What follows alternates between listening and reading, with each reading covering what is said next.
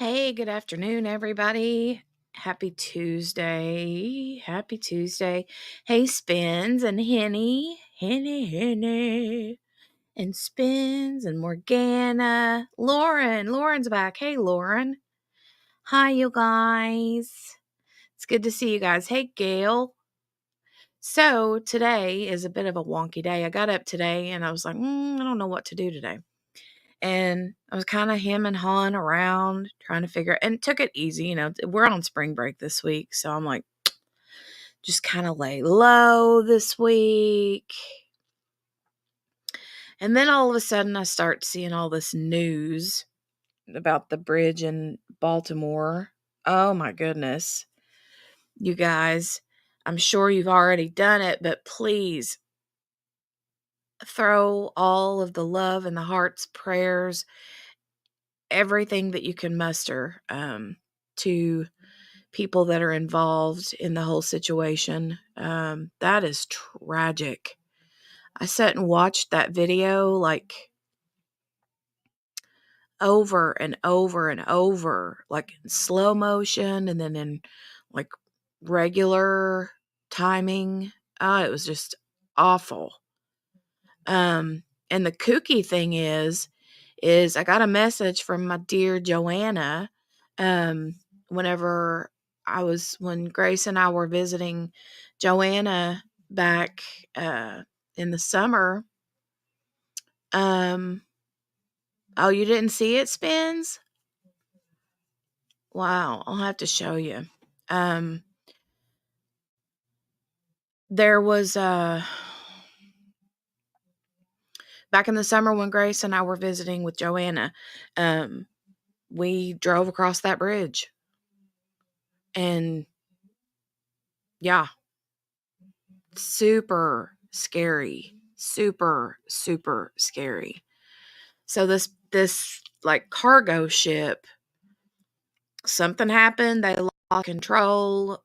There was something, I think there was some like electrical. They lost power.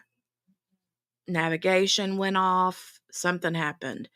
And yeah, not good. Not good. They hit one of the, like, I don't know what those big things are called that hold the bridges up. But the ship hit one of those and the entire bridge just folded and went into the water. It was awful. Let me run over here and see if I can find it, and I'll share it real quick.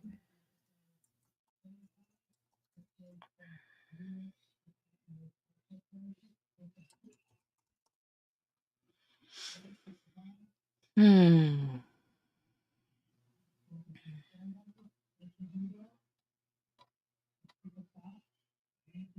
Mm-hmm.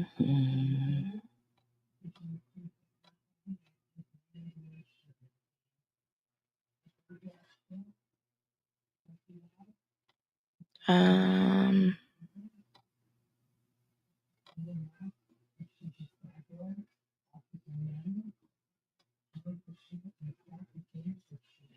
Here's a video of it.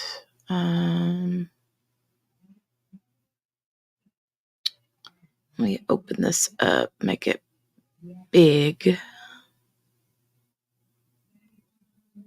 Well, let me just share this. Hold on a second, you guys.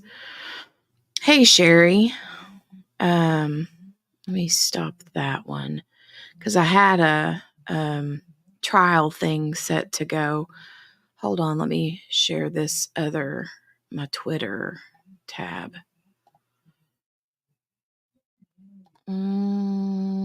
Okay, now let me make this video full screen. So this is the what's the whole name? The Francis, what is the name of it? They call it the key, something key, but it's the let me go look.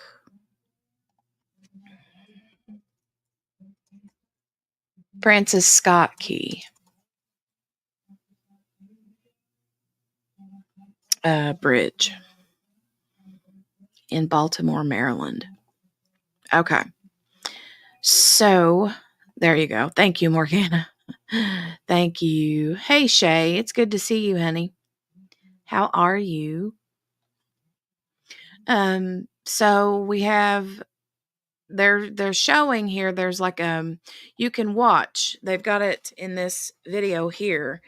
You can see the ship has lights on, right? And then you see the power on the ship go out. And those ships are supposed to come straight through the center, right? That's how they're coursed to go through there. Kind of like a pilot, when they're flying in the air, they have a certain path that they navigate through. And so the ship literally, it loses power. I can't remember exactly how soon they gave like notice that things had gone bad. But they did give whoever the harbor, whoever, a heads up that things were happening. But there were still, I think last I heard, there were like, something like 20 cars went into the harbor. But you could see, like, as the ship is coming up towards the bridge, you can see semis going across it, you know. Super crazy. But let's play this and we'll watch it a few times.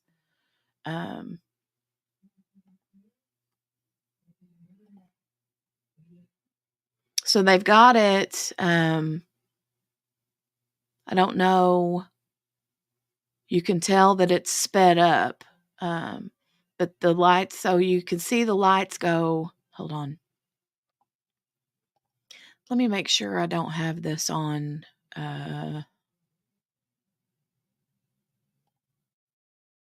Playback speed is on 1. Okay. So they've got it on, it's like at a faster speed, because you can see how fast the cars are going over that bridge and how fast that is coming. But you can watch and see the lights will go off on the ship, and then it comes back on. It'll say like recovers or whatever, and then they'll go back out again. It's crazy. And then the literal bridge just folds in on itself. It was awful. Okay, here it comes.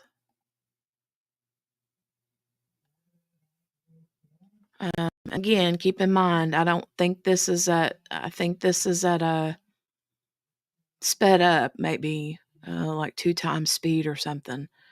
But watch, the lights are out. Now they come back on the ship.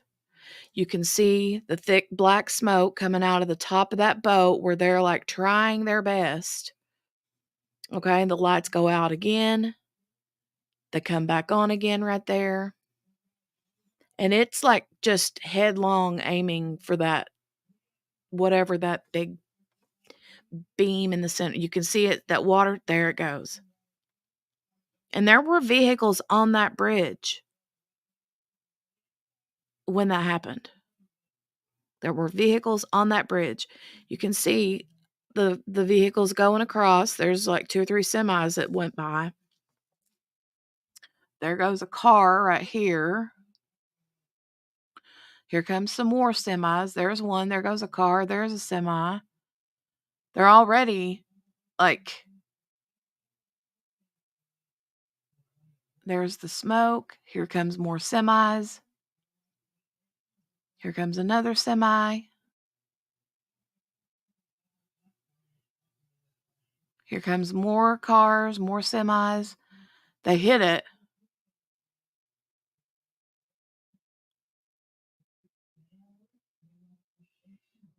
It just,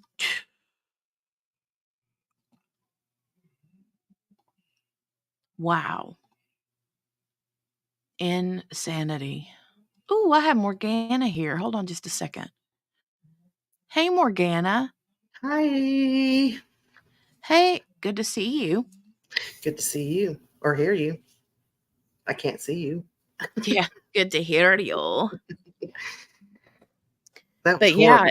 it literally just crumbled. Yeah, Spins.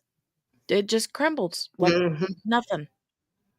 That's one of my biggest fears when I go over a bridge like that. Yeah. Yeah. Hmm. So that was something that I've been watching off and on all day today. I saw the president's Hmm. press conference earlier on the matter, and um, I don't know. Let me go see real quick what the update is as far as people.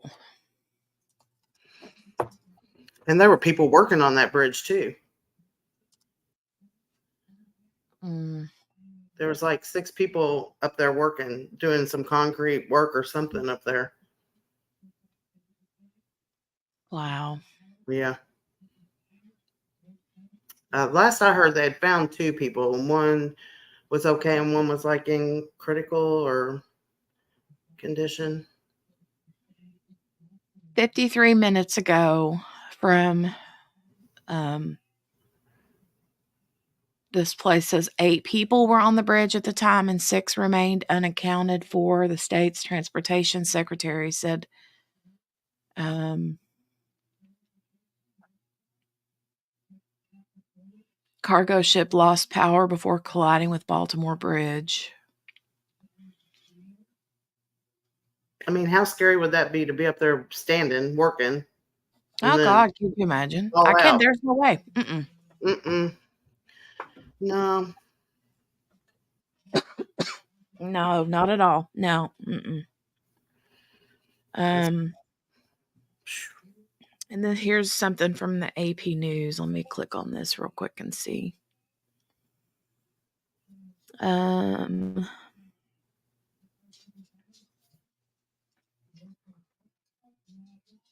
mm,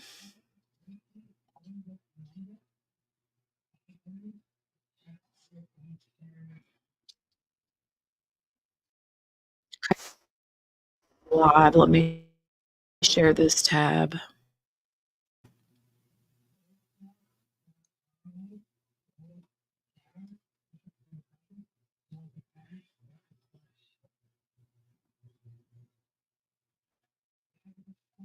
If it would play. hmm I haven't heard about Yeah, it just any seems to injuries or be. casualties from the ship. Spins. I haven't heard. Have you, Jenny?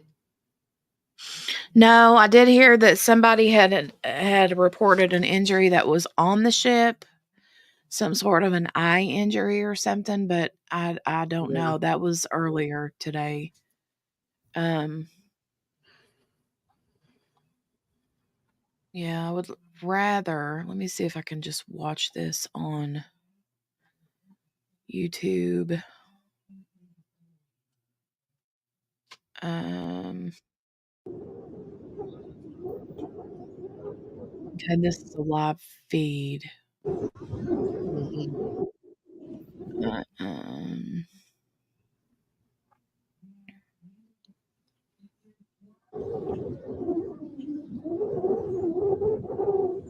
you can hear that wind whipping.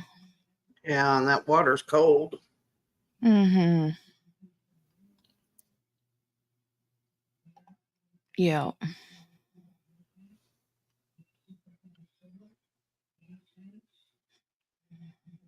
That's just horrific. I can't even imagine.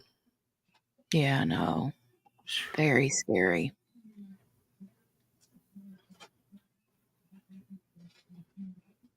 See if I can rewind this back.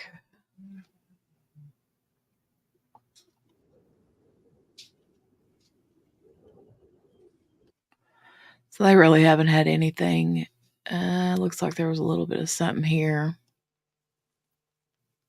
That's the bar or the ship. Yeah. Oh, wow.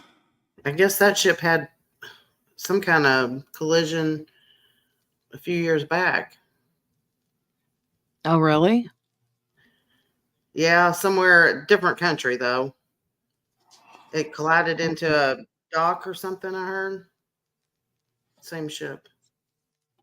Wow. Shay. Morgana, you're a real person. Yeah, I'm real. She's not. That's her AI voice. I think I'd pick a better voice if it was going to be an AI voice than this one. Oh. Look at that. Man. Could have been much worse. You know what? Well, like rush hour, could you imagine? Right. Exactly. I mean, it could have been, oh my God, Because that was so like much what, worse. 2 something in the morning or something like that, It wasn't was it? something like that. Yeah. Please monitor website. Okay. It looks like they had a, did Press they have a conference. look like it? Okay. Oh, yeah. Here's something. Mm,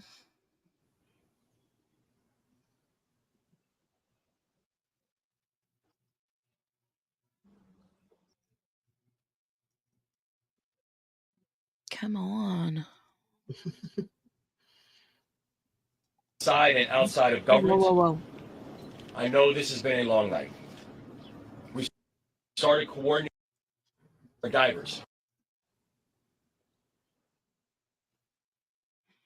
Okay. I'm going to let it play from here because I don't want to mess with it. It's being a little ornery today. My internet is. Yeah. I'm going to mute my microphone though so it doesn't because it sounds loud and I don't want it to be super echoey. Right.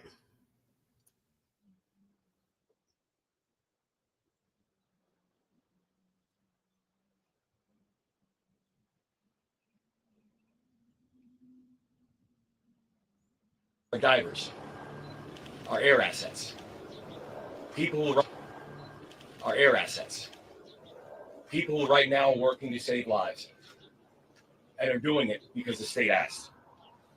And we will update the public as the work continues. To our partners inside and outside of government, I know this has been a long night.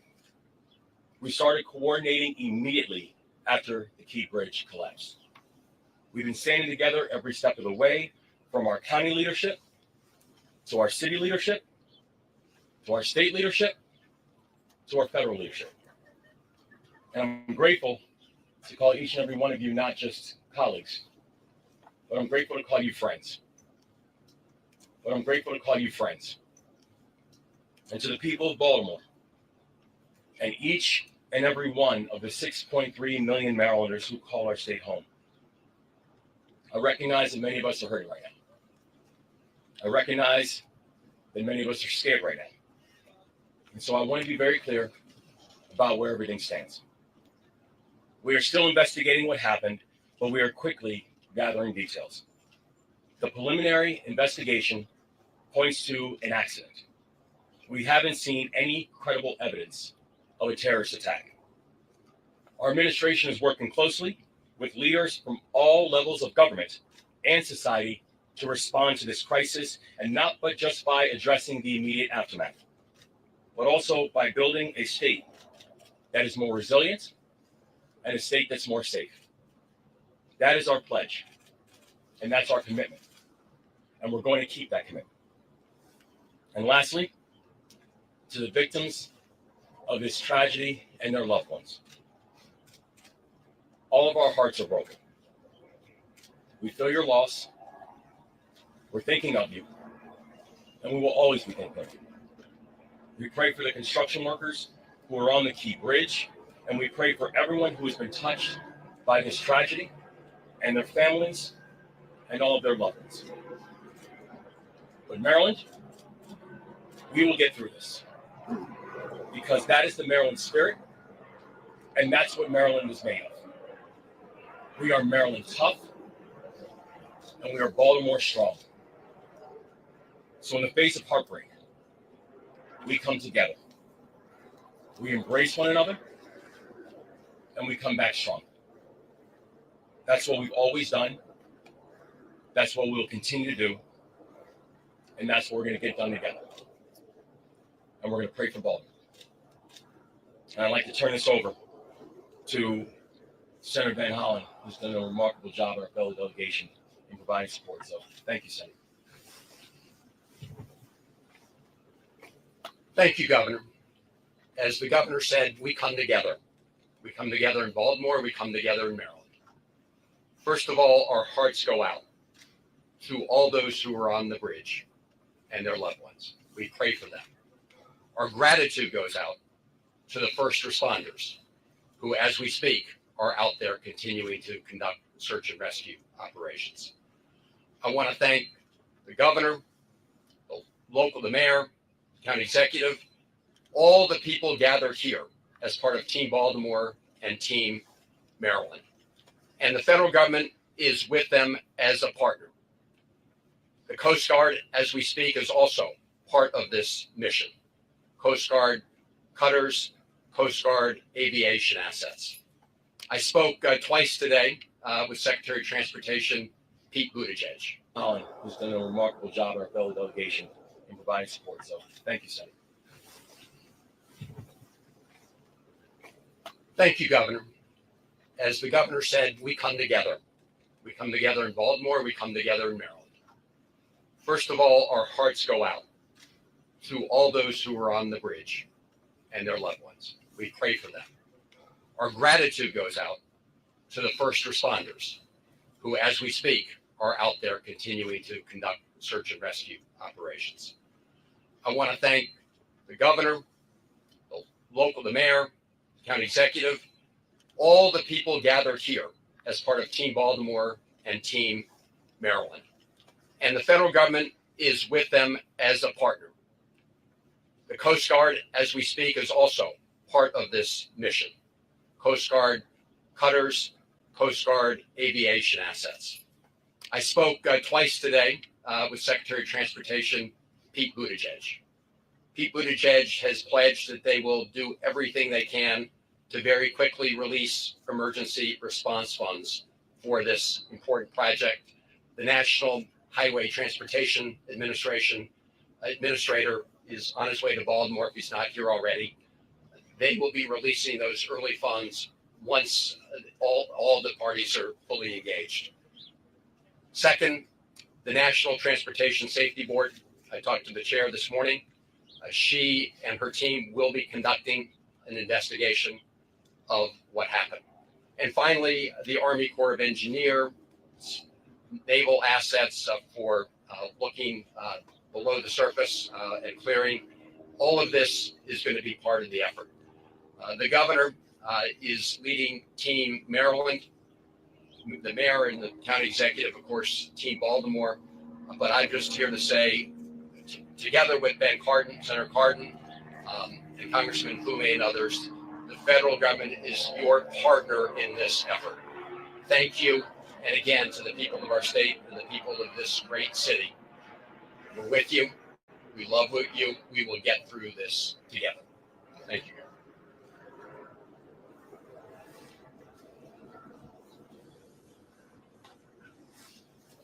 Morning again, Paul Wiedefeld, Secretary of Transportation. Just a few updates since our meeting this morning. The crew that was out there working was basically repairing potholes. Just so you understand, that had nothing to do with a structural issue at all in the facility. At this time, one person has been rescued, and so far, and our efforts continue in terms of that. Engineers are on site right now, determining both some of the structural issues, obviously some of the debris field, and we'll start to work that, but we'll work hand in hand with the NTSB before we take any further action in that area. With that, I did want to introduce the FBI for a few comments as well. Hello, my name is Bill Del Bagno. I'm the special agent in charge of the Baltimore. In the FBI and counts on the FBI, we will always bring what we need to the people of Baltimore, and we are with you. I'd next like to introduce the Coast Guard.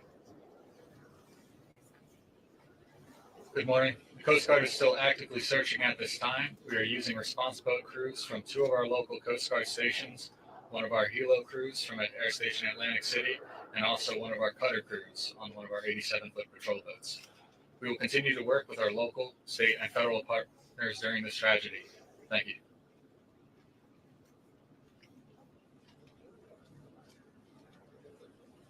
We'll take some. Governor, We'll take Governor, some questions. when did you- Everyone, we're gonna start in from and this out of the side. harbor We're gonna stop start at from this this point? side. Governor, as Have any further detail? aware, was the collapse of that bridge inevitable as that ship hit that part of the bridge?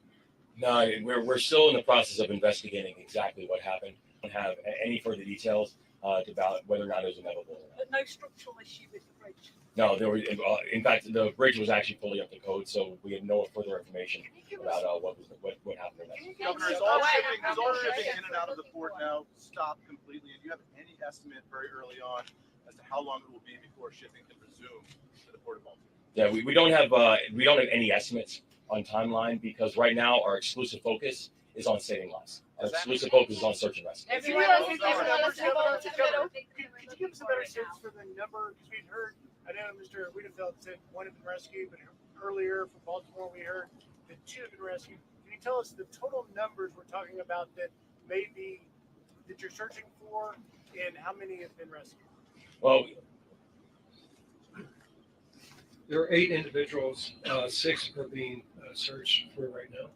One is at, Is anyone in vehicles in the water? no, we do not believe so. Okay, we'll take questions right here. Take this question here. Governor, 2 questions. How quickly did you find out about what happened here, and what was your reaction when you heard the scale of what just occurred at that bridge earlier today?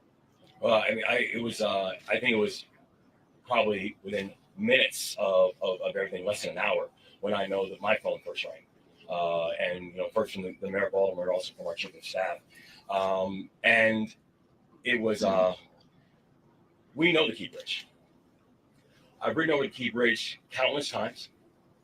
So many of us know the Key Bridge because it is our normal day, and so to hear the words that the Key Bridge has collapsed, it's shocking and heartbreaking, and immediately. The first thought and the first ideas go back to what happened to the people, what was the impact on human life.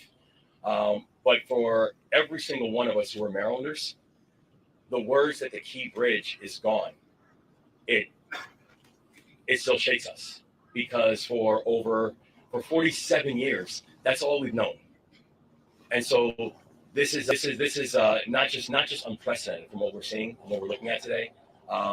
It's heartbreaking. Governor, could you confirm that the crew on the ship alerted authorities that it lost propulsion and was in trouble? Notified authorities of a power issue.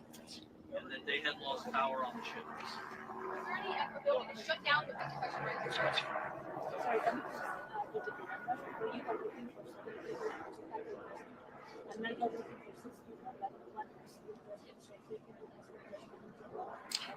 Total of 8. A total of 8. 1 rescued in hospital. 1 not in hospital. It is we're communicating with that person, and then 6 that we are searching for. And all construction workers working on the pothole? Were all 8 of them? Yes, they were all related to the construction project. So Yes. we heard that multiple vehicles went into the water. Any word on how many vehicles went into the water and the condition of those people that were in the vehicle? Not at this time. All right, we're gonna shift over here. Was there any way to shut down the bridge? Was there enough time for that distress call to trigger something like that? Now, the thing that we know is that even as the boat was coming in, we had a ship that was coming in at 8 knots, so coming in at a very rapid speed. We do know that the investigation is currently going on, but I have to say I'm thankful for the folks who once the warning came up and once notification came up that there was a mayday, who literally by being able to stop cars from coming over the bridge, These people are heroes. They save lives. They save lives last night. So they were able to stop traffic. The focus is on rescue now. But looking forward, is there any vision for how long it can possibly take for the wreckage to be built, how it can possibly be done? Can you look into the future at all at this point? This is going to be a long-term build. It's going to be a build that's going to require every facet and every aspect of our society. It is something that I can tell you we are going to get this done. We are going to make sure that this is not just rebuilt, but that we are going to rebuild in a way that remembers the people who this tragedy has impacted, and also do it in a way that that honors the community that it serves. But right now, I could not give you any form of estimate on timing or cost. Right now, mine and all of our exclusive focus is we're just trying to save lives. Can the mayor talk on the state of emergency locally, please? Yes, thank you. Listen, we know the governor issued a state of emergency, but we at the local level felt the need to do that too, because there may be some things that we have to encumber with our fire department and other agencies that we'll be able to pull down support for as we all work together, again, as we focus right now on saving lives and working through this unspeakable tragedy. Just some clear In the interim, I know that there's obviously the focus is on the rescue and the recovery, but this is such an important thoroughfare here in Baltimore for drivers, people trying to get around. How are they going to be able to manage while that is also going on? Yeah, so we've also already been in touch with people about alternative routes and ways people can navigate now that this tragedy has happened. I don't know if Derek, you want to that as well. Just to give you a sense of scale, roughly about 35,000 people, a day use that facility. About double that use the Harbor Tunnel, and double that again use the Fort McHenry Tunnel. So basically, we don't have those two other options. We'll make sure that we have as much personnel out there to deal with any incidents, because as you know, that can cause some backups very quickly. And we will basically put a lot of communication on different alternatives. We're also looking at transit alternatives as well. What role will the legislature play in this response? What role will the legislature play in this response? Are there any policies, any state money that's going to be freed up in a couple of weeks? Oh yeah, no. So we are in fact, we have our Senate president here. We have members of the legislature here. The legislature is going to have a role in all this, as will our local elected officials, as will state officials, as will the federal government. Everybody is going to have a role in terms of how we think about the rebuild. Governor, how long do you expect shipping to be closed down through the port? Do you have any estimate in terms of the port here? We don't at this point. But no ships are going in or out at this time, right? Right. Yeah, we don't have an estimate on timeline as of yet. Our focus really is right now on make sure we're safe. One last question. That are currently docked at the port, are they able to get out at all or no? I'm sorry, say the ships the vessels that are currently docked at the port, are they able to get out or no? The one that's captured under the is that still at port? Oh yes, that one's still at port. Yes. We'll take one last question. One last question. Was the ship being guided out by tugs, firstly? And secondly, did you just say that it issued a mayday in enough time that you were able to stop all traffic from entering both sides, so that the only casualties we expect are the workers on the bridge? Yes, ma'am. So the investigation is still going on. So we're going to have all the full details and also all the full details about the timeline and the TikTok that took place. But we're thankful that between the mayday and the collapse that we had officials who were able to begin to stop the flow of traffic, so more cars were not up on the bridge. And I can there were some on the bridge or not? Were there any during the collapse? Yeah, were there some on the bridge? There have been reports that have been sonar that have detected vehicles at the bottom of the water. So as well as the 8 people, there could still be people trapped inside or potentially have died in vehicles. Is that correct? No, I think, the investigation is still going on to find out exactly how many people in what situation. But the thing that we do know is that many of the vehicles were stopped before they got onto the bridge, which saved lives in a very, very heroic way. So Thank you all very much. Thank you so much. We'll have another update later. Thank This you. is a huge detail. We don't know how many vehicles were on the bridge. Thank you all. That's a huge safety. Some of it. Wow. Sounds like they did not want to answer that question about the vehicles maybe on the bottom of the water. either. That's a little bit scary. Yeah, because they did say that they had, or I saw somewhere where sonar, had picked up some vehicles. Yeah. Hey, Kel. Good to see you. Yeah. I don't know, but that's what I've been watching for the vast majority of today was just these updates about this bridge situation and Yeah. yeah, I've been watching for some stuff on Sebastian Rogers. Now, which one's Sebastian Rogers? He's the young 15-year-old boy from Tennessee that's missing. He Oh, okay. has Yeah. autism. Mm-hmm. Yeah. Yeah. And he's still missing, right? Yeah. Uh, Yeah, they're continuing to look. Definitely, definitely. The mom and stepdad was on Nancy Grace last night or yesterday, and then the biological dad, has been on a few different shows too, trying to just get the mhm. word out, get his face out there, and all that Right. stuff. So, but Well, he's did been you missing. see? Go ahead. I was just gonna say he's been missing for uh, a month. Oh gosh. Well, that's like that one young guy that I sent you all the story about Mm-hmm. down in it was Texas, wasn't it? Yeah. And he's like missing and didn't have his shoes on or anything, but he's been missing for quite a while too. Yeah, that's awful. That was strange. I mean, it's strange circumstances with that. Yeah. So I don't Yeah, I know. saw the one that you sent. I think his name is Caleb. I think so. Yeah. Um, But it was like he and had been outside, like he, went to college there and he lived with some of his friends that he's been friends with since like elementary school. They were mhm. all going to school there, I guess. And he took the dog out, said he was going to take it for a walk. And it was like, I don't know, like early in the morning, like 2 or something. Yeah. And he brought the dog back apparently because the dog was back in the house.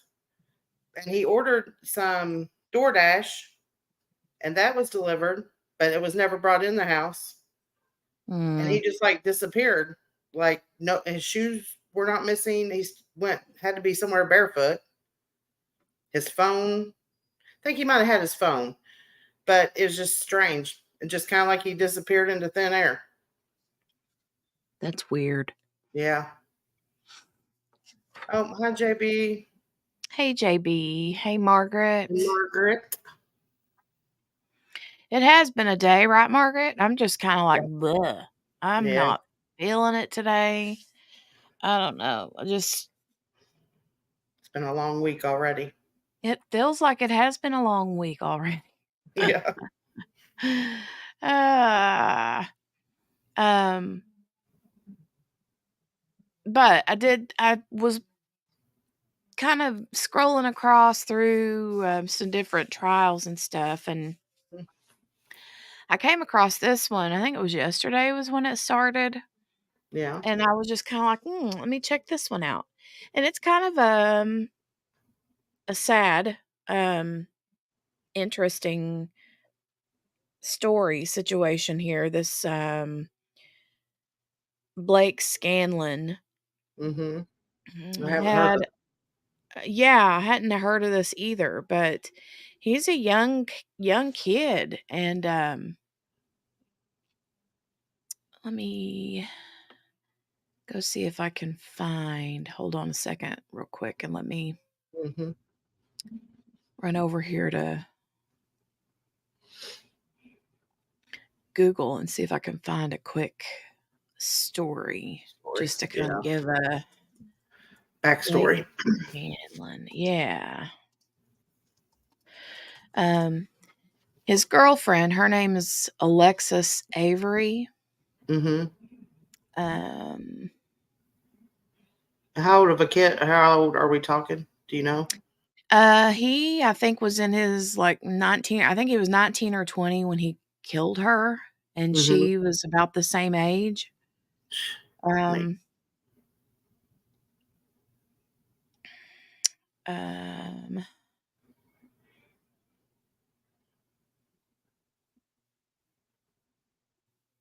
mm, trying to find an actual article that don't talk about the trial so Well, far. yeah. Um,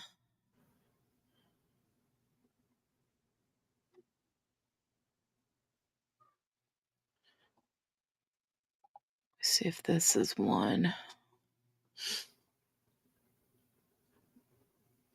Okay, let me share this tab. All right. So this is Massachusetts versus Blake Scanlon, ex-girlfriend stabbed murder trial. And this is him. Right. This is Blake. Says Blake Scanlon is charged with murder and assault and battery with a dangerous weapon in the death of Alexis Avery. Avery was 20 when she was brutally stabbed to death inside her home in Westfield on January 13th, 2019. Police were first called to the apartment after a male 911 caller, later identified as Scanlon, reported he was seriously injured. The boyfriend there. Mm-hmm. Officers who arrived on the scene found Avery dead, having been stabbed to death. Scanlon, who was at the scene when the police arrived, was found with what appeared to be self-inflicted lacerations, the Hampton district attorney said at the time. Scanlon allegedly said, "I killed my girlfriend," while he was on the phone with 911. According to court documents obtained by Court TV, investigators said it wasn't clear when Avery was killed, but speculated it may have been hours before Scanlon called 911. Investigators said that Scanlon and Avery had lived together and shared a young child. Court documents say there had been previously been a restraining order against Scanlon. In 2021, Scanlon was indicted by a Hampshire County grand jury on charges of solicitation to commit murder and listen to this. I forgot about this part. And solicitation to commit witness intimidation after allegedly trying to arrange to have a witness and prosecutor killed. Oh, man. Jailhouse informant alerted prosecutors to the alleged plan after he said that Scanlon tried to recruit him. A Hampshire County official told Court TV those charges were dismissed ahead of his murder trial. Yeah. Not too bright.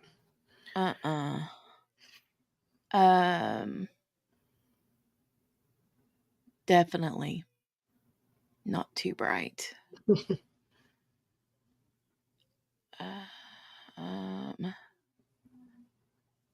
But we have yesterday was opening statements, and then the first witness is actually Alexis Avery's mom. Mm-hmm. So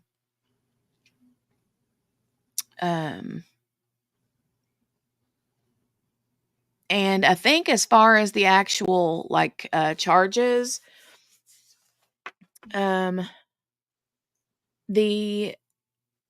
defense, when the defense got up to do their opening statement, they pretty much was like, this trial isn't about whether or not he's guilty, it's about what his intent was. So I think that they're pretty much saying, yeah, he did it, but they're not agreeing with first degree. I think that they're trying to fight for lesser included charges. But or yeah, so that's kind of what they're going for. Right. Well, I mean, they can't really say that he didn't do it. Right. When he called and said, "I killed my I did girlfriend." it. Yeah. Oops. But there was a lot of other news that's broke out since yesterday. The whole thing about Yeah. P. Diddy. Oh And yeah. then you got yeah, if you didn't already know, Sean Combs, P. Diddy Combs, has had 2 houses raided yesterday. Mm-hmm. All kinds of stuff going on with him, and apparently he took off out of the country. I don't know if he was already headed out of the country to begin with, or I don't know about all that mess, but Yeah. um Well, if he was, he picked the wrong place because, like, they have, they can extradite him from there. So it's not like he went somewhere where they can't get him. oh, I know, right? Hey, Chaloon. Hey, Chaloon.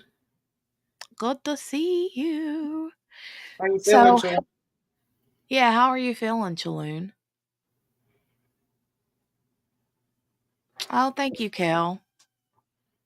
Thank you. Yeah, hit the thumbs up button for Jenny. Thank you, thank you, thank Yeah. you. All the thumbs up. Oh my goodness. Including OJ. Yeah, Spence. He did. Yeah, he pulled an OJ for sure. Oh, Chaloon. Daggone it. Hope you get to Mm. feeling better. That's bad. Yeah. Sometimes that what you had going on, it takes its toll on you, that's for sure. Yeah. All Hopefully right, it'll be Morgana. rain soon. Okay, we're gonna start this up. We want to start this up and kind of see and I called it Trial Peep Tuesday because, for those of you that are new around here or you don't really know what Trial Peep means, I'm a weirdo, okay? And I like to bounce around to different Like QB. trials. Yeah, like QB. I like to bounce around. But I don't know. I love to watch trials. It's this Mhm. weird obsession, right? And Right. our big yes. Yes, Yes. Lauren. Puff P. Diddy Daddy, is P. the rapper Diddy, P. Diddy. Yeah. whatever his name is now. Oh, Yeah, he's changed his names 52 times, but yeah, like Prince did. Puff Daddy, Puff Daddy, P. P. Diddy, Diddy. Yeah. Sean Puffy Combs. Yeah.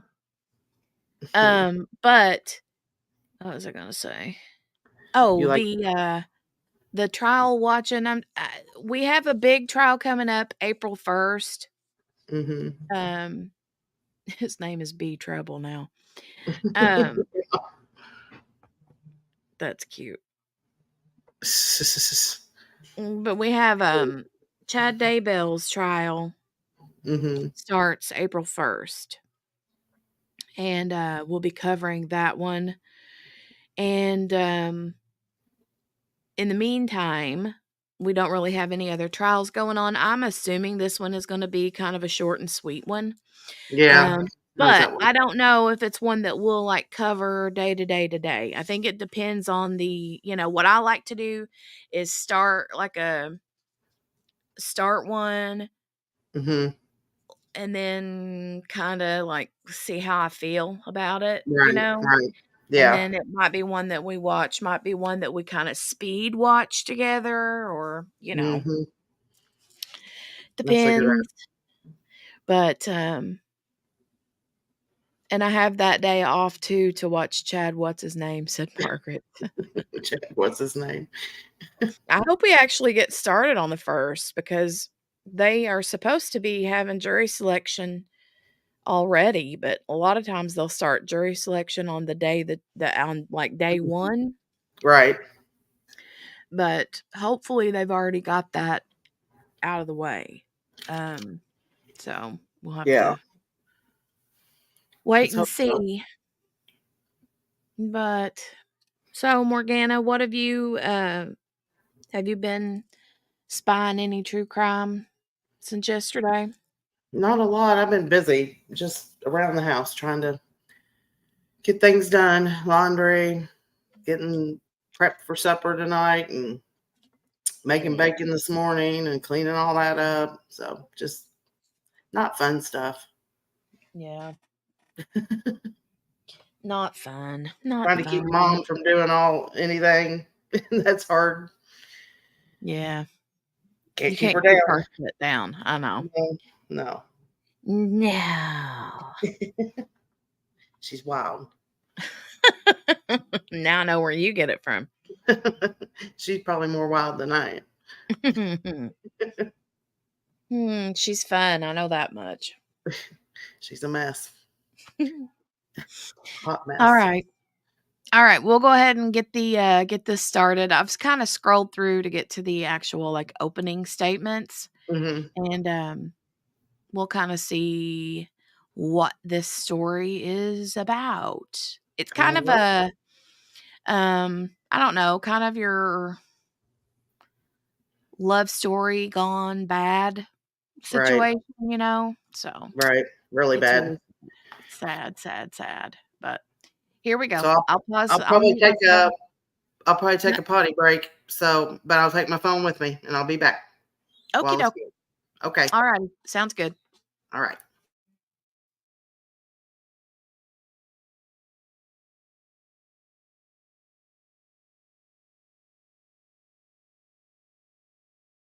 Good morning, ladies and gentlemen.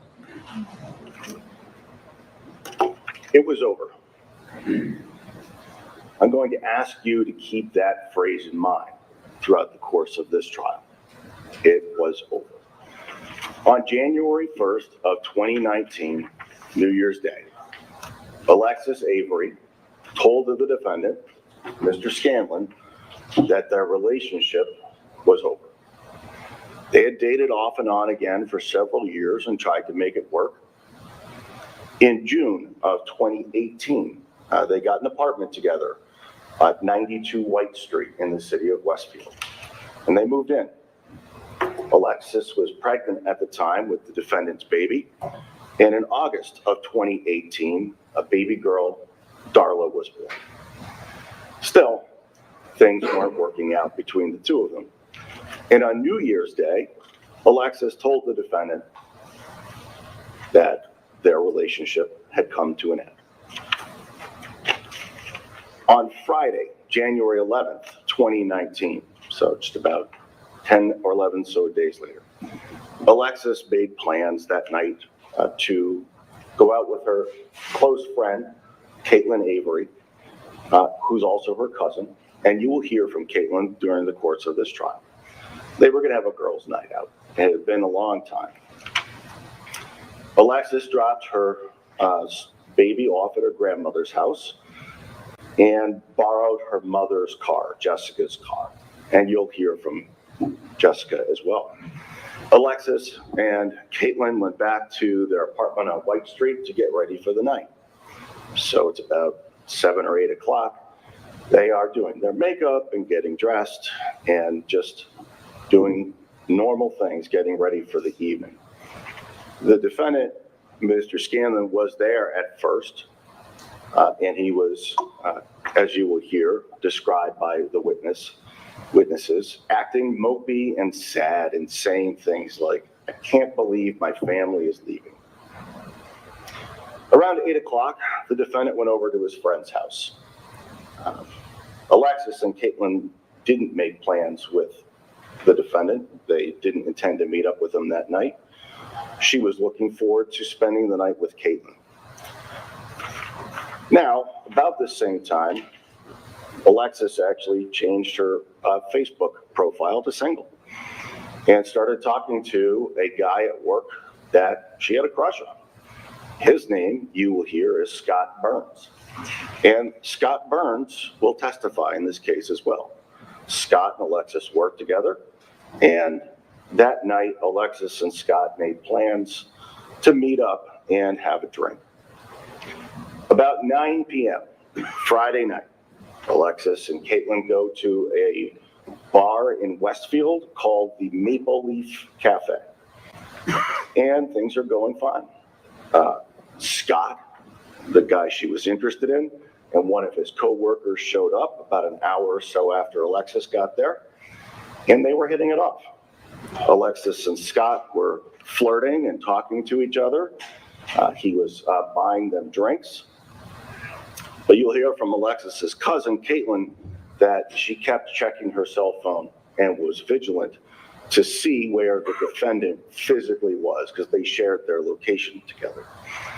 And what you will hear is that the defendant was at his friend's house, which is what she anticipated. So at that point, all things were going fine. Now, a little bit later in the night, Alexis and Scott really started to hit it off, and they were at the bar at the Maple Leaf kissing. Sometime around, the defendant shows up at the Maple Leaf with a friend.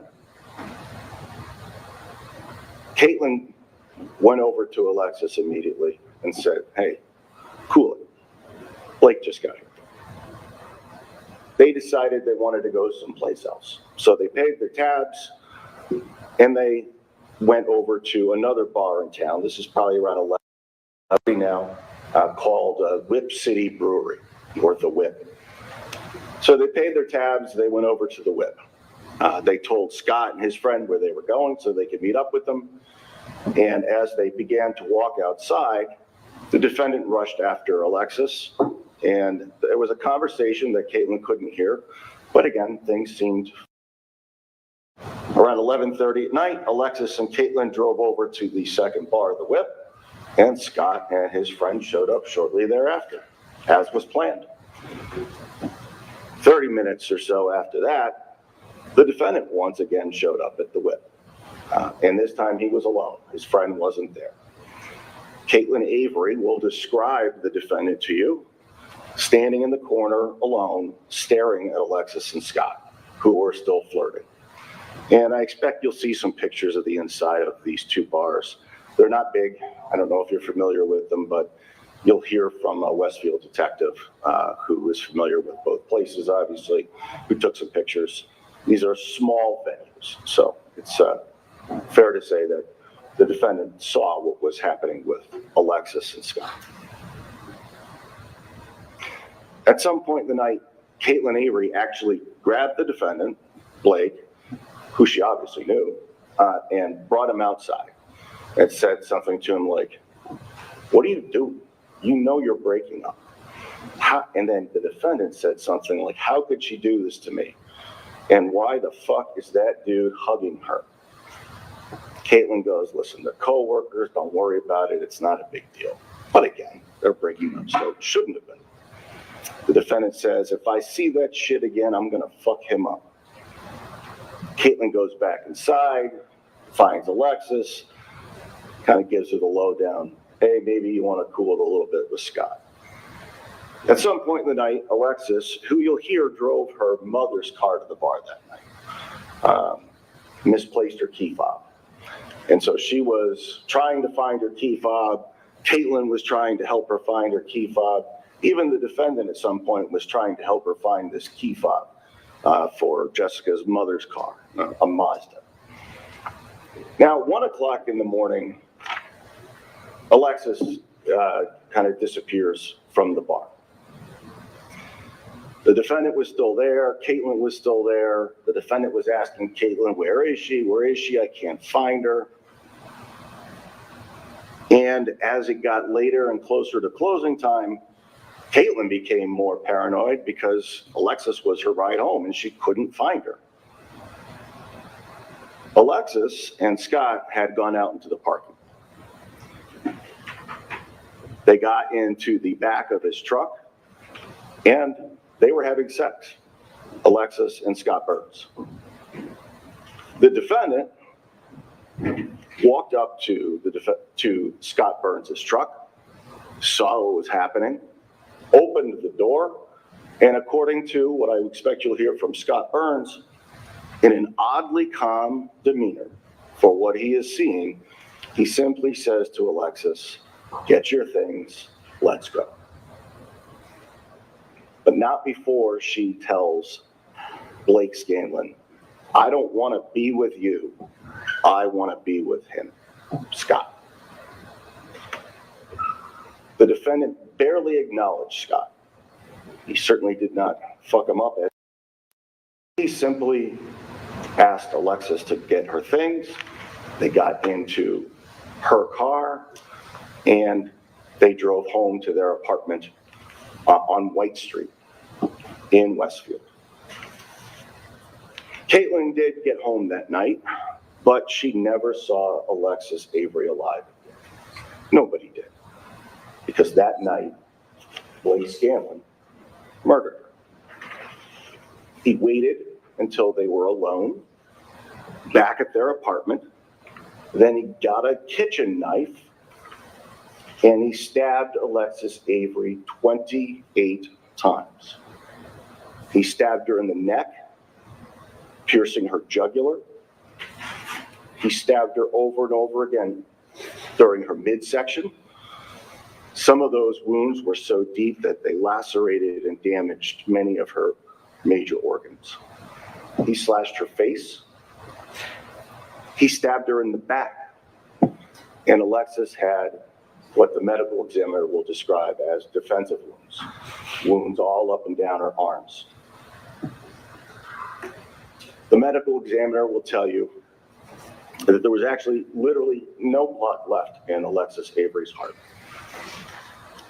She bled out on the kitchen floor of their apartment. Their relationship was over, but the defendant made sure that it was over for Alexis. And if he couldn't have her, nobody was going to have her. The defendant then attempted to injure himself. Can't tell you exactly when during the course of this day or day and a half that's going to be crucial that follows that happened. But he did cut his own wrists, superficial wounds. He even tried to light some debris underneath the gas stove, and you'll hear from an arson investigator about that. But that didn't do anything either. The defendant spent the next day and a half, approximately, delaying the inevitable. On Saturday morning, Alexis's mother, Jessica, started to try and contact her. She had to pick up her baby, she had things to do. Pretty normal stuff for a mom to try and contact her daughter, especially since her baby was with her grandmother. And Jessica started to receive replies from Alexis's phone. He started off by saying, Blake and I aren't feeling great. Can grandma watch the baby for another night? I just can't. I'm not in a good headspace. And then you'll see numerous calls and texts from Jessica to Alexis Avery's phone throughout the entire course of that day on Saturday. And you will see that those calls and text messages went from concern to alarm to full-blown panic. Because on Sunday morning, Alexis still had not picked up her baby. And Jessica, who you will hear from, Alexis's mother, had a sneaking suspicion, called mother's intuition, that something was not right. She had not heard her daughter's voice since Friday. She had received text messages from her phone, but she had not heard her voice.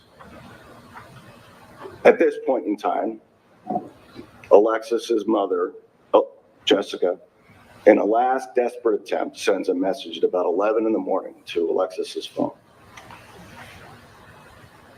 Kind of foreboding. She says, I'm not playing. You know I watch too much Dateline. If I don't hear your voice, I am calling the police and I am coming over there. And that's just before 11 a.m. on Sunday. And at 11:02 a.m., the defendant calls 911 himself. You'll hear that call. It's about 8 minutes long.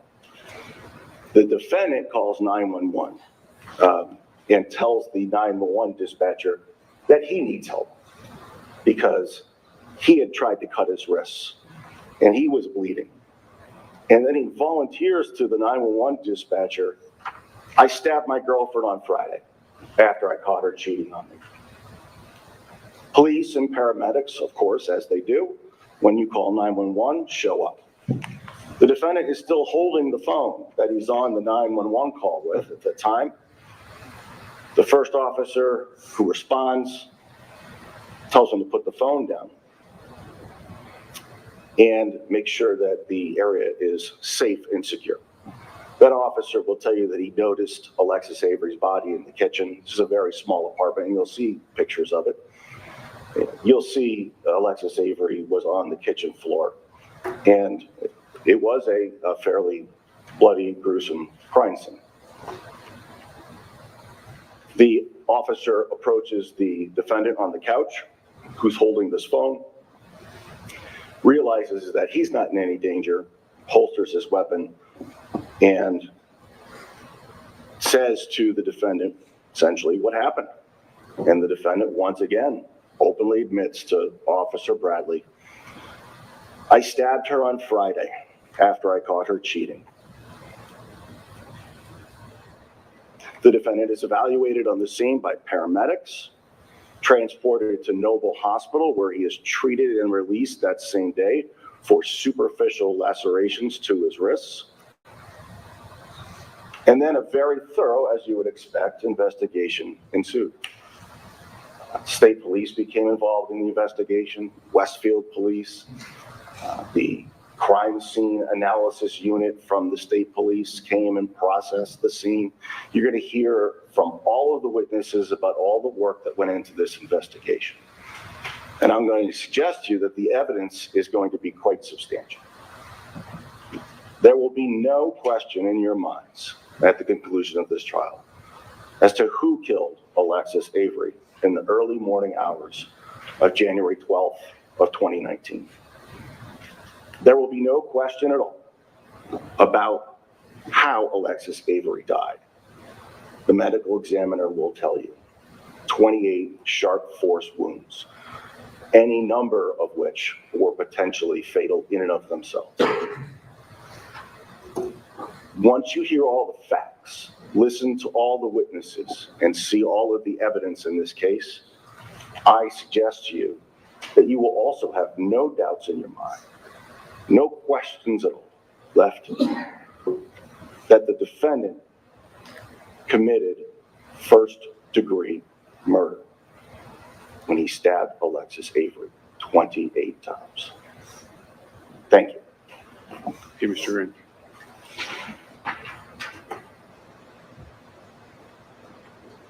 Attorney Elkins. I know.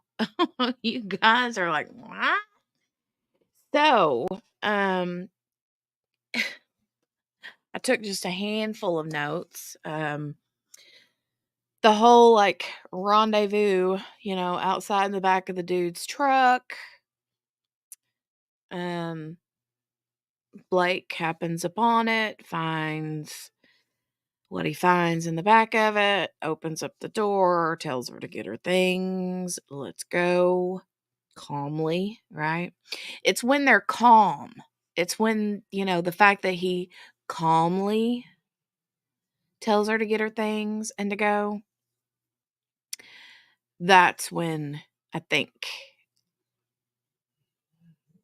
that's when, you know what I'm saying? That's when, like most men would have been like, you know what I mean? Like they would have been flipping out. But no, he's calm, cool, collected. Okay. The other thing I wrote down is right, Lauren, the silence before the storm. Oof. Yes.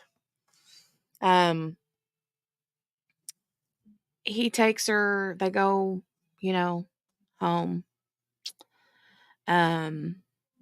He waits. Did they say a day and a half? Did they say he waited a day and a half before he calls 911?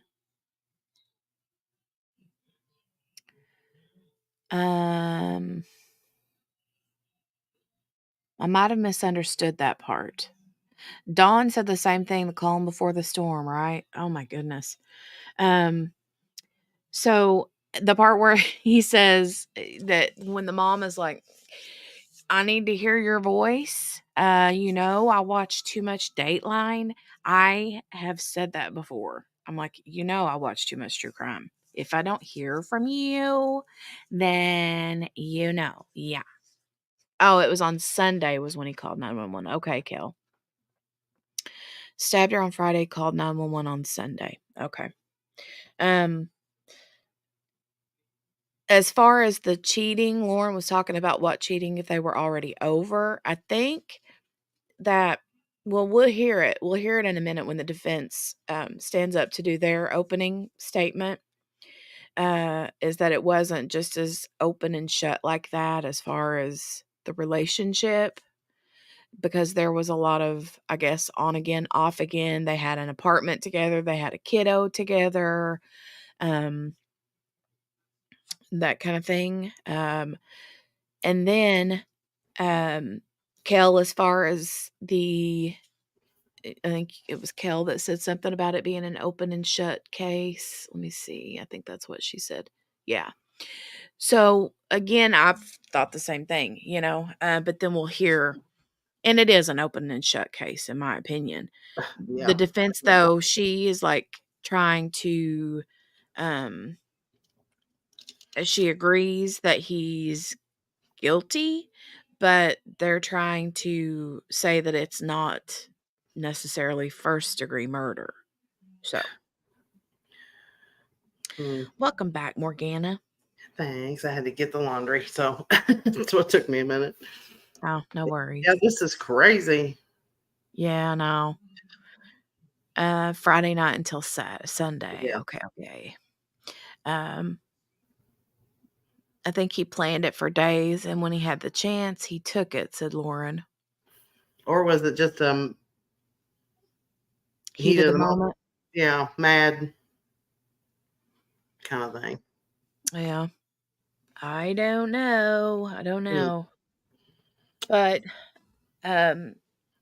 we'll see what the defense's opening is. So it's pretty sad. She's such a pretty girl too. I was like, when I saw a picture of her, she looks very familiar to me. The Alexis Avery girl, she looks super familiar to me. It kind of creeps me out when I see things like when someone that has been murdered, like she has, right? Mm-hmm. And you're like, oof. Yeah. She has a few doppelgangers out there that just, she just looks super familiar. But let's go ahead and check out the opening from the defense. We'll see what they have to say. And then after that, we'll come back and see what the thoughts are. Yep. Sounds good. You ready, Morgana? Yep. All righty. Let's go. Right.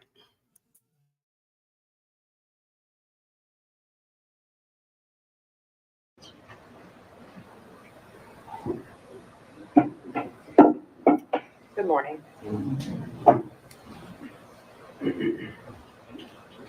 After what you just heard, I think perhaps you might be relieved about what I'm about to say next. The question in this trial won't be if you find Mr. Scanlon guilty. It will be what you find him guilty of. We start there. You heard a lot from the judge already about the presumption of innocence and how the Commonwealth must prove beyond a reasonable doubt. So you might be asking yourself, how do I square what I just said to you with that? And this is what I mean when I say the question here isn't if, but of what. I mean this, the indictment alleges murder, but you will learn that this trial, and when we put folks on trial for a crime like this, that it's not just as simple as innocent or guilty, convict or acquit. You'll be told what the law is in this Commonwealth and what it means when we talk about first-degree murder and second-degree murder and other forms of homicide. And so, if you experienced any relief at all when I did suggest to you how I expect this case to end, I would also say that in some ways, what you're being asked to do is among the hardest things we ever ask a jury to do, which is to think very carefully and listen very carefully to all of the evidence and not just focus on the outcome, but all of the circumstances surrounding that. So ADA Green has suggested here that this is all very straightforward. But I would suggest, and I will tell you that I expect that the evidence is not going to show you that was simply that it was over. The evidence is going to show. Yeah, I swear, I think she said turled. Like she meant to say told, but got mixed up with told and heard and said turled. Probably. At least she didn't say turd. You're right. Let me rewind it back and see if we can hear it again. Okay. You guys keep your ears open. Hold on.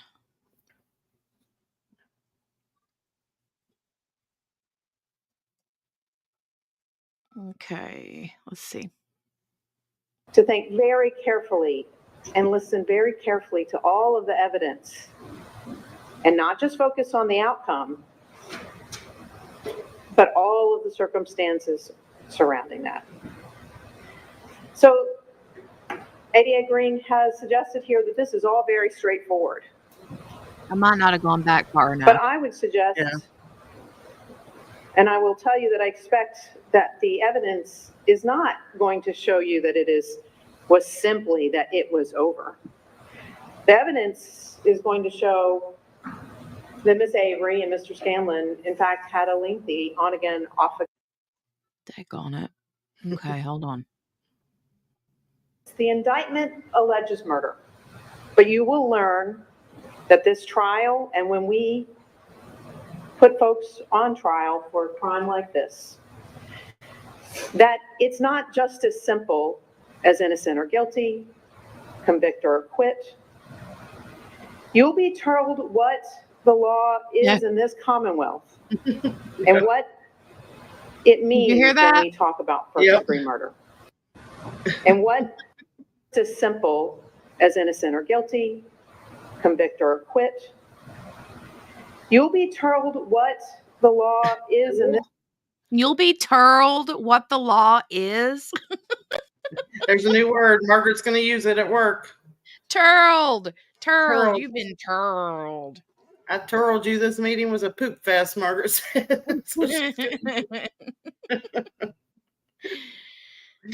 Oh my God. Oh, what's Kel say? I think he may have known what he was going to do to her when he was telling her to calmly leave his vehicle. That's why he was so calm. Oof, right? Yeah. Kel? Ooh, that just gave me goosebumps. Mm-hmm. Ugh. Oof. She should I wouldn't have left with him. Well, unless I've misunderstood, I thought I heard, and it may have been, I don't remember where I heard it. Was it in the opening statement from the prosecution that said that there was a restraining order? I don't know if I heard that from him or someone else in this situation, but I don't know. Phone's ringing. Hold on. Okay.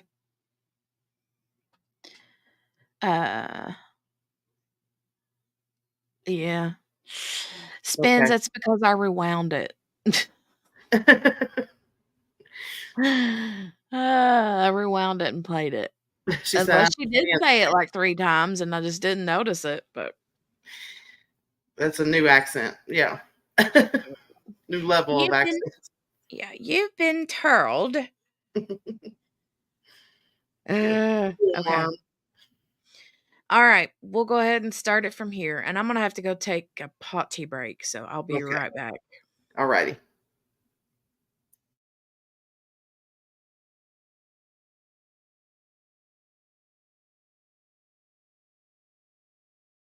This Commonwealth and what it means when we talk about first-degree murder and second-degree murder and other forms of homicide. And so, if you experienced any relief at all when I did suggest to you how I expect this case to end, I would also say that in some ways, what you're being asked to do is among the hardest things we ever ask a jury to do, which is to think very carefully and listen very carefully to all of the evidence and not just focus on the outcome, but all of the circumstances surrounding that. So ADA Green has suggested here that this is all very straightforward. But I would suggest, and I will tell you that I expect that the evidence is not going to show you that was simply that it was over. The evidence is going to show that Ms. Avery and Mr. Scanlon, in fact, had a lengthy on-again, off-again relationship. And that at the time that this happened, they had been on again. The evidence is not going to show you that was simply that it was over. The evidence is going to show that Ms. Avery and Mr. Scanlon, in fact, had a lengthy on-again, off-again relationship. And that at the time that this happened, they had been on again for quite a long time, since their daughter was born in August and since before that, through her pregnancy. And that on January 11th, yes, you are going to hear evidence that they were contemplating the end of the relationship, but they still had a home together. They still lived together. They were still parenting together.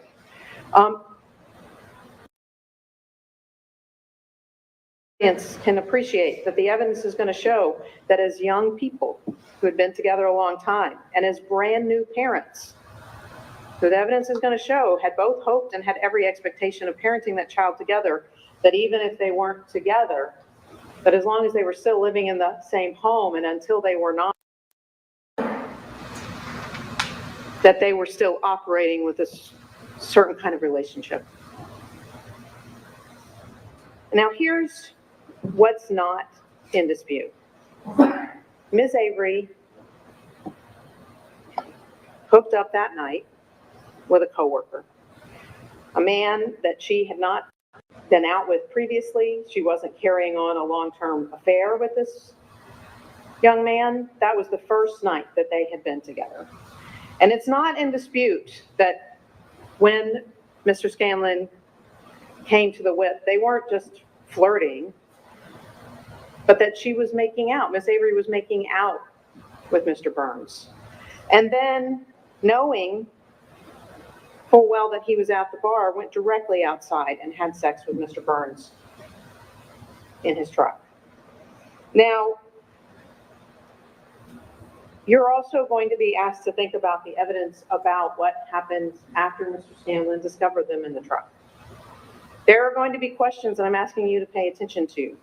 How long did it take for them to get home? The evidence is going to show you that from the time Mr. Scanlon found Ms. Avery and Mr. Burns together in the truck to the time they got home was an incredibly short period of time, minutes.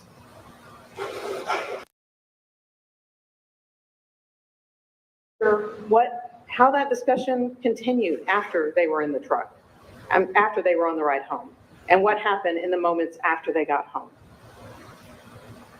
And that's all very important because, as I said before, it's not the case that we can just look at the terrible outcome here and decide that's it. It's all very straightforward. I don't have to think about this anymore. In fact, you're going to have to think about very hard questions indeed about what all of the circumstances mean. Now, I also want to make it clear that when I say that the law asks this of you, I am not suggesting that the law says that what happened here was okay and not worthy of punishment.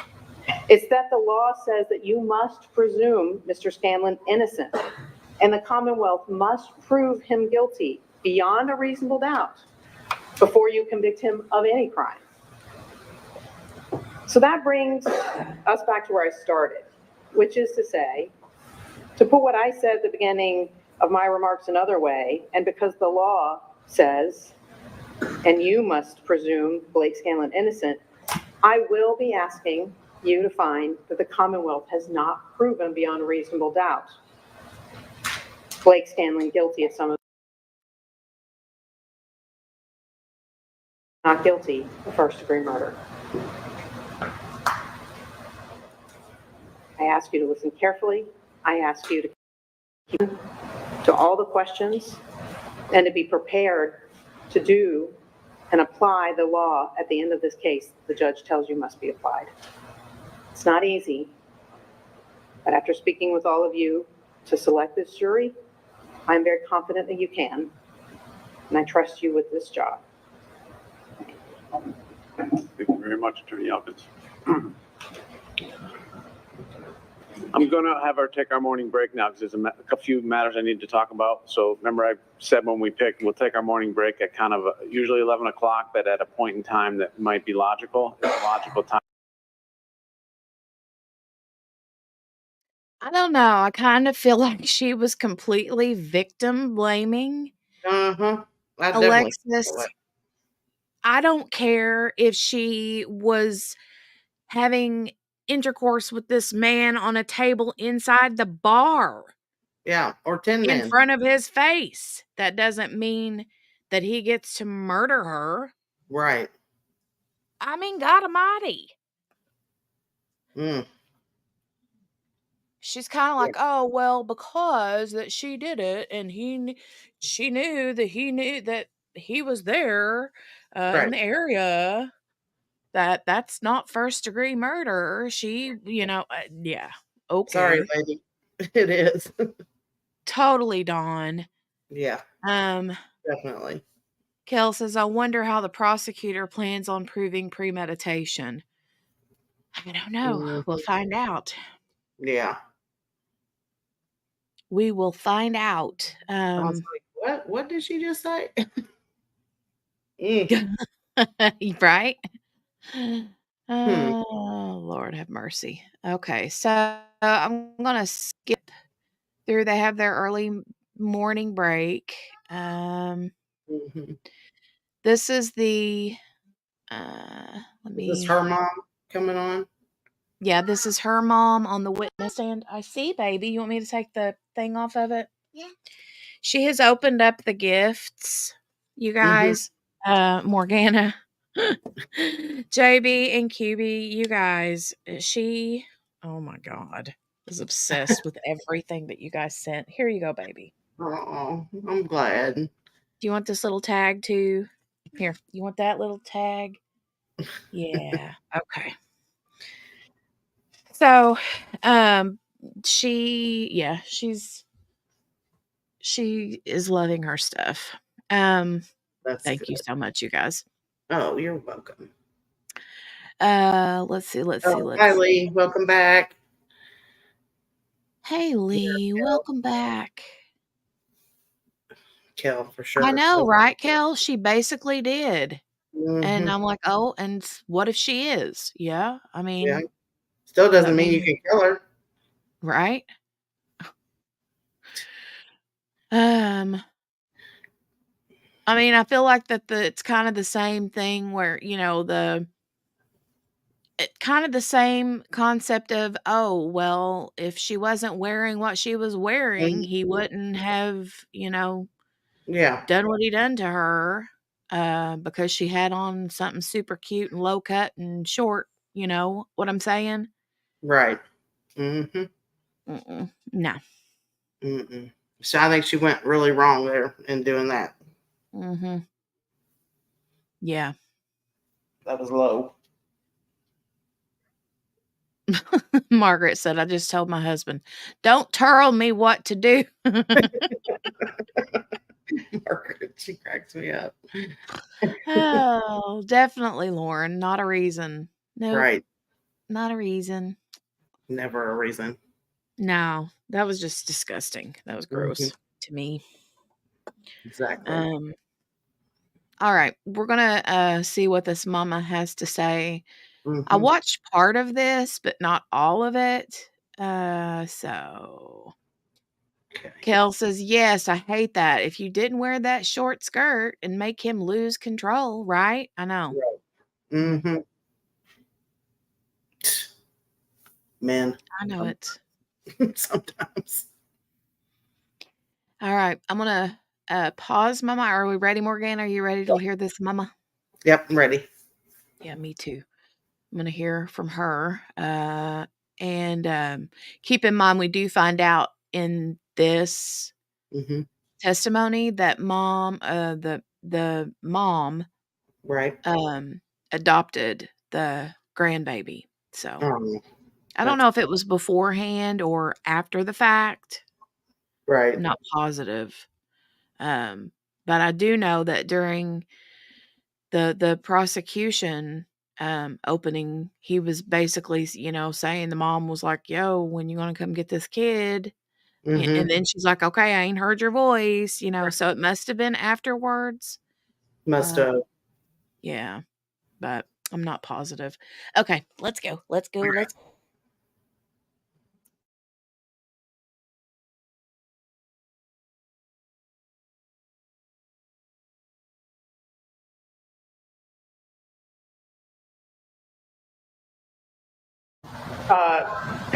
In light of Your Honor's ruling, and under the circumstances, I'm removing Ms. Green from my witness list, and so that she may remain as well in the Ms. Scanlon's mother. All right, so she won't be called. She's removed from the witness list. Okay, all set.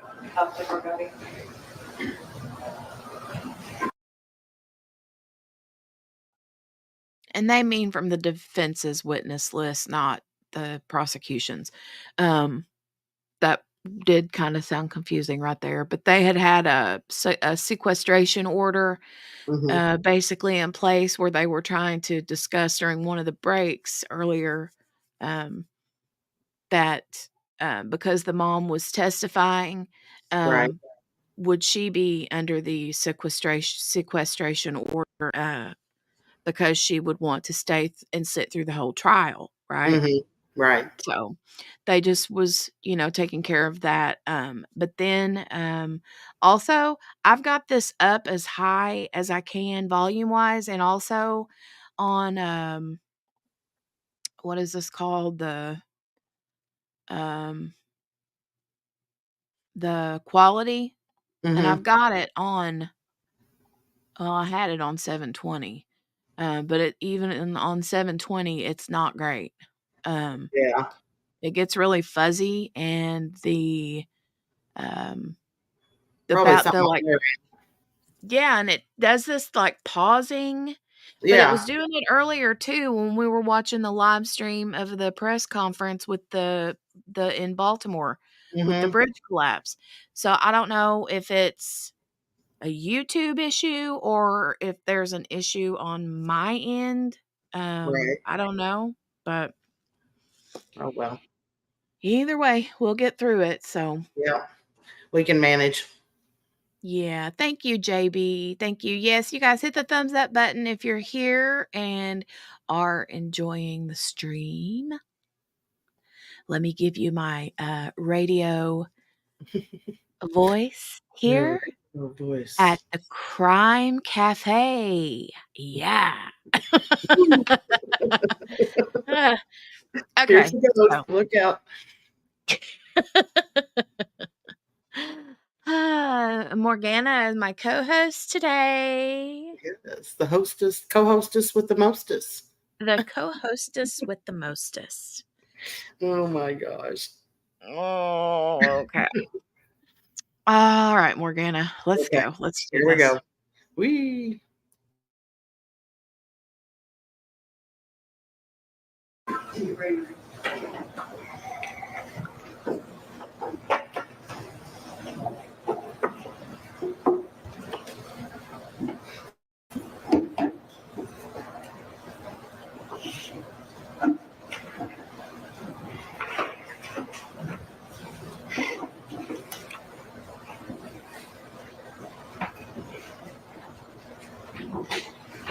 Security entering.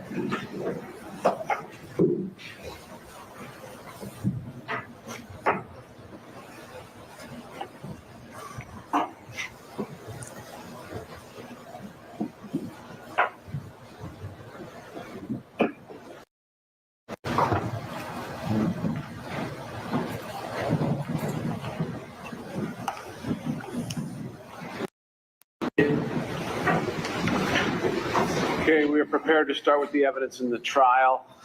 Attorney Green. Thank you. The Commonwealth would call Ms. Jessica Vasquez Bray at this time.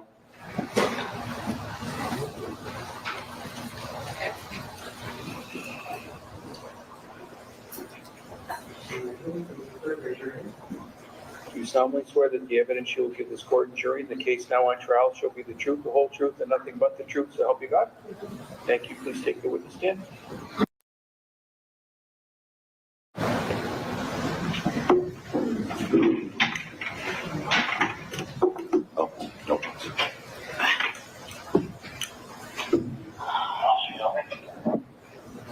Go ahead. Take the pencil, pass it down.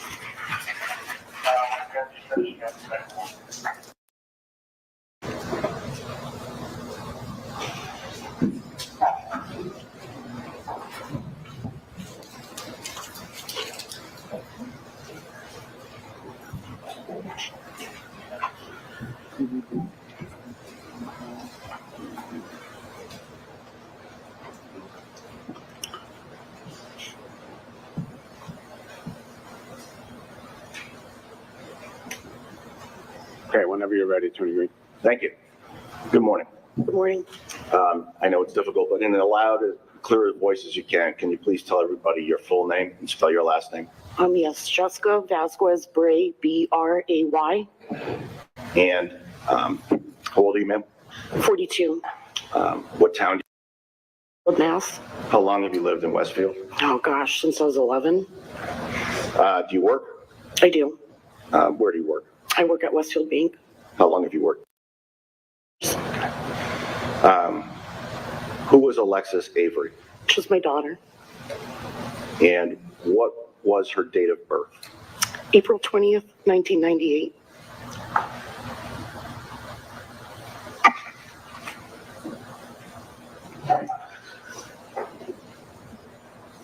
May I approach the witness? Yes.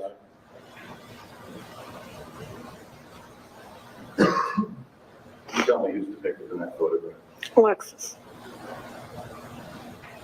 And you know approximately when this was taken? That was her pregnancy photo shoot, so sometime in 2018. No, I can go on this. Exhibit 1. Exhibit 1. Thank you. May I briefly swear that this is the truth? Yes.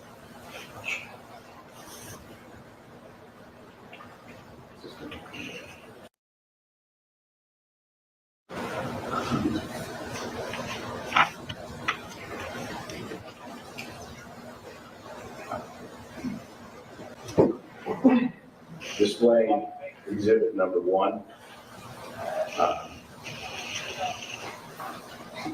That was your daughter. Yes.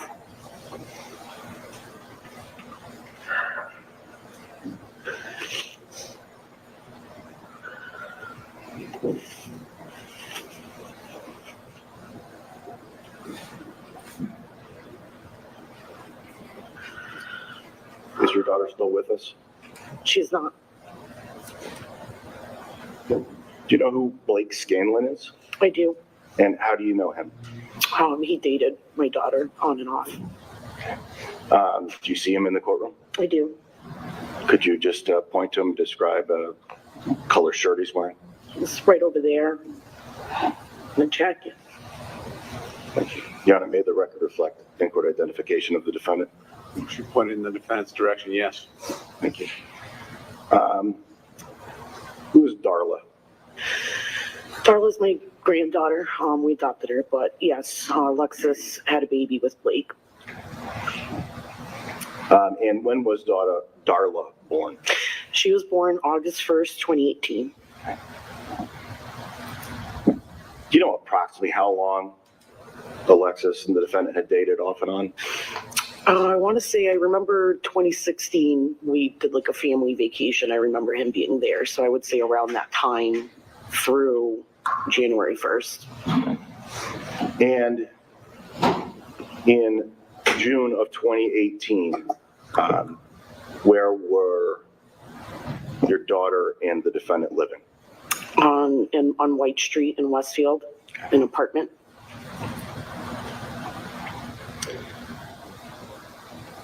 And a few weeks before January 11th, New Year's Day or so, did you have an occasion to see Alexis? I did. And did she tell you anything about her relationship with the defendant? Objection, Your Honor. Sustained. May we approach briefly sidebar?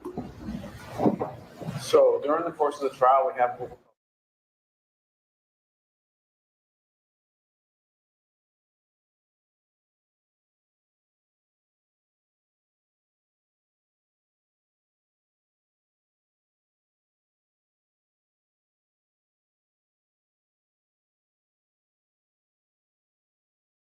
Last time that you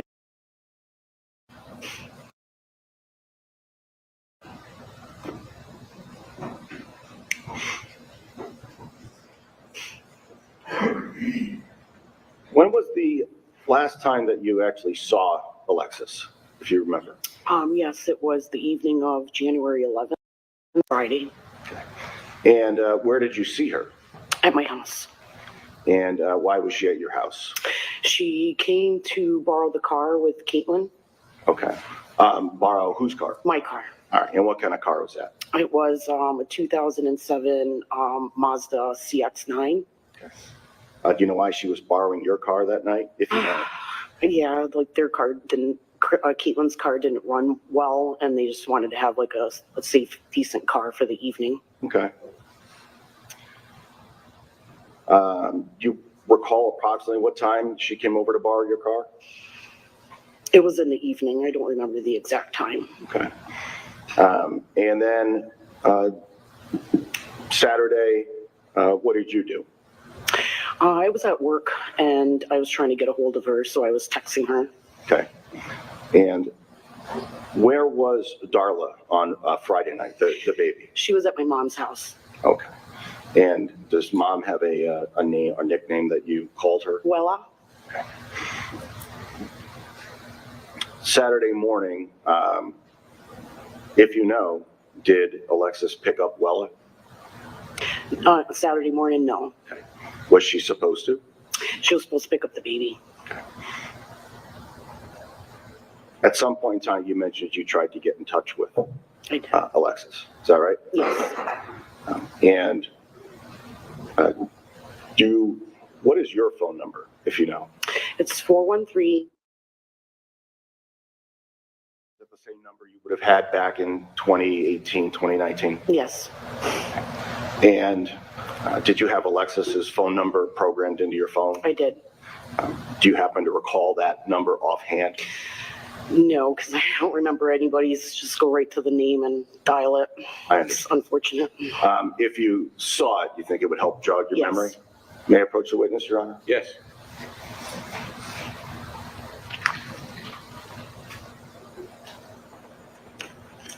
Yeah, that's it. Yes.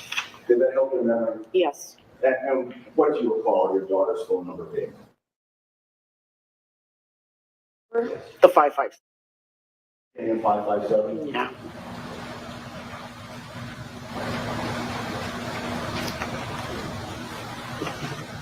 Were you ever able to physically speak with Alexis during Saturday, January 12th? No. How did you communicate with her? It was text message. To her phone? Correct.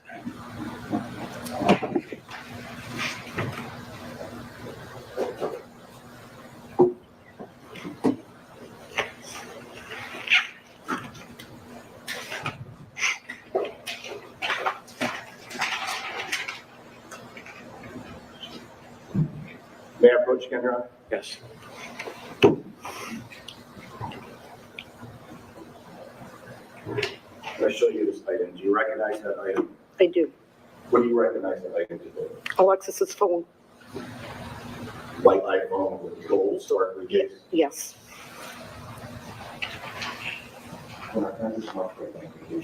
ID only. E for identification.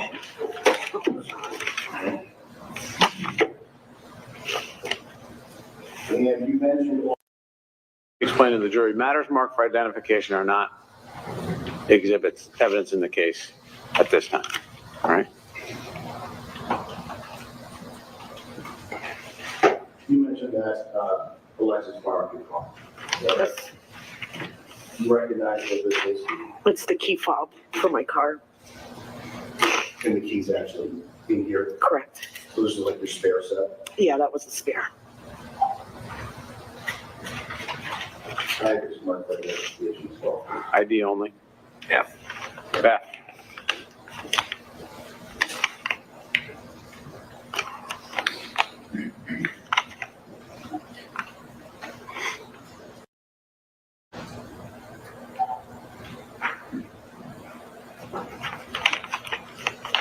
Did you hear from did you hear her voice at any point on Saturday?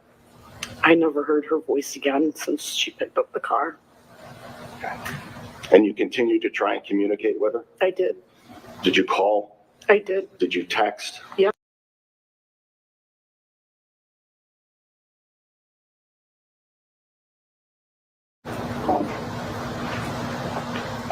Just want to show you these 10 pages. Take a minute and just look through them without saying anything when you're done with them, please.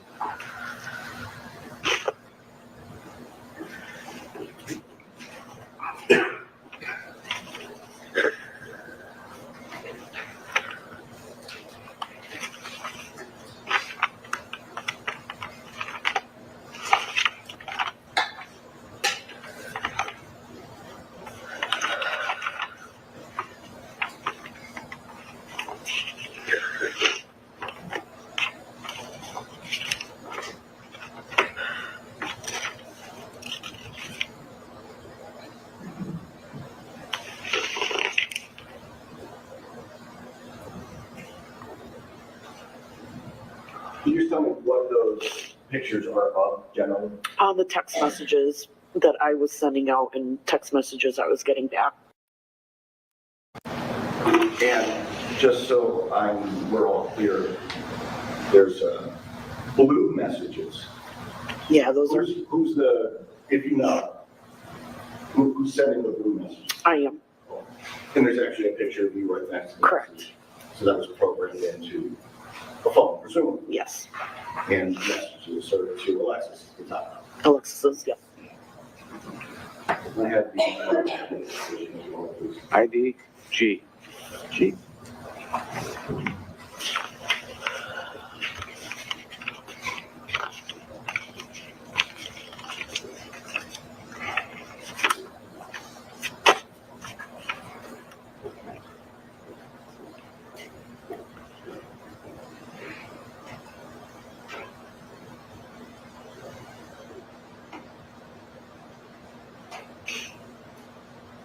Did you try and contact Alexis again on Sunday morning? I did. Could you describe your level of concern at that point? I was very concerned. Overruled. I was very concerned. I hadn't heard her voice, and I asked her to call me so I can hear her voice. And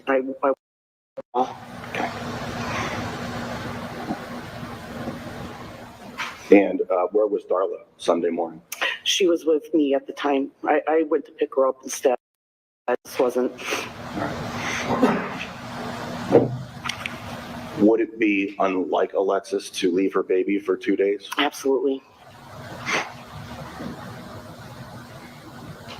Thank you. I have no further questions, Your Honor. All right, crosses in. No questions, Your Honor. All right, thank you very much.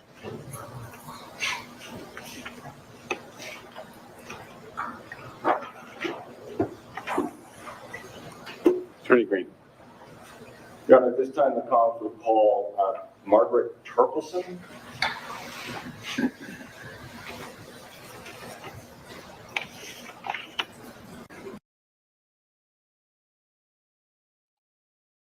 So that was pretty quick. That was really, really quick. But that poor mom, I mean, goodness gracious. Yeah. And the last time she heard her voice was when she was there to, pick up and borrow the car. Mm-hmm. It just really makes me angry, this whole situation. I mean, really, people, if you can't get along, get away from each other. Right. Why do that? Now this poor little girl's not going to have a mom, and because her dad's the one that killed her. It's just horrible. Yeah, I mean, so not only did he take away one parent, he took away essentially both parents because now he's going to be spending the rest of his life in prison. Mm-hmm. As he should. Hopefully, anyway. Kel says if he confessed to 911 and the cop that arrived, why didn't he just take a deal? What a waste of time, money, and heartache. Mm-hmm.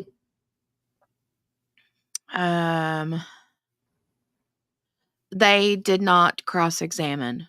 Mm-mm. Yeah. They're getting ready to call another witness. But no, I don't know who this next witness is. Did they say this next witness's name is Margaret, though? I don't know. I heard him, but now I think they said this next witness is Margaret. Margaret. No, I'm kidding. Margaret, what are you doing there? Yeah, right. I could be wrong. Maybe they said Martha, but I thought they said Margaret. I don't know. I don't know. We'll find out. Yeah. That poor mom. I feel sorry for her. Yeah, me too. That's just, it's horrible. Sad because, when like all you guys in the chat were saying, Lee says, I will return. No worries, Lee. It's good to see you. I know you said you had to leave earlier because you went to grab your brother from rehab. I hope he's doing okay. Yeah, Lee's been busy. Yeah. Margaret, did someone turn me? Oh my gosh, to get on the stand for this poop fest. Yeah, Margaret, get up there. Yeah, get up there and tell him what's what, ma'am. Straighten them out, Margaret. Right. But you guys in the chat were saying, oh, my daughter's that age. My daughter's that age. And then, yeah. Goodness. I think Lauren popped in and was like, I'm a 1998 baby too. Yeah. Lauren's like, wait a minute. Oh, Margaret's own jury duty is 2 weeks away. Holy cow. Margaret's going to be up there. She's going to know what to do. Mm-hmm. Oh. Lauren said, I was just texting my mom that I can't imagine if she was sitting in that chair because I was the same age that time. Mm-hmm. Wow. Yeah. I don't know how people do it. Okay. Let's go. We'll see what this next witness is about. Yep.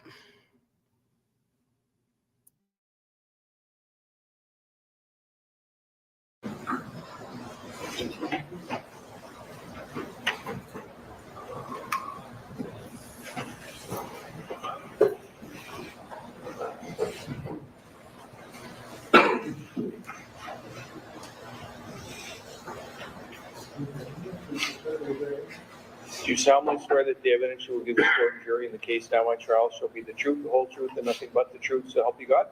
Thank you.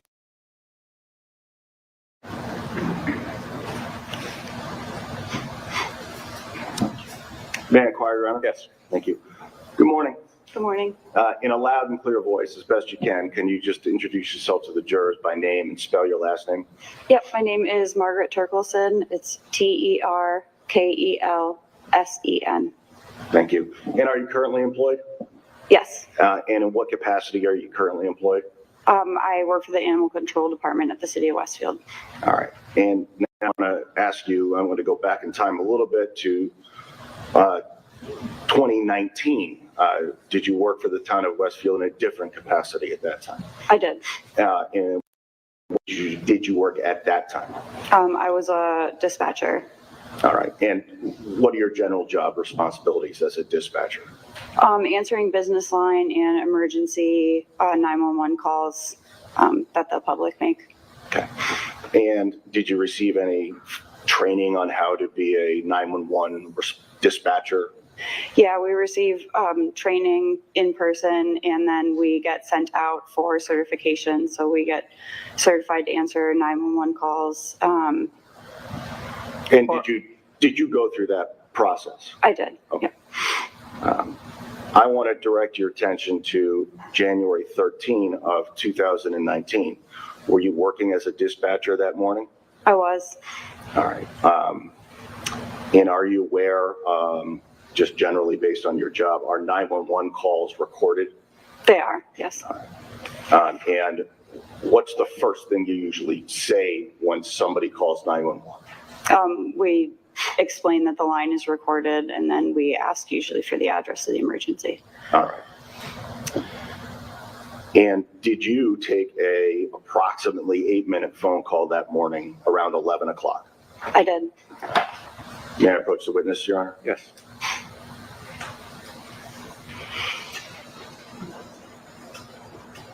I'm just going to show you the CD. If you could just turn it over, look at the front and the back. Do you recognize any initials on the back of that? Yes, my initials are on it. All right. And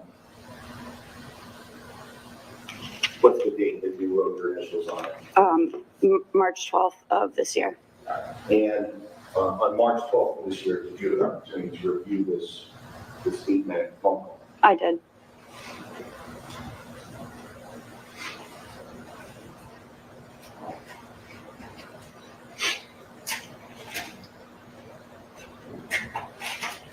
I'm going to play a short clip at first for you, man. Are you going to offer that are you offering that? I am. I just want the witness to be able to identify.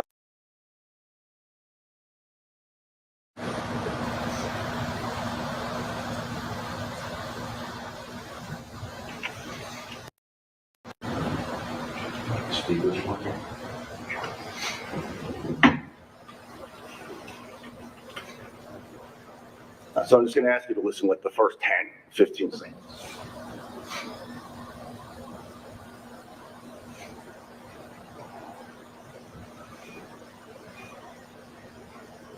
You'll find your card with the address of your emergency.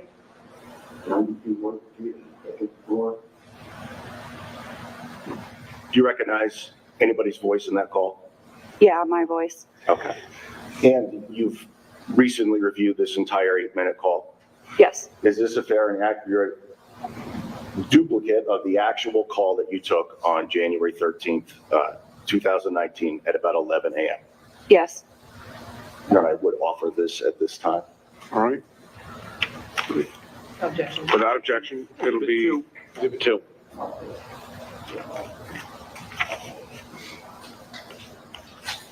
With the court permission, I can go there. Yes. We'll exhibit. We'll play it. For the record, exhibit 2.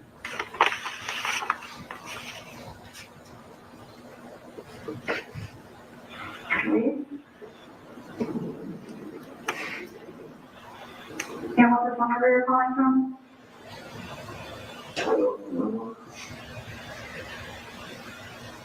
Okay. And what's going on today? We help.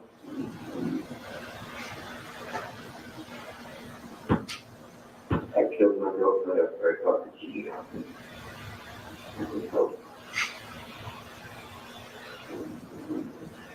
Okay. We're gonna go back here now. Okay.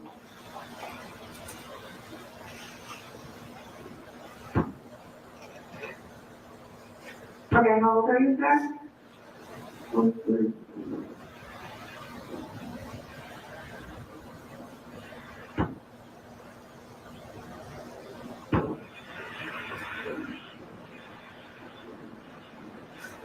what do you mean by bleeding out, sir? I cut my wrist. You cut your wrist? Oh, yeah. Passed out. I thought it went up.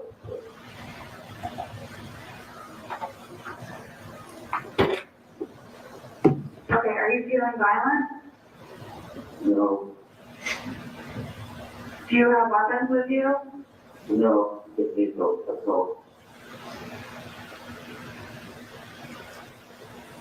Where are you right now? I'm in my bedroom, laying down, trying to breathe. Okay.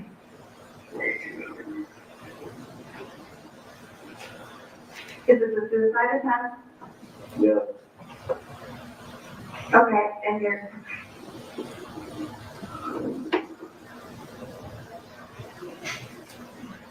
Is your bleeding serious?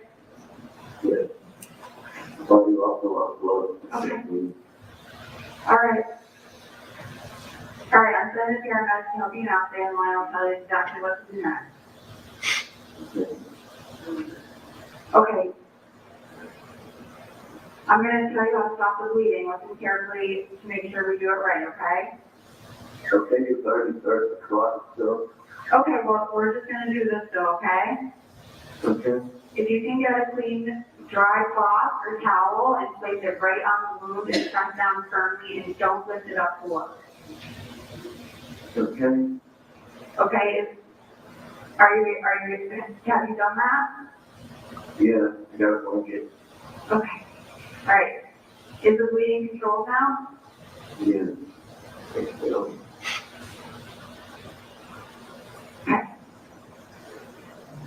Alright, help along the way. From now on, don't have anything to eat or drink. It may give you sugar cuts for the problems. Don't move around. I'm already vomiting. I control it. Okay.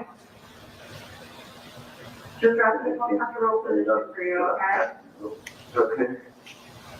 I'll stay on line with you as long as I can. If anything changes, just let me know and tell me when the paramedics get there.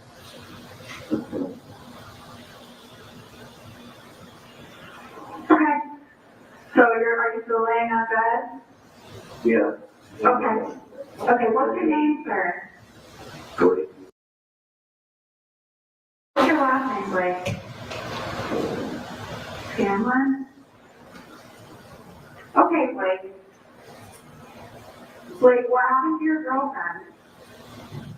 The coppers cheated on me and that's it. And how did you do that? That's it. You stabbed her? Is she there? Yeah, she's been pissed and truck. It's passed out the police. I packed something out. I thought I was dead. So she's been there since Friday. She's been dead since Friday. Friday morning. Yeah. Have you told anyone about it? Yeah. I just haven't had enough strength to finish school, so. Okay. What's your girlfriend's name, Blake? Alexis Avery. Alexis Avery? She was Jesus and Leslie Jesus. Okay. We're gonna get you home right now, Blake. They're on their way already, okay? Okay. Is the door unlocked, Blake? No. The door is not unlocked? Are you able to just get to the door and unlock it? Good. Okay, I'm gonna stand while with you while you try to do that, okay?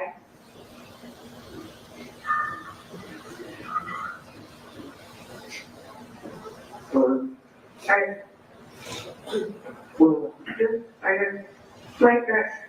Just take your time to do it and just let me know when you're able to get there, okay?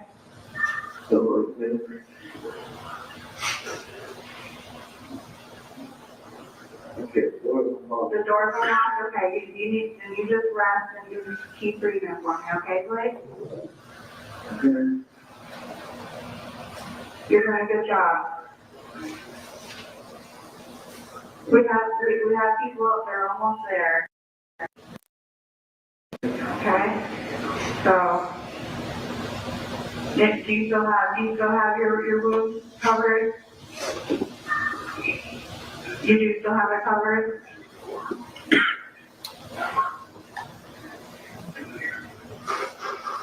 Blake, are you still there? Blake? Can you hear me, Blake? Okay, do you still have your arms covered? Yes. You still put pressure on your wounds? Blake, do you see anybody outside? No, you don't. You can't see anyone. And you said you're on the second floor? They have to go to the back of the driveway. They have to go to the back of the driveway? Okay. And you're on the second floor. Okay, we have people come to see you. You're on the couch still, Blake? Yes. Okay. Is the back door unlocked? Yes. Okay. You're doing great, Blake.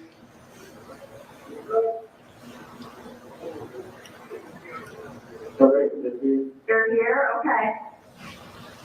Yes. Are you talking to them now, Blake? Yes. Who's on scene with you?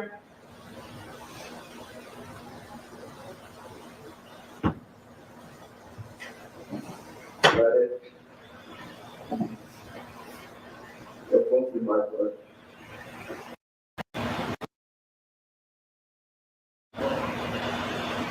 I need an ambulance. Blood out, that's not so. I can't even move.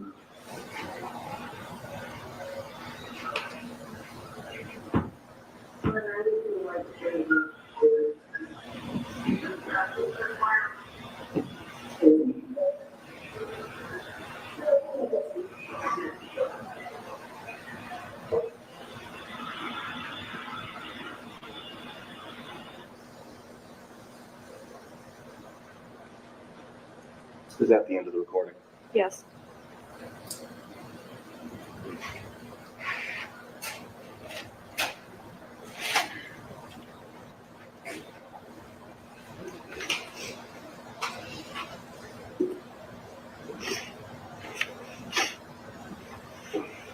I have no further questions. Any questions? There you go. All right, thank you very much, Mr. Travis.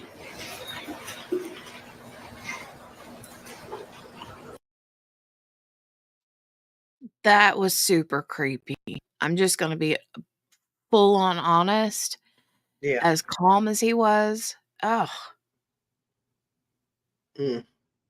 I mean, Morgana, don't you think that if you had just done something like that and then spent the entire, day and a half with the body? Yeah. That you would not have been that kind of calm?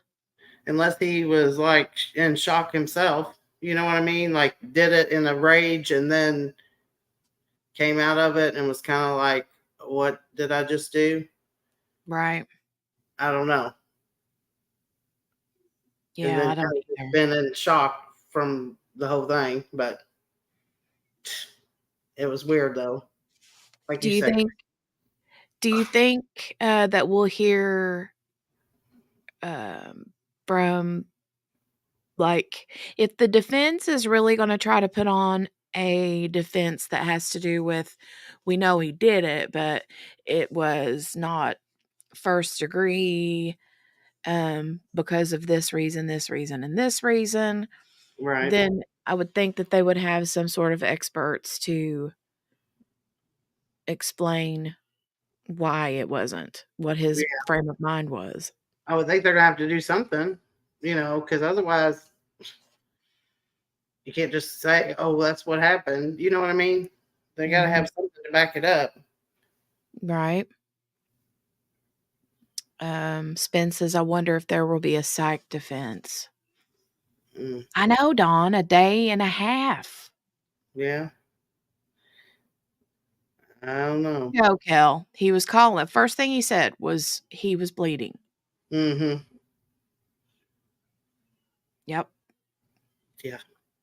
then he had to say the other because he knew they were going to come for him. Mm-hmm. They were going to find out. But yeah, I don't know. He's. Mm. I kind of wonder if he was, because they said that his wounds are pretty superficial. Mm-hmm. So I'm kind of wondering if it was a situation where he's like, does what he does with her. And then he's like, okay, I've got to call, like, I got to fix this. I got to figure this out. Mm-hmm. I've already sat here for a day and a half. I got to do something now. Right. And he's getting messages from her mom, Yeah. saying And things like, the police are coming. right. Are going to be. And so if he calls 911 for himself, I'm wondering if he's going to be like, oh, well, it was like self-defense. I had to kill her to keep her from attacking me, you know? Yeah. Yeah. You don't know what he had going on in that mind. Mm-hmm. You know? I mean, I Lauren could see where it could be that for sure. Right? Lauren says, oh, hi, I'm bleeding. And oh, I killed my girlfriend. Right. Side note. Yeah, that's right, Kel. Yeah. Who knows what he would have done had that not been going on? You know what I mean? Mm-hmm. Well, they said something about Absolutely. trying to set a fire or something, didn't they? Yeah, I did hear. They said something about the gas stove, something, and they had like a fire marshal to check something out or something. Something But I about didn't that. really get all the details on that. Yeah, not yet. Crazy. I mean, I don't think it. I mean, I don't know that it was him trying to kill himself, unless he was just acting like he was trying to do that. Maybe. Do you know what I mean? Because they said it was superficial what he had, Right. but they did say wrist and stuff, didn't they? Yeah. So Yeah. I don't know. I don't know either. Yeah. I do know that, if he wanted to off himself, Mm-hmm. he apparently couldn't go through with it. I Yeah. mean, Yeah. or else Mm-hmm. if he was bound and determined to, he would have, Right. He would have found some other way to have done it if one way didn't work, is what I'm saying. If he was Exactly. determined and had made the decision that's what he was going to do, Mm-hmm. then He had time to do it. For yeah. sure. I think he did it to appear more like a victim than a perpetrator. Maybe. Mm-hmm. Could be. Yeah. We'll find out. Yeah. Let's continue on. Right. I don't know who the next person is. I haven't seen anything beyond. I mom. watched most of the moms, but not all of it. So yeah. We shall see then. Okay, let's go.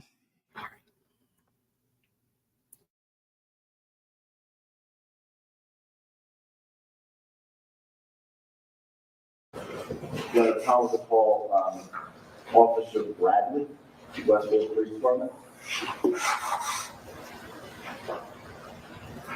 Uncle Bradley.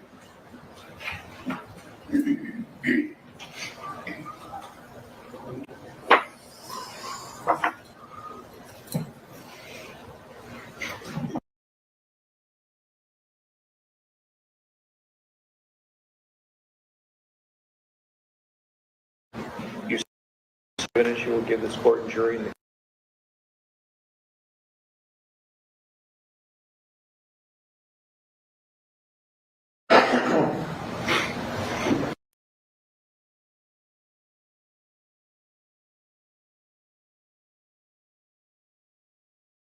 If you could just in a loud and clear voice.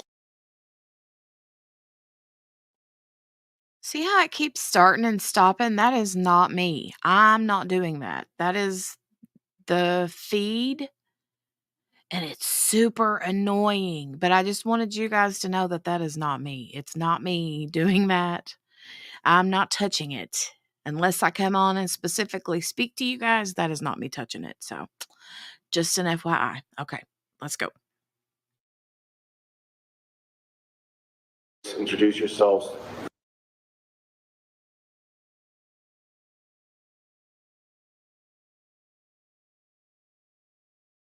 Michael, Bradley, BRA. And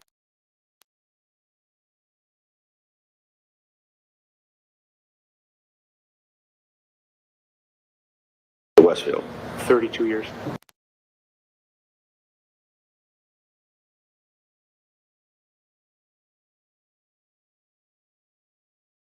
Officer at that time. Yes, I was.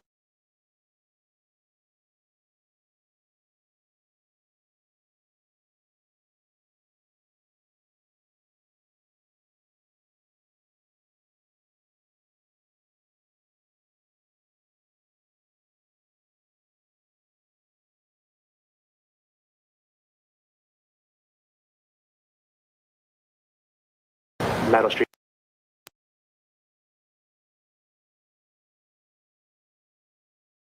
A marked cruiser that day, southwest sector, car 18, single man cruiser. And did you respond to that 92 White Street address? Yes, I did. Did it take you long to get there? Again, just in general. Been a while. It wouldn't have taken very long because that's the south side of town. So, did you activate your emergency equipment and go directly to that location? Yes, sir. Okay. And when you got to 92 White Street, who else was there from law enforcement, if you recall? Officer Pellin and Officer Grady. All right. So the three of you initially? Yes, sir. What did you do when you got to the residence? We ended up going to the back of the house and went up the back staircase. And when I got to the top of the stairs, I knocked on the door.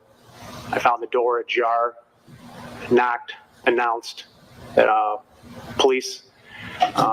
As the door opened up, I could hear a voice in the apartment say, "I'm here, I'm here." All right. When you went into or got into the apartment, do you recall like what general area you entered into? It was right off of the kitchen area and the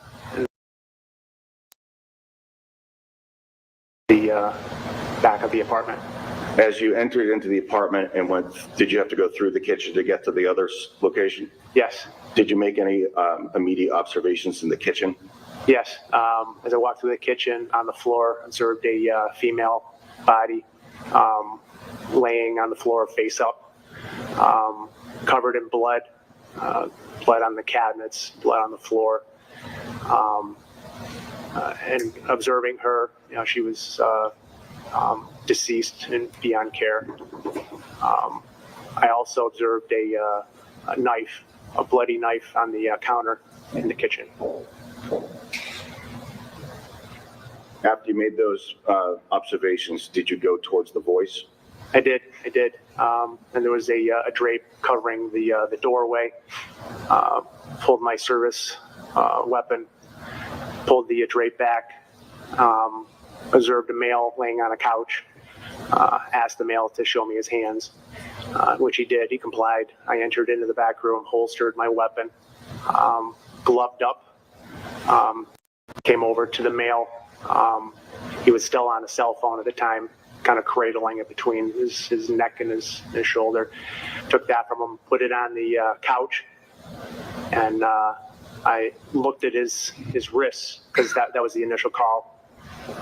And he had some dried, bloody cuts to his wrists, and I asked him what had happened. And what did he say, if anything? He said that he had stabbed his girlfriend, Alexis. Did he say when? I believe he said Friday. Okay. And just so we're clear, you're responding at what time? This was Sunday morning. At about 11? 11 o'clock. That was a day and change later. That person that you encountered that morning, do you see him in this courtroom? I do. Could you point to him and describe the color shirt he's wearing? Male party, brown hair, gray Gray shirt. Your Honor, may the record reflect identification of the defendant. Yes, he's pointing in that direction. Did the male party identify himself to you? He did. And how did he do that? Did he tell you his name? He did. He said his name was Blake Scanlon. Did you ask him who the person in the kitchen was? I did. And he told me that was his girlfriend, Alexis Avery. Okay. May I approach the bench, Your Honor? Yes. No, I'm sorry. Can I see you both quickly on something?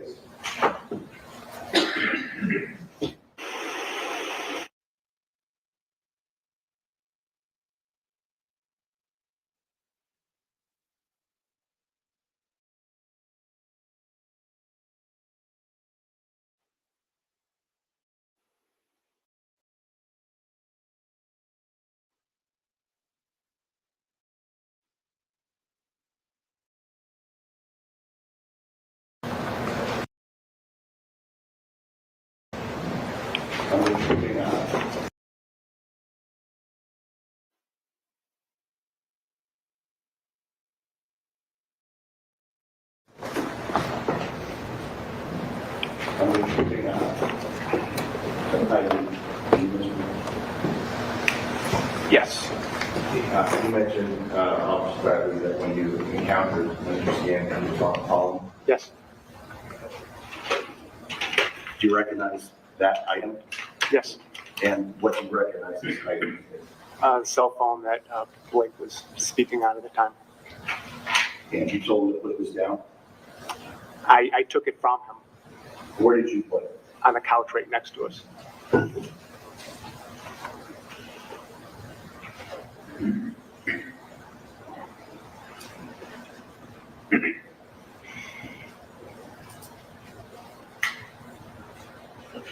Did paramedics arrive at the residence as well? They did. Did they arrive shortly after you? Shortly after, and once my scene was safe, I summoned them in to take care of Blake. Okay.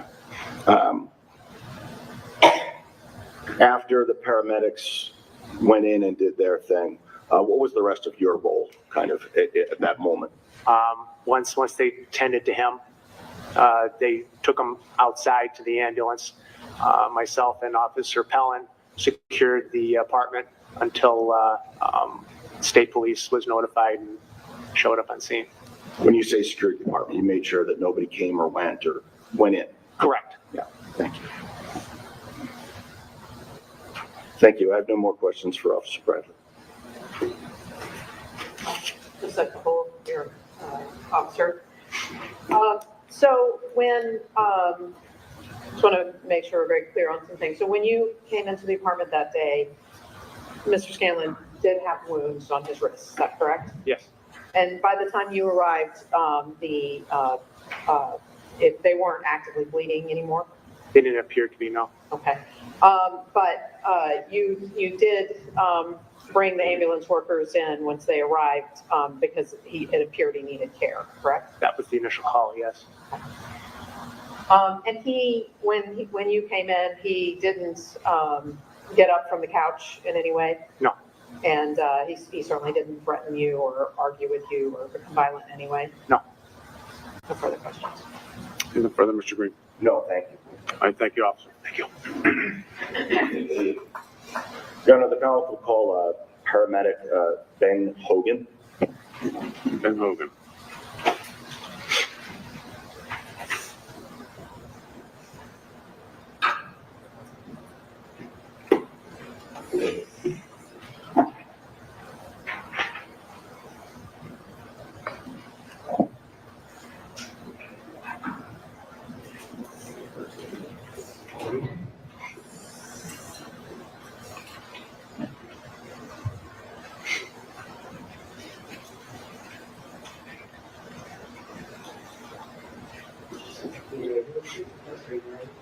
Do you solemnly swear that the evidence you will give this court and jury in the case now on trial shall be the truth, the whole truth, and nothing but the truth, so help you God?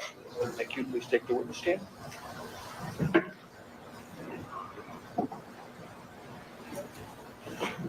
Good morning, sir. Good morning. In a loud and clear voice, would you please introduce yourself to the jurors and spell your last name? My name is Ben Hogan, Hogan. How old are you, sir? 37. What town do you live in? I live in Southampton. All right. And what do you do for a profession, sir? Full-time firefighter paramedic for the city of Westfield.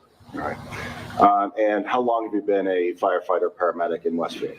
It'll be 9 years and about 2 weeks. All right.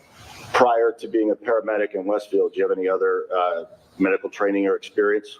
Yes, this summer will be my 20th year working pre-hospital emergency medicine. I was a combat medic for the Army for 4 years.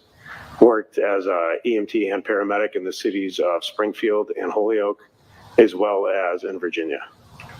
And just, you don't have to go into great detail, but just can you highlight the difference between the training an EMT receives and a paramedic, or what? Yeah, absolutely, yeah. So everyone's an EMT. An EMT basic goes to school for approximately 1 semester, 3 months. They don't do any clinical time, so they don't do any training in the hospital or in the field. Once they take their training, they go to state certification and they get certified, and then they learn all on the job. Whereas a paramedic, it's about a 1.5 to 2 year program. Half the time you're in a didactic section in a classroom, then you have to do several hundred hours in an emergency room. You're work in the operating room, deliver babies, and then you do field time. So then you work for 300 hours riding with a paramedic FTO. Before you're even certified.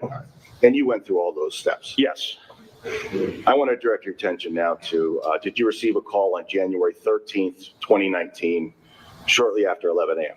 Yes. All right, and where did you go as a result of that call? I forget the exact address. I don't have the... if I told you 92 White Street, does that sound familiar? White Street, yeah. All right. And were you working alone, or was there somebody, did you have somebody with you in the ambulance? We always have a partner. My partner that day was Lee Kazakowski, who was also a firefighter paramedic. All right. And when you first got to 92 White Street, were there other law enforcement people present? Yeah, PD was just showing up on scene as we pulled in.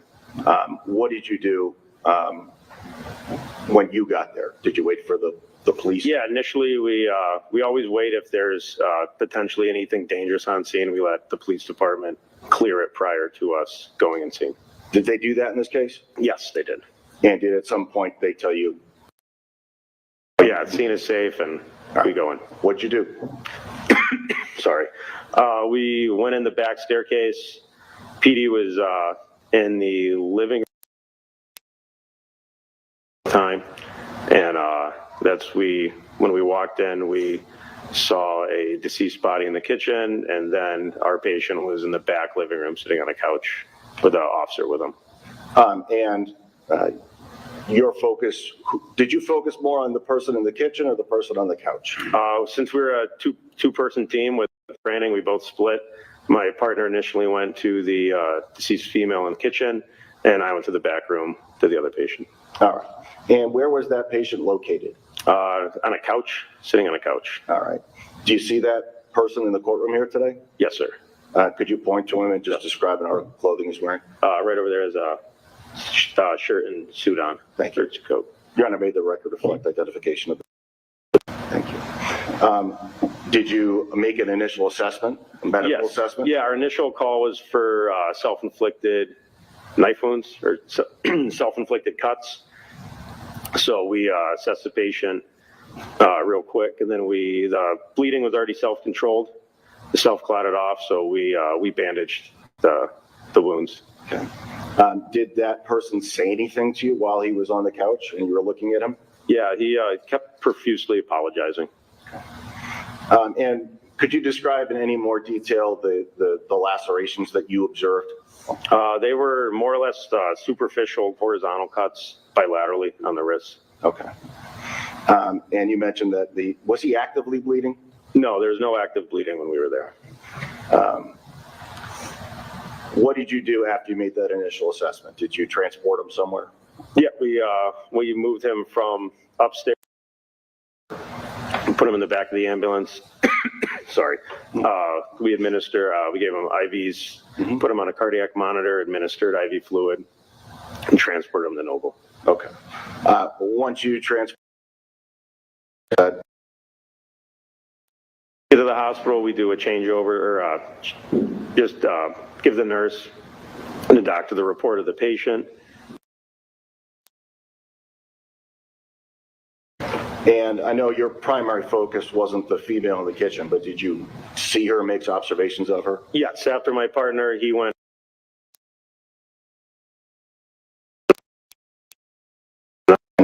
Just a very brief, high-level assessment of her in the kitchen. There was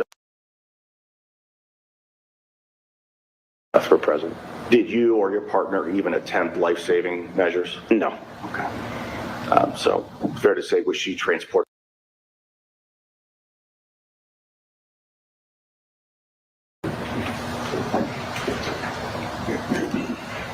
Good morning. Good morning. When you came into the room and gave some treatment to Mr. Scanlon, he didn't immediately get off the couch at that point in time, correct? Correct. He stayed sitting there. Okay. And it's fair to say he was physically weak at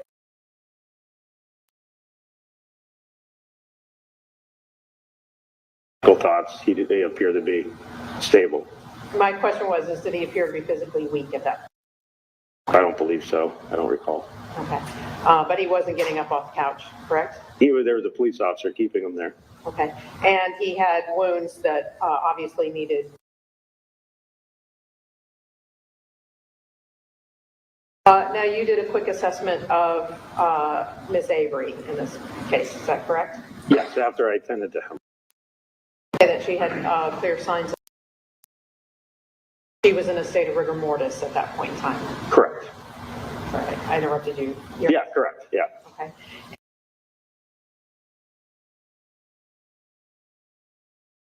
In this matter, or contributed. For Mr. Scanlon. And that it's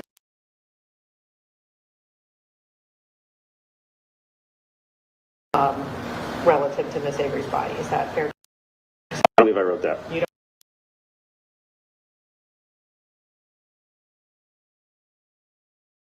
don't rigor mortis, correct? Yes. And in your experience and training, that means that she'd been deceased for some.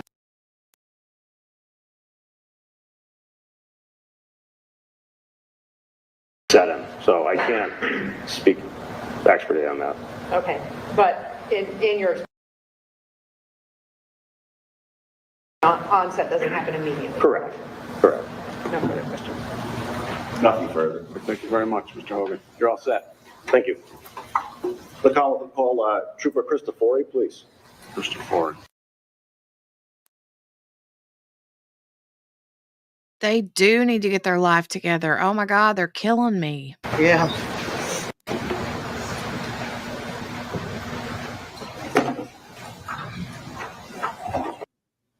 Let me fast forward a little bit. I'm like, come on. Law and crime or whoever. Get it together.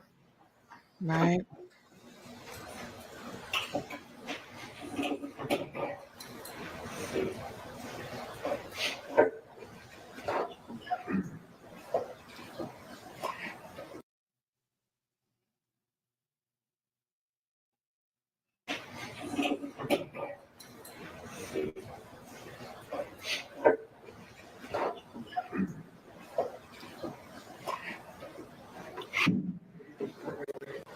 You sound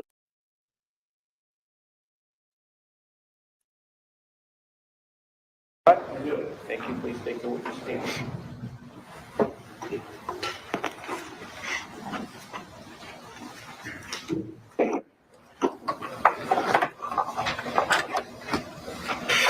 Morning, Your Honor. Morning, counsel. Morning, jurors.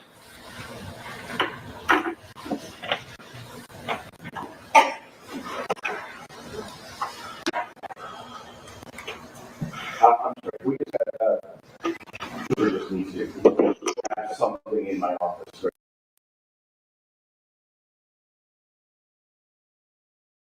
Your Honor, that was all. All right. I believe we're getting that. Yeah, not a problem. All right.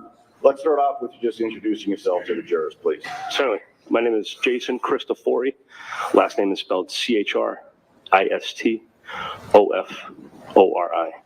And how are you employed, sir?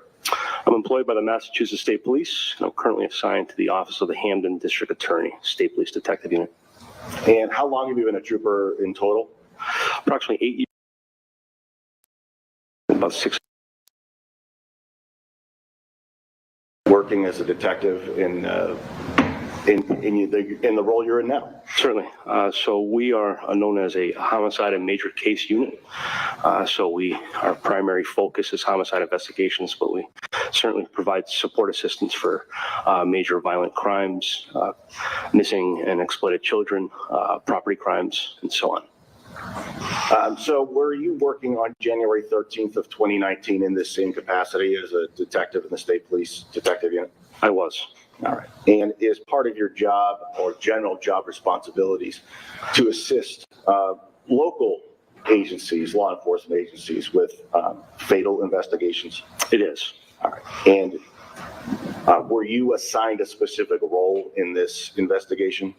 I was assigned to be the case officer as well as an evidence officer. All right. Could you just briefly tell us what a case officer is? Certainly. A case officer participates in managing the case, is in contact with the flow of information into a case, and helps with facilitating the direction of a case and preparing a case file for future litigation. And what's the general role of an evidence officer? Yep. So the role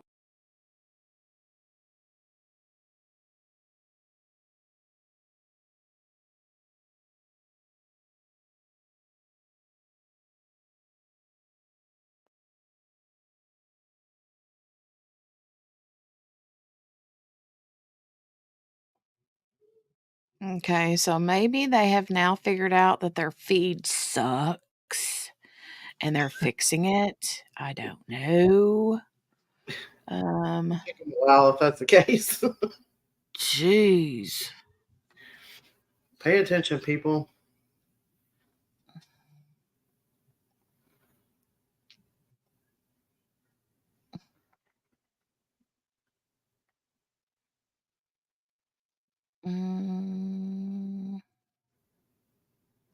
case officer participates in. Wait, where did that? Okay, wait.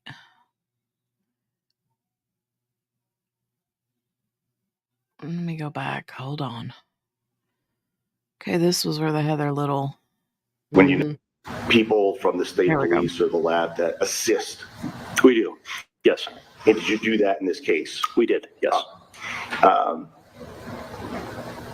Were you present while the scene was searched? It was. I was present. Yes. And now at this point, let me just make sure they understand. At this point,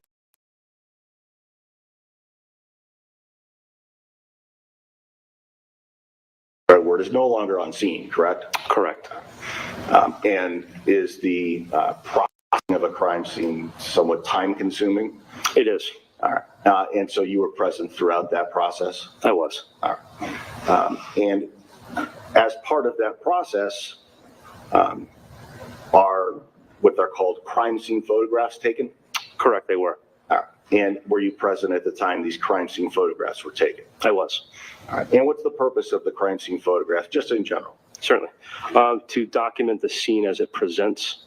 So crime scene photographers will do what's known as overall photographs of the scene. And then later, when items of apparent evidentiary value are identified, they're placarded, and then a more specific photograph is then captured.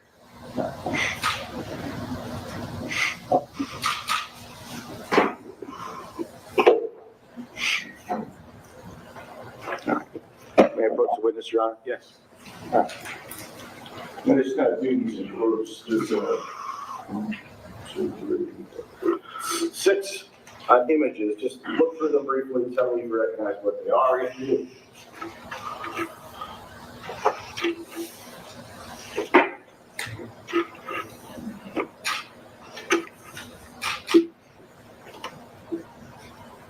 Yes, Counselor. I do recognize them. And just in general, what are these depicting? Those were photographs depicting the scene in Westfield, 92 White Street. And are these photographs from the exterior vantage point or interior vantage point? That would be the exterior vantage point.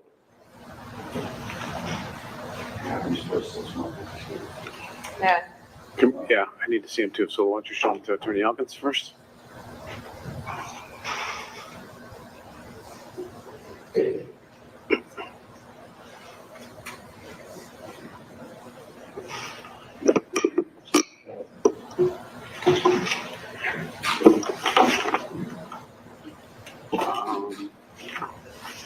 Just 1 through 6, Mr. Green, is that what you're doing? Yes, please, Your Honor. All right, so these will be the following next 6 exhibits. There'll be exhibits 3 through 8. 3 through 8.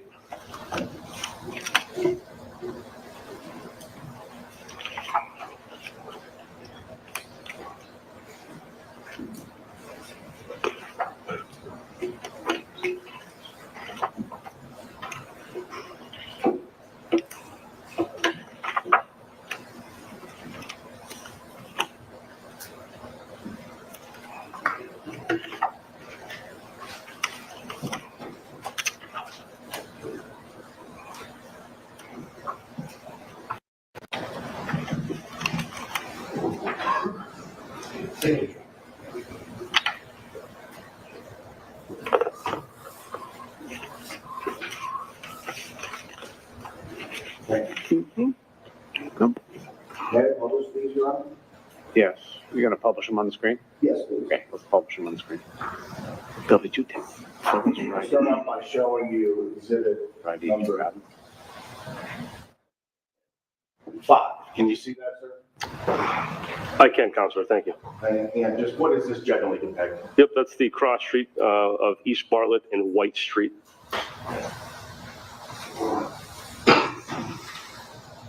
Now I am displaying exhibit number 6, and again, just a general description of this area. Sure, that is the street view front entrance of the address known as 92 White Street.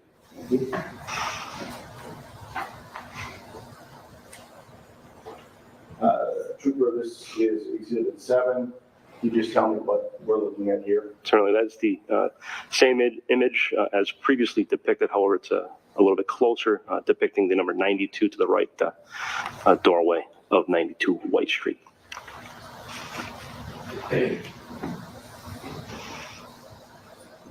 Trooper, I'm showing you exhibit number 3. Can you tell me what's captioned in that particular photograph?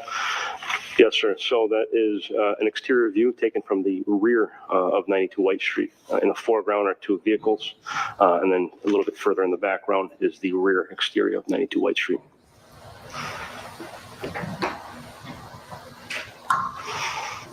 Displaying exhibit number 8. Can you tell me what's depicted in that photograph, please, Trooper? I can. So this is the parking area, driveway of 92 White Street, and 2 vehicles here are depicted. All right. In the course of your investigation, identify those 2 vehicles? I was. And start with the one on the left, the silver car. Sure. The one on the left is a BMW. It's a silver car that was identified as belonging to Mr. Scanlon. Right is a Chevy Cobalt that was identified as belonging to Miss Alexis Avery. Right. As part of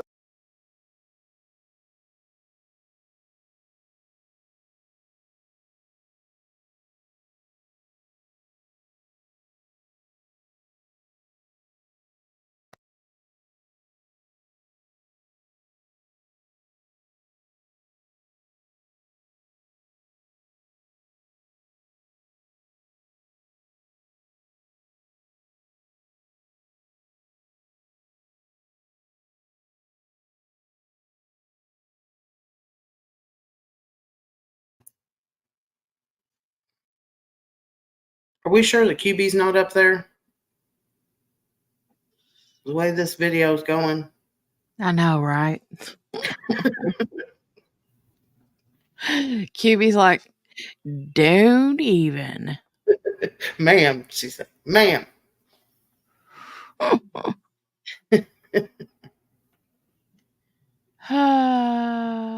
Yeah, take care, JB. Yeah, definitely. Take care. These people have problems with this strain going Man, on. no, right? Oh. Let me skip through. Skip to Maloo. Skip to Maloo. Way into the apartment.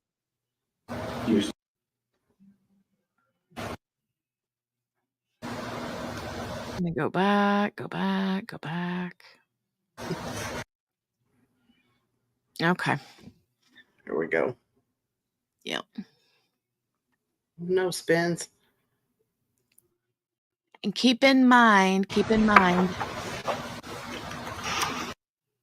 just keep in mind I've got the trigger warning along the top, trigger warning scrolling across the bottom. They're usually pretty good about not showing like grotesque things, right? Yeah. But every once in a while something might happen, so just be aware just in case, okay? Yeah.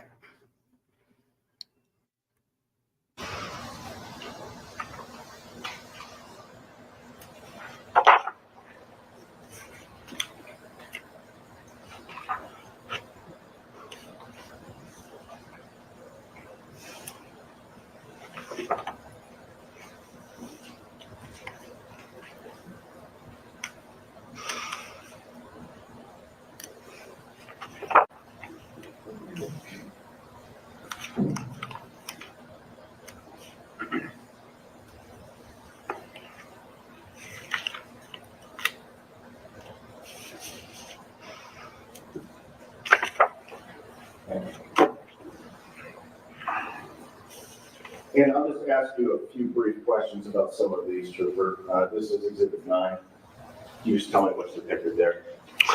Yes, so the vantage point is a hallway that ascends to this door here. This door is the entry door to the second floor apartment. I should have showed you 10 first. What is that a picture of? Yep.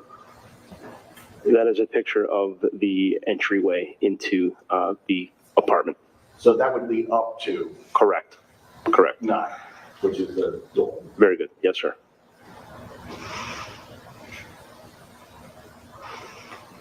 And then when you make entry into the apartment, I'm showing you Exhibit 11.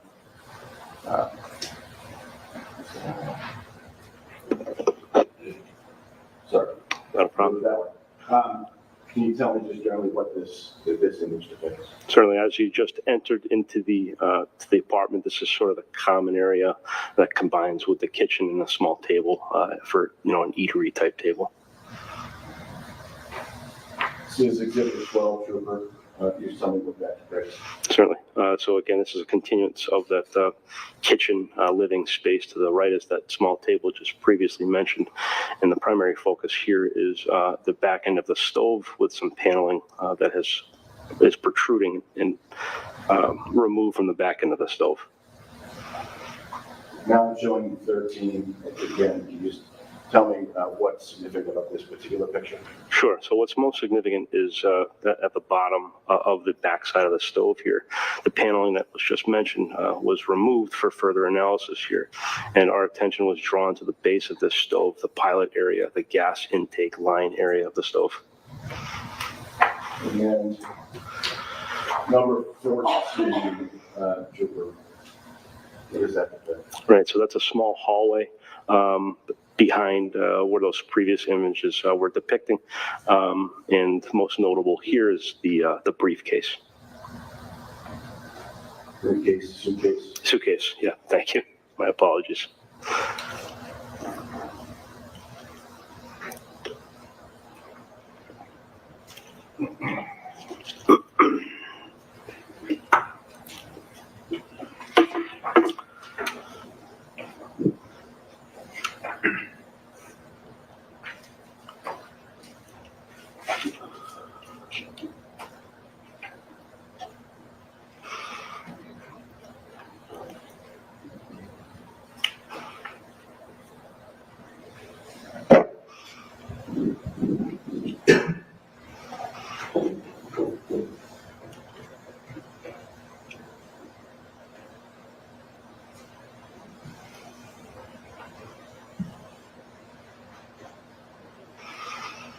May we press, Your Honor? Yep.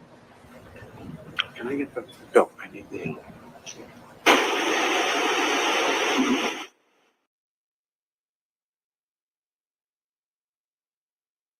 A little bit of a sidebar here. Looks like that is his family. And then on the other side of the courtroom appears to be her family. I know I see her mom was sitting over on the other side. Okay, Morgana, no worries. So yeah, I'm assuming that's his family, and then on the other side of the courtroom is her family. I don't know, if that's mom, dad, aunt, sister's grandmother. I don't know. I have no idea.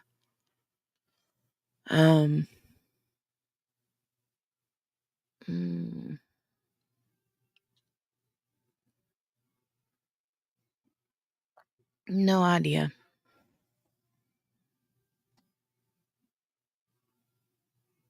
And then over here, now we see that is the mom. Bunch of people over here on this side. No doubt there's media people back there too. No doubt, no doubt. But yeah, whoever you are, camera person, you really need to get your stuff together, man. Your feed is horrible. I'm going to fast forward it.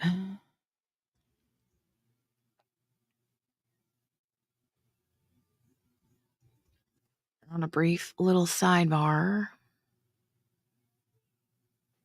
He's got a nice, clean, fresh haircut.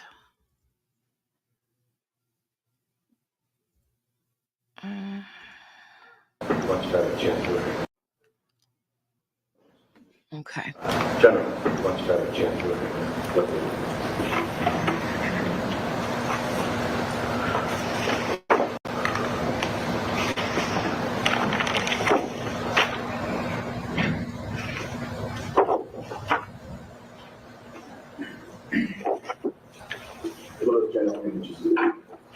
So their general images moving towards the very specific area of the kitchen where the scene was highly relevant.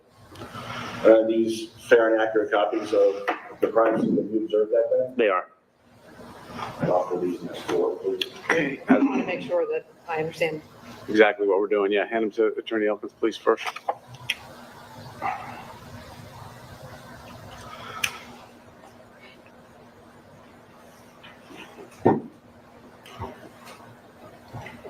Thank you. All right, subject to those objections, they'll be marked. 15, 16, 17, and 18. I need to have a discussion with the jury now about something. We're about to enter into an area where there are going to be photographs that are going to be marked into evidence. So when the photographs are introduced and when you view them in court and when you evaluate them during the course of your deliberations, you are to do so calmly, coolly, and without emotion, even though some may be considered unpleasant or graphic.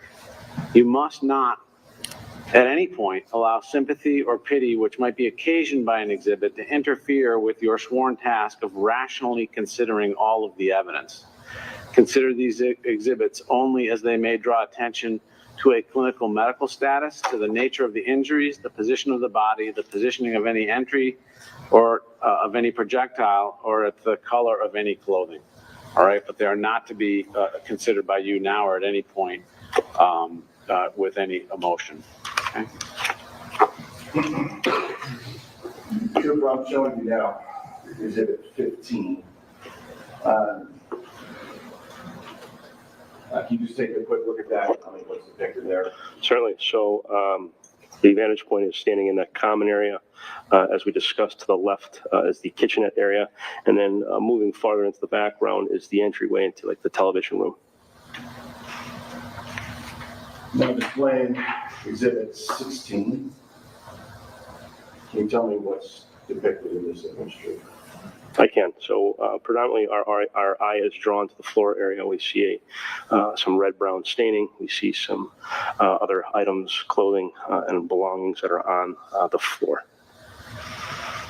Showing you Exhibit 17. What's depicted in this picture? So this would be known as the kitchen sink, and most notable with respect to this, in terms of evidentiary-wise, is our attention is drawn to a pink knife on the sink area, on the wooden sink area. And now depicting Exhibit 18. This is depicted in that image. I can. This is the deceased body of Miss Alexis Avery. We also see red-brown staining, and we see soiled linens as well.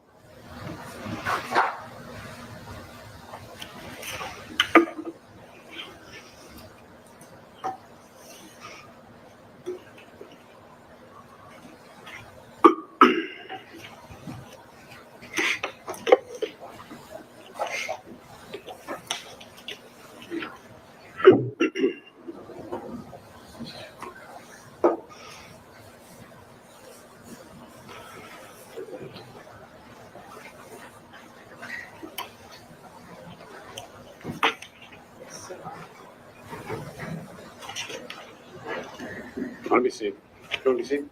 Yes, please. I'm sorry. Sorry.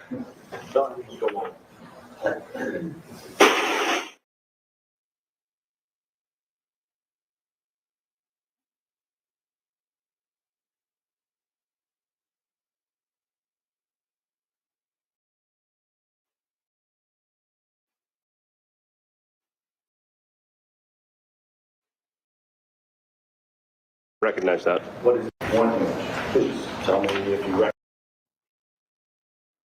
this. One. This one image. Please tell me if you recognize what that is. I do. I recognize that. What is that? That is a pink Cuisinart knife that was found on the counter area of the kitchen sink. May I ask this next to the Yes. 19. Objection as previously noted. All right, overruled.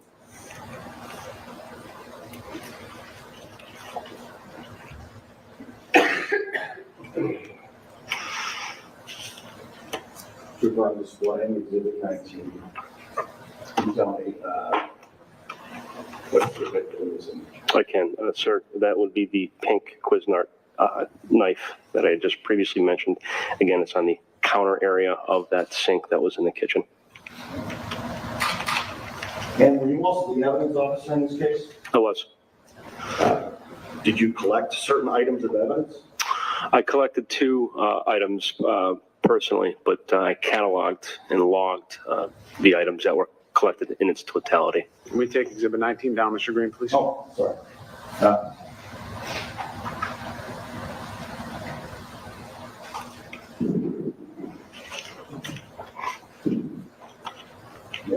Yes. Reapproach. Thank you. Can you just please tell me, open that and just look inside yourself. Tell me if you recognize what that item is. I do.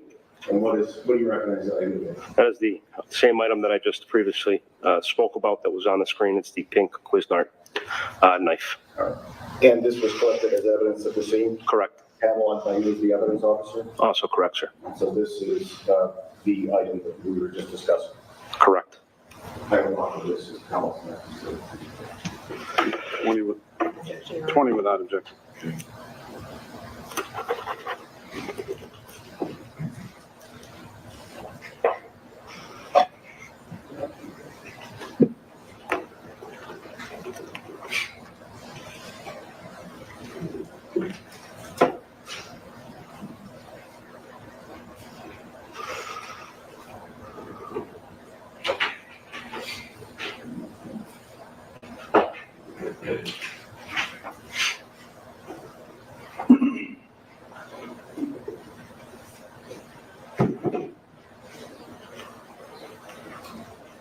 Can we approach, Your Honor?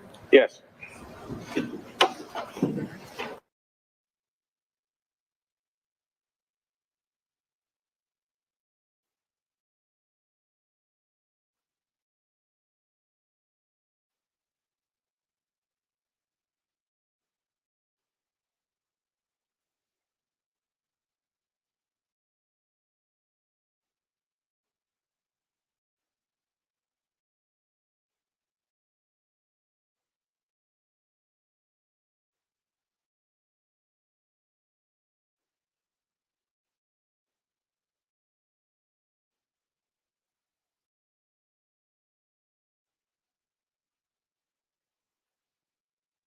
Sorry, you guys.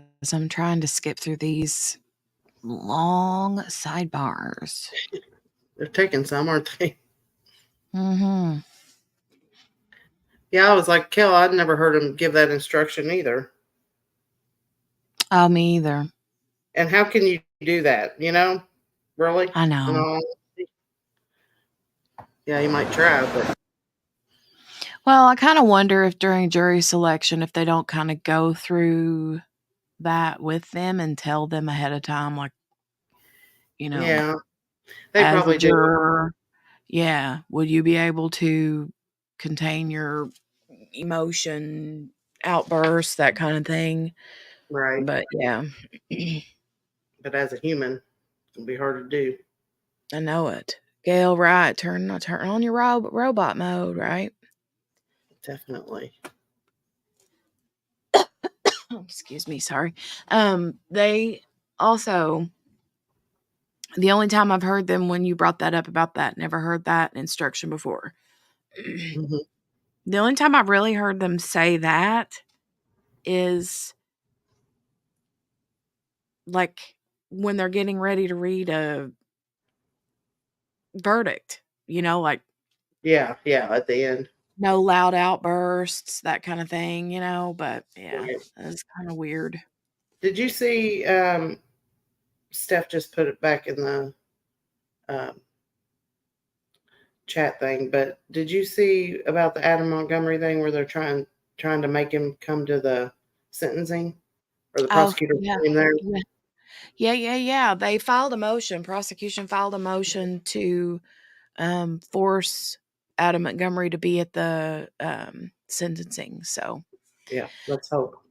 hopefully they will. I mean, that would be nice because we didn't get to see him. He didn't show up at any of the trials. So Well, I think he should be forced to be there. yeah, It's ridiculous. we'll see. I don't know. When Excuse me for the yawning. I don't know if they're going to be able to legally force him to or not, but I'm Yeah. sure there's some kind of loophole to Let's hope they can. make him show up. Worthless. Absolutely. Alrighty. Okay, here we go. Here we go.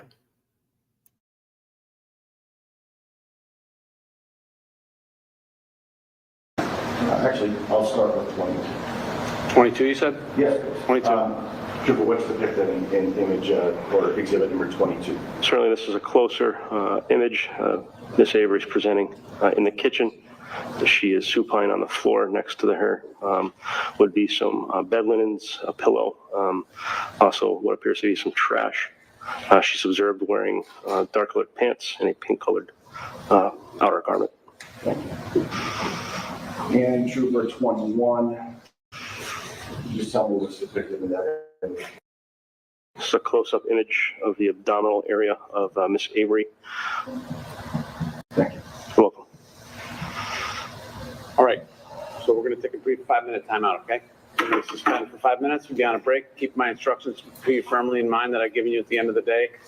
And we'll see you in about 5 minutes to resume, and we'll break at 1 or maybe shortly before 1 o'clock. All right? Leave your notebooks in the chairs. See you in a few minutes.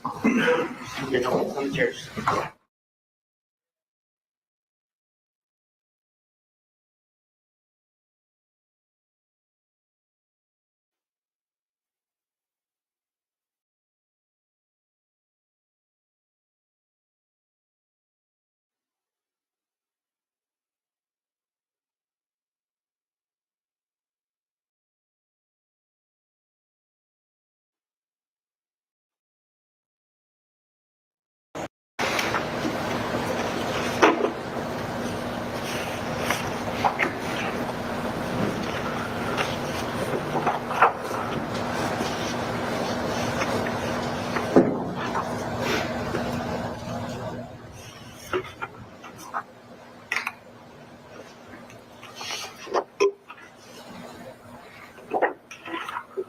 Do you recognize those images? I do.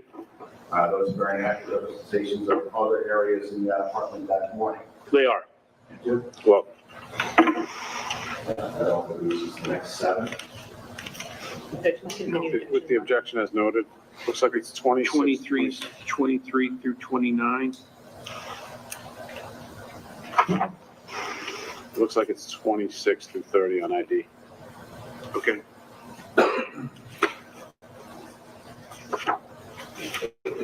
B for ID. I'm sorry, B. B.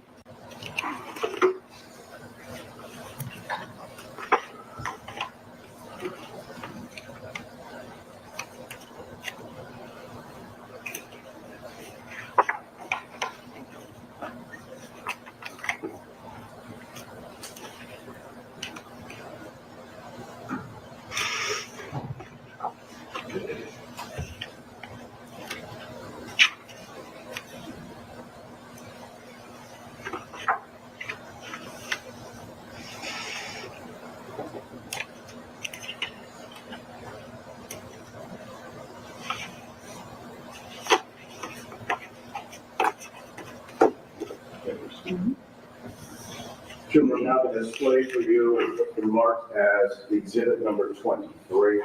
Please tell me what's generally depicted in that image. Sure. So this is the floor area of where the table had been. And what's most notable here are the belongings that we're looking at here, the U-Haul box. And of course, we see some.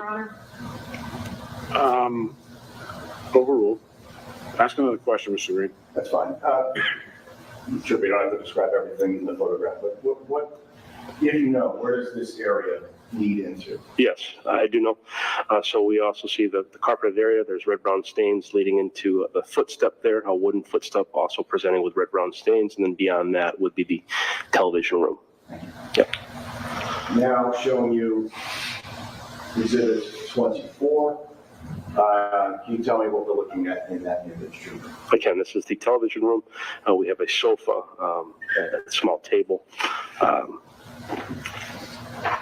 That's what's depicted there. Showing you exhibit 25. Can you tell me what's depicted generally again in this image? I can. So again, we're seeing here the sofa area, and we see a pillow. Next to the pillow, we see a cord and a cell phone.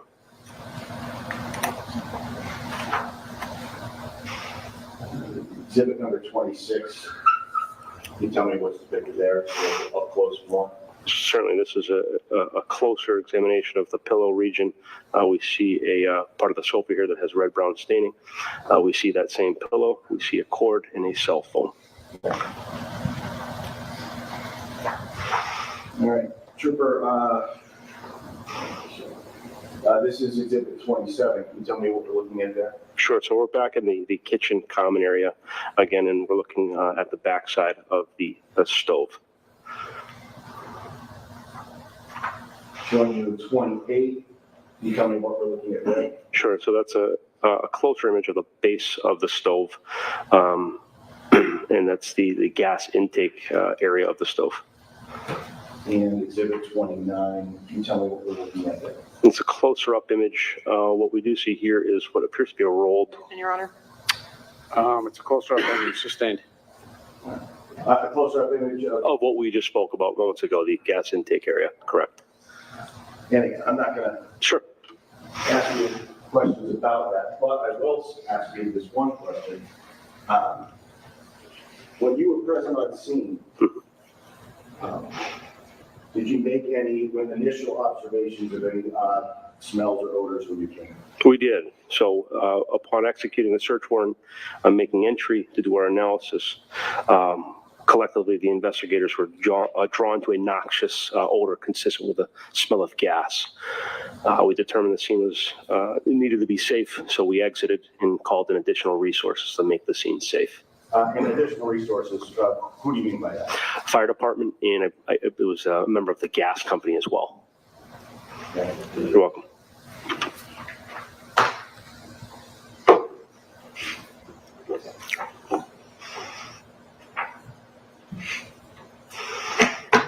May we approach you? Yep.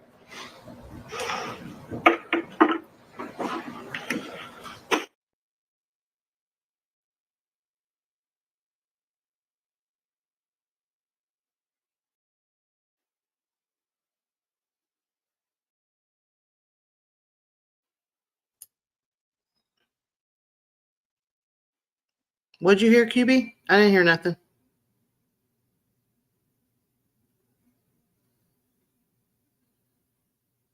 No, she's like, I heard you all talking about the bouncing QB ball. We missed you. That was in your imagination, QB. Yeah.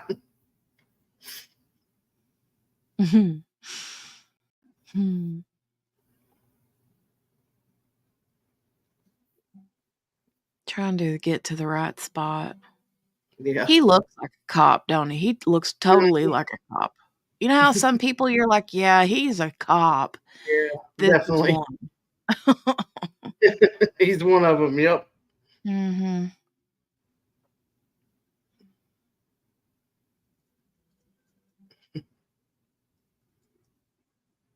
Come on. It's thunder in here. Oh, is it?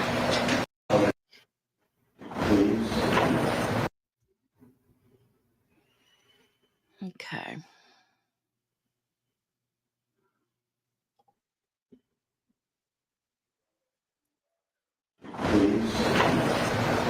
Would just look through those and come in.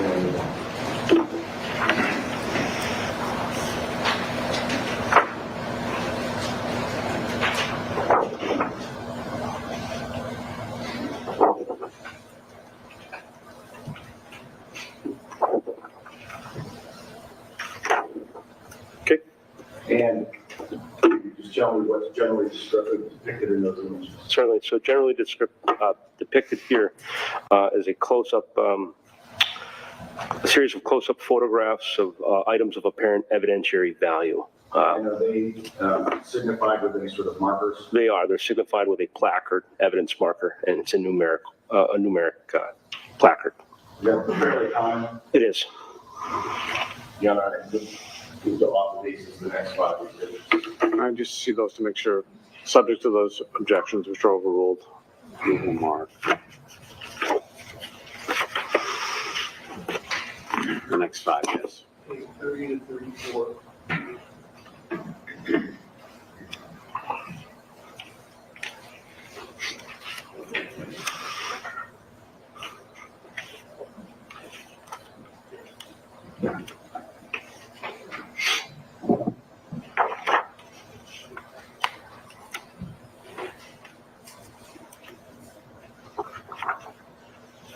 Where's H?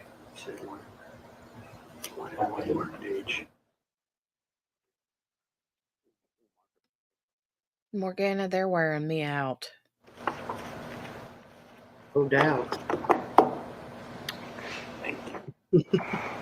You're going to have to get with the program.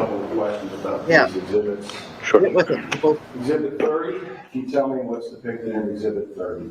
Yes, we have Ms. Avery on the floor. We have some linen, and we have some placards that are indicative of identifying items of apparent evidentiary value. Just for the record, H for ID is excluded. Go ahead, Mr. Green. What are the numbers on the placards, if you can tell? Yep, so those are item numbers that are used to catalog and organize the items that are collected. So we see numbers 7, 8, and 9 respectively. Thank you. You're welcome. Exhibit 31, displaying that now. What is the significance of this particular image? Sure, so placard number 8 is depicting the area of linen here, but most notably the item that is in green. And now showing you 34, can you tell me what that depicts? Yes, and so that again is item number 8 from a different angle here, and that is a large green Cuisinart knife. I'm going to show you Exhibit 33. Can you tell me what's depicted in that image? Yep, so this is a green Cuisinart sheath, and it has a number 14 placard next to it.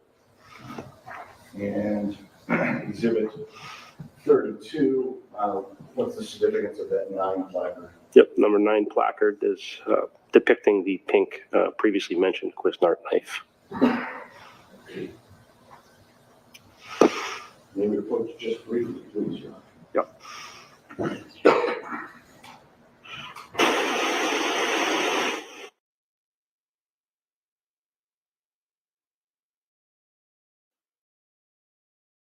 You recognize it. If you can, just so we're clear, where generally was that located? Sure, so that's on the floor area just above Miss Avery's head. You're welcome. Is that a very accurate representation of the keys? It is. Over objection, maybe mark the next exhibit. 35. As the evidence officer, did you also collect some items? I did.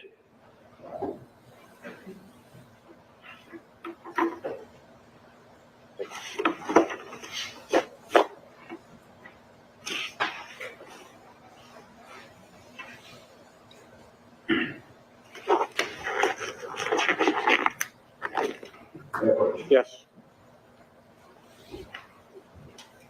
Here, I'm showing you these are items. Just take a look at that. Okay. Absolutely. All right. You recognize that? I do. What is that? That is a cell phone. It's an iPhone with a slightly pink-colored sparkly case. That was identified throughout the course of the investigation as belonging to Ms. Avery. And did you seize that item? I did. And where did you seize it from? That was from the sofa region of the couch that was depicted in the television room. You're welcome. Then I moved off of this as an exhibit at this time. All right. No objection. All right, maybe mark without objection as 36, right? Mr. Walsh, 36? 36.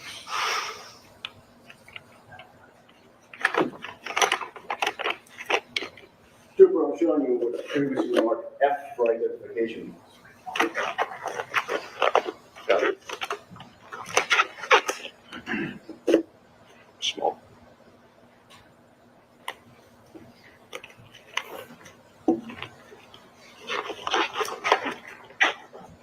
Yes.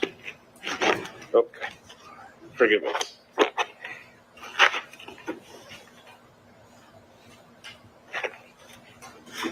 You recognize what's contained in that envelope? I do. And what do you recognize at the end of it? These are keys and a key fob, more specifically. These are the ones that we just spoke about a moment ago that are depicted in the photograph that were found near the head region of Miss Avery. Thank you.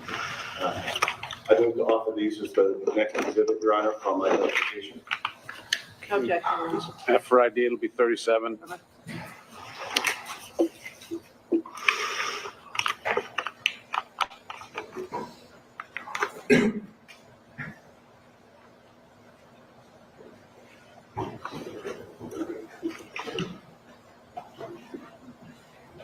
Your Honor, I'm going to hand you this evidence box. Can you just look inside of it, please? Let me know if you recognize that item. I do. What do you recognize that item to be? That is a green Cuisinart knife. Is it the same knife that we were just discussing in the photographs? It is. And that was collected and tagged as evidence by you, the evidence officer? Correct. Identify mark, please. Objection. Oh, without objection, 38. Counselor, just a point of clarification, I apologize. That was documented on my ledger, but the item specifically in terms of collection, I believe was the State Police Crime Lab member technician. You were there when it was collected? Correct. With the court's permission, I asked that these two items be published briefly to the jurors. Not right now. All right. Philip, publishing means hand them around, the jury box? I just want to contribute. Oh, you want to hold them up? Oh, all right. We can hold them up. Thank you. The wrong word. Go ahead. I'm showing you exhibit 20. If you can take out what is contained in exhibit 20, and just hold it up for the jurors to be able to see.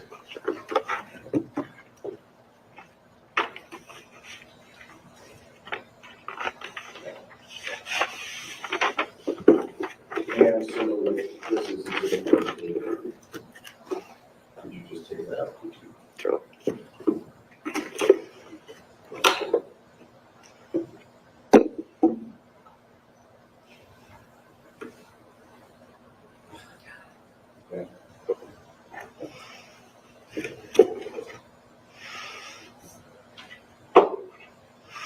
Yeah, more. Of course.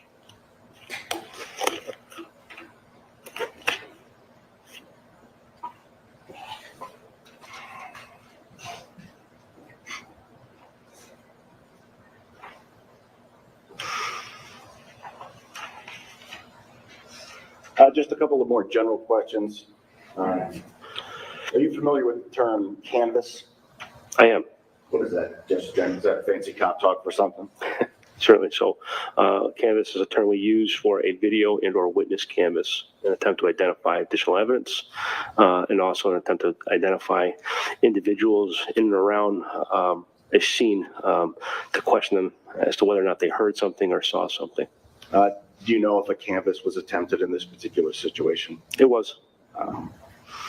Was there anything of significance developed during the canvas? Rephrase that question. Sustained. Are you familiar if a canvas was done? I am familiar.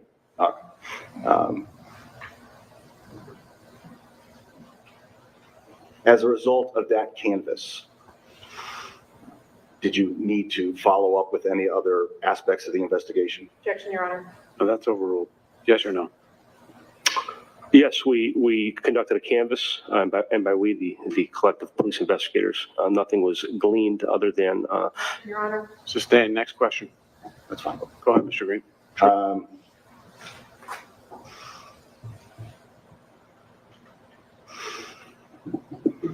I believe that is all the questions I have. Thank you very much, Trooper. You're welcome. Cross. May we approach, Your Honor? Sure.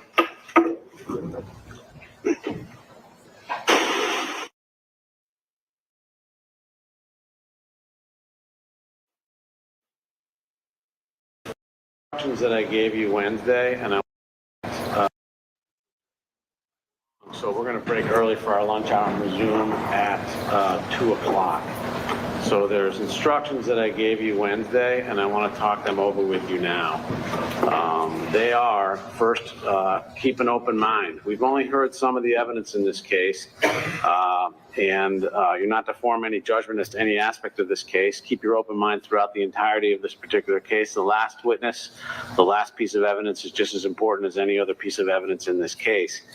As you all know, you're to decide this case based upon only the evidence here in the courtroom. That means that during the course of the trial, don't do any searches of any kind on the internet, websites, blogs, or use any other electronic tools to obtain any information about this case.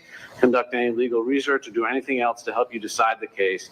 Don't try to find information from any source outside this particular courtroom or have anybody do that for you. Remember, as judges, you're not investigators of this case. You're fact finders and fact judges in this particular case. Don't post or discuss this case in any social media forum or website. Don't discuss the case with anybody, including among yourselves. Sometimes jurors pair off in certain groups and go off to lunch. And the only thing you have in common is this case, but don't discuss it. You're free to talk about anything you'd like other than this particular case.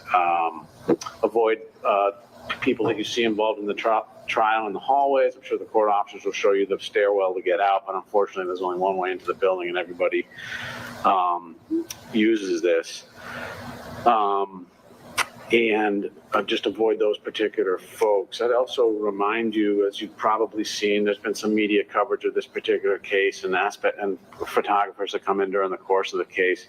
Just because a photographer here or the media is covering this particular case, don't give it any greater or lesser emphasis than you otherwise might, or that particular witness any greater or lesser emphasis if they happen to be here and photographed.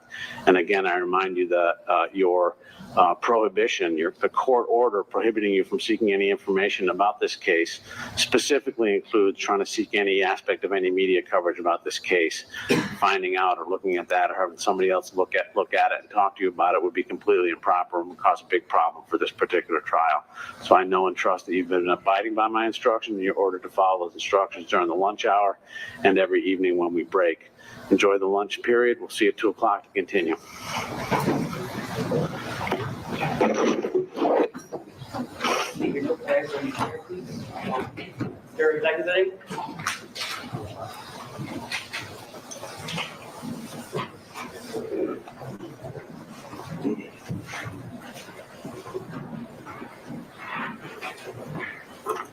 Okay, hold on just a minute. Turn the volume down. I'm gonna fast forward through the lunch break.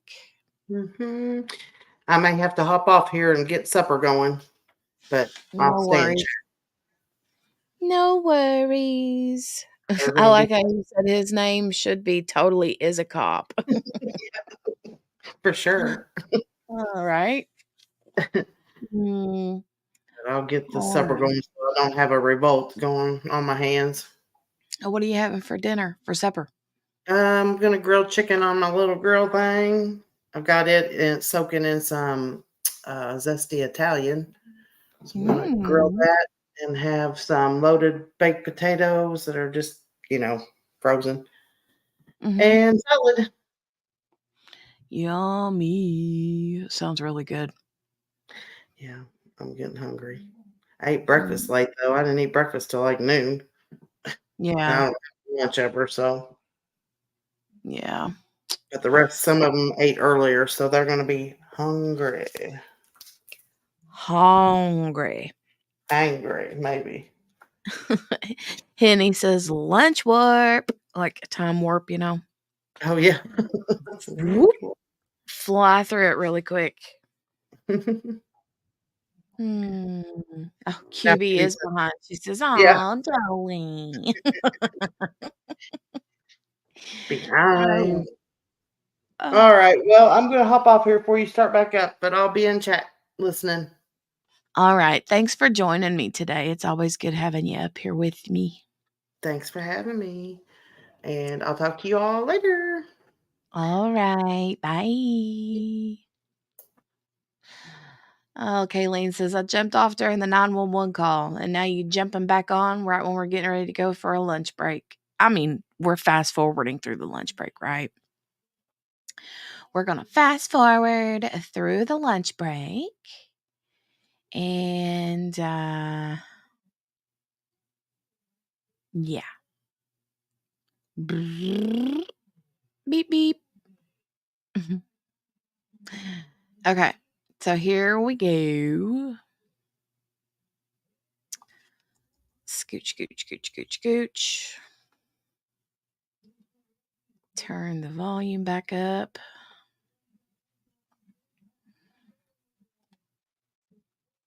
All right.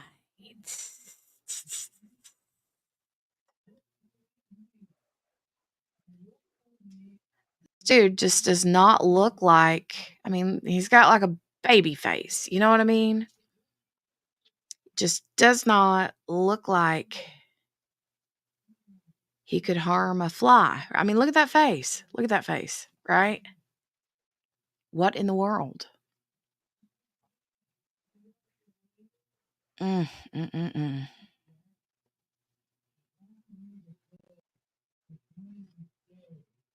Morgana says, "Hi, I'm here."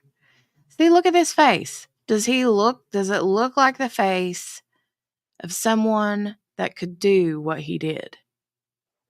It just goes to show. It just goes to show. You never know, do you? You never know. Now Morgana's got me hungry. I don't know what we're going to have for dinner tonight, but all right, we're back. Yes. Actually, I retract that. We can proceed. Okay. If there's nothing else, we'll bring the jury on.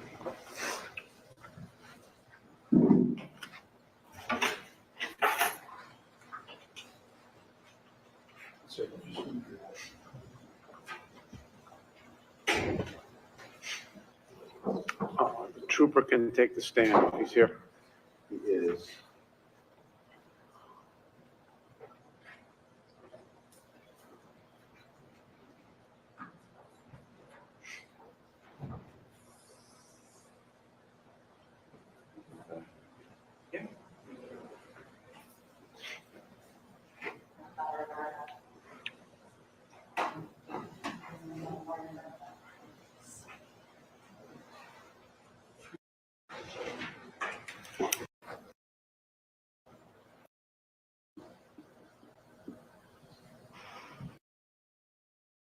What's the lineup for tomorrow, Mr. Green?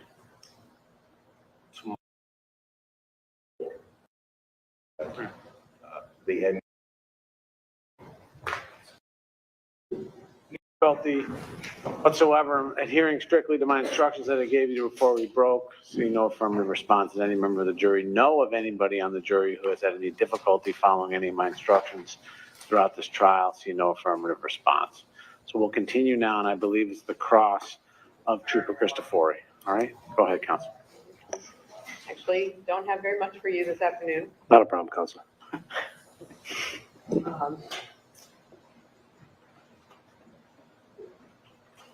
First of all, may I approach, Your Honor? Yes. Free approach.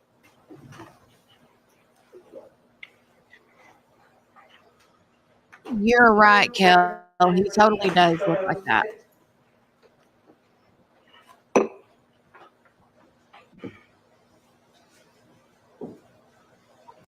Kel said he looks like when Danny DeVito played Penguin in one of the Batman films.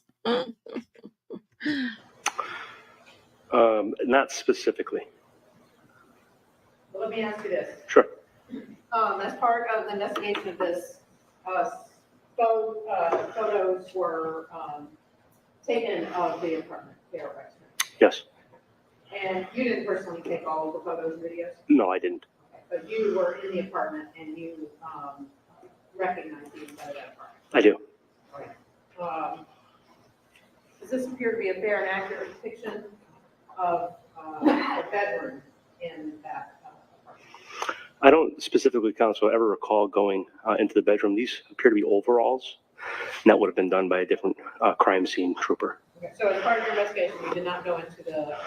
I don't specifically remember going into this bedroom. Let me ask you this. Sure. Is that a picture of the closet in the bedroom that you recall? I don't specifically remember going into this area. Okay. So it was your testimony that this was a small... Yeah, sure. Want those marked for ID, Counsel? I and J. Let me ask you this. Who took those photos? Retired Trooper Christopher Dolan and now Lieutenant Sharon Marr. They both did the processing of the overalls. Okay. Did you review the photos? I did. And you wrote a report that was the lead case officer? I did, yes. Yep. Okay. And so as part of that, did you review all of the photos? And not every single one of them. I think there was like 700 or 800, if I'm not mistaken. So as lead case officer, this apartment is quite small, right? It is. Not more than the 800 square feet or so, I wouldn't know that, Counselor. I'm sorry. but two small bedrooms and a small living area? Correct. Okay. And so your testimony is that you did not go into the entire apartment as part of being the lead case investigator? My testimony is that I don't recall going specifically into the bedrooms. I remember being in the kitchen, the common area, and the sofa area primarily. Okay, so now you have no recollection of one of the bedrooms in the small apartment? Not specifically. Okay. Come back to that. Just need those, right? Yeah. Yeah, because we just need those if you're not going to use them with this witness. Thank you.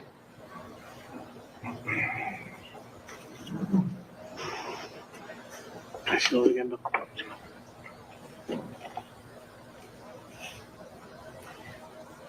I just want to briefly touch on, you testified earlier that at some point there was a smell of gas. Yes.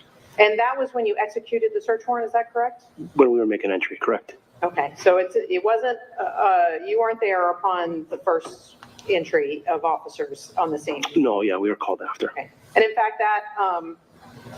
fact, you did not go there to execute the search warrant until about 5:45 on Sunday evening? Correct. Okay. And at that point in time, you smelled some amount of gas? Yes. Okay, enough to feel like you needed to alert the fire department? Correct. Okay. Yeah. I want to come back to that. As in executing that search warrant, you're looking for all evidence of the crime that obviously took place in that apartment? Yes. And I just want to go over this again.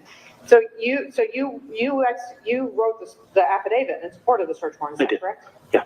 Okay, so as part of that, writing that affidavit, you had to describe the place to be searched. Is that fair to say? Correct. Okay, and as part of that, you had to describe how many bedrooms, perhaps? I don't recall describing how many bedrooms. Okay, but you did describe it as a small apartment? I did. Yeah. Okay, but it's your testimony now that you didn't play any role in preserving the evidence or the photos or recall what the apartment looked like? No, that's not correct, Counselor. Okay. My recollection that I don't recall specifically those bedrooms. Okay.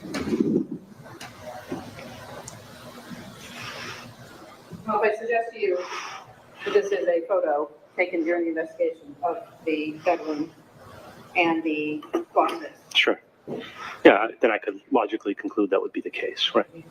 But I don't specifically remember standing in here when this was happening. No. But you agree that these are photos that were taken during the investigation in that apartment? But I can opine to that, but I believe that the trooper that took that would be more qualified to answer that. At this point, I'm going to ask this to be admitted. Any objection, Mr. Green? No. No objection, will be marked in the next exhibits. 39 and 40.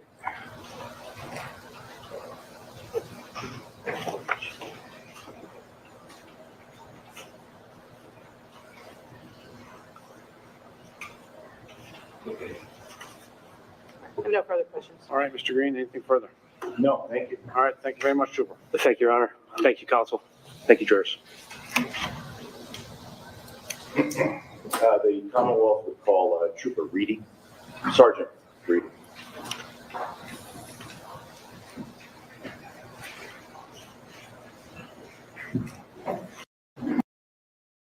Evidence you will give this court and jury in the case now on trial shall be the truth, the whole truth, and nothing but the truth, so help you God. Thank you. Please take the witness stand.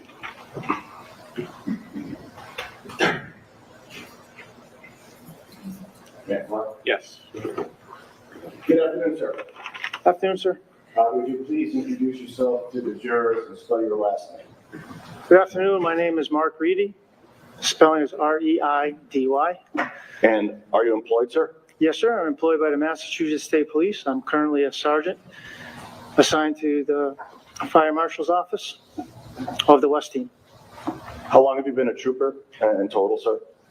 In total, I've been on the force for about 19 years. All right. And you mentioned that you're currently assigned to the Fire Marshal's Office? That is correct. How long have you been in that role? I started this role in 2014. I was promoted out in 2020, and I came back in 2023 as the sergeant of the unit. All right. Could you just briefly describe what your duties are working in the Fire Marshal's Office? Sure. As I previously said, we started in 2015. From there, we were trained. I go down to the National Fire Academy, where we learn about fires, the origin and cause of fires. It's an 80-week course. From there, we have trainings that we go throughout the year to keep up our certifications, usually through the IAAI, which is the International Association of Arson Investigators, which I'm currently a member and certified through them. And like I said, we continue our trainings. We go to all fires, whether it be accidental, natural, incendiary, or undetermined. And we go and assist the fire marshal with determining what caused the fire. Have you responded to crime scenes in that capacity throughout the course of your career? I have. Could you estimate perhaps how many? Or over 100. Thank you. Well over 100. Now, I want to turn your attention specifically to January 13th of 2019. Were you called in to assist in an investigation at 92 White Street in Westfield? Yes, I was. All right. And do you know why you were called in? I was called in to help with the origin cause, and also because I was a canine handler at the time, which is an accident detection canine. At the time, I was assigned a little black Labrador by the name of Star, who was trained through the ATF, and she would assist us in identifying inedible liquids in fire scenes. All right. And when you got to the location, were you directed to a specific area to investigate or to look at? I was directed up to the second floor apartment. And where in the apartment did you focus your attention? It was a kitchen. And was there a particular part of the kitchen, an appliance or something that you were in? Yep. So through the kitchen, there was a knee wall, similar to like this wall here, and alongside of it was a stove and a countertop. And this knee wall acted as like a partition from the kitchen to the eating area, and I was able to move the paneling of this wall that exposed the back of the appliance. What I found back there was some charring to the left sides of the cabinet, the gas line, which had duct tape around it, and some burnt paper and a burnt leaf. And from there, I opined that it Well, was... actually, let me stop you there for one quick second. May I approach, Your Honor? Yeah. Just for the record, I'm showing the witness exhibits 27, 28, and 29. Can you just take a look at those yourself? Nobody else when you've had a chance to familiarize yourself.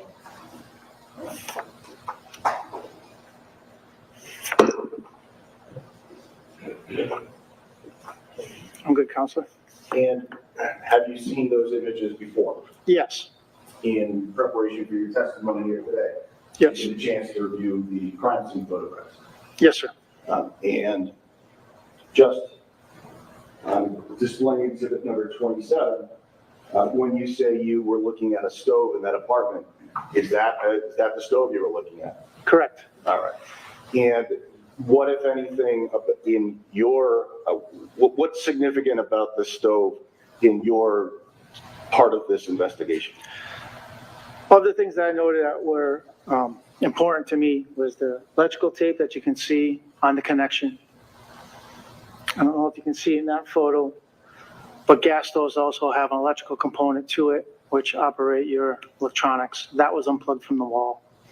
And also you could see that there was a charred leaf and paper underneath the stove next to the gas line where the duct tape was. All right, I'm going to show you number 28, exhibit 28. Hopefully that might be a little bit more useful for you to look at. What are we focused in on in this picture? That is the burnt leaf that is near the connection lines, along with the paper that I observed on scene.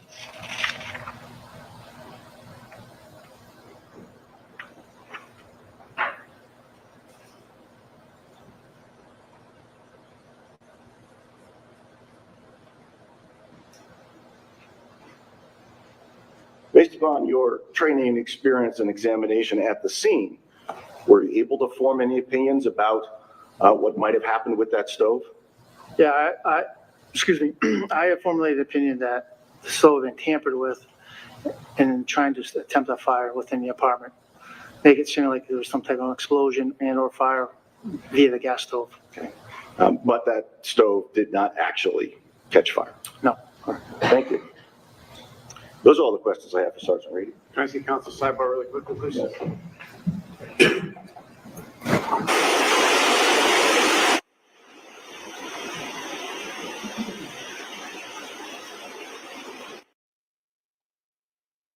They sidebar so much. Lisa, it's good to see you. We've been following it off and on today too. We talked about it at the beginning of the stream today. It's awful about the Baltimore bridge collapse. Just so sad. And scary. Super scary.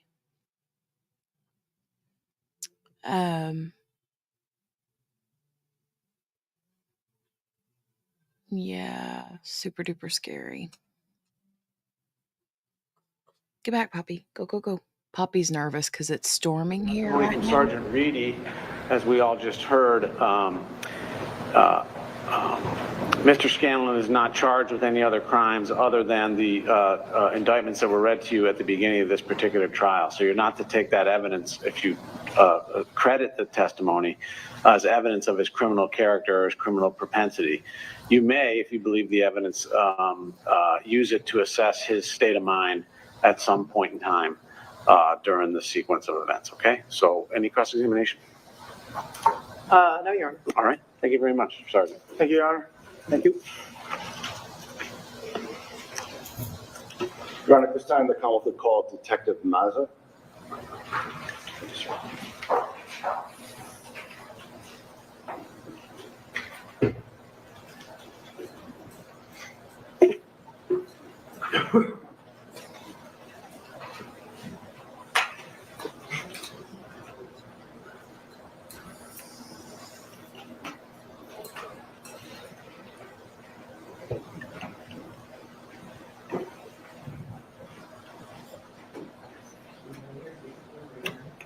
solemnly swear that the evidence you'll give this court and jury in the case now on trial shall be the truth, the whole truth, and nothing but the truth, so help you God?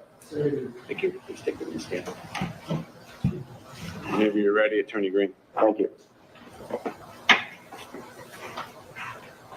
Good afternoon, sir. Good afternoon. Would you please introduce yourself to the jurors and spell your last name? My name is Richard Mazza. Last name is Mazza. And are you employed, sir? Yes, sir, I am. By whom? The City of Westfield Police Department. How long have you been so employed? Since 2005. Okay. And what is your current duty assignment within the Westfield Police Department? I'm assigned to the 412 shift as a detective general investigator. All right. So in this particular case, I want to direct your attention back to January of 2019. What role did you have in the police department at that time? I was a general investigator for the 412 shift as a detective, and I believe I was on call that weekend. Okay. And so did you become involved in an investigation at 92 White Street? Yes, sir, I was. And are you one of the officers that responded to the scene at some point that day? Correct. And you've been a Westfield police officer for how many years, sir? About 19. And so I want to ask you a couple just questions about general areas. Are you familiar with an establishment in Westfield called the Maple Leaf? Yes, sir, I am. And how best would you describe that? It used to be a bar, and now it's a grill. They serve some food there. And did you have an occasion recently to go there and take some photographs of the inside of the establishment? Yes, sir, I did.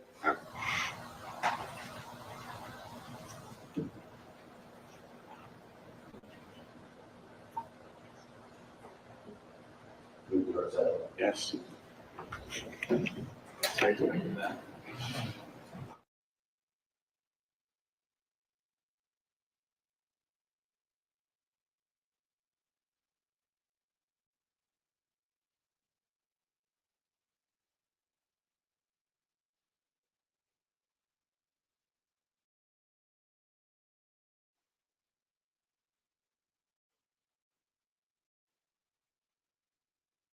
Just like that, just take a look at the picture.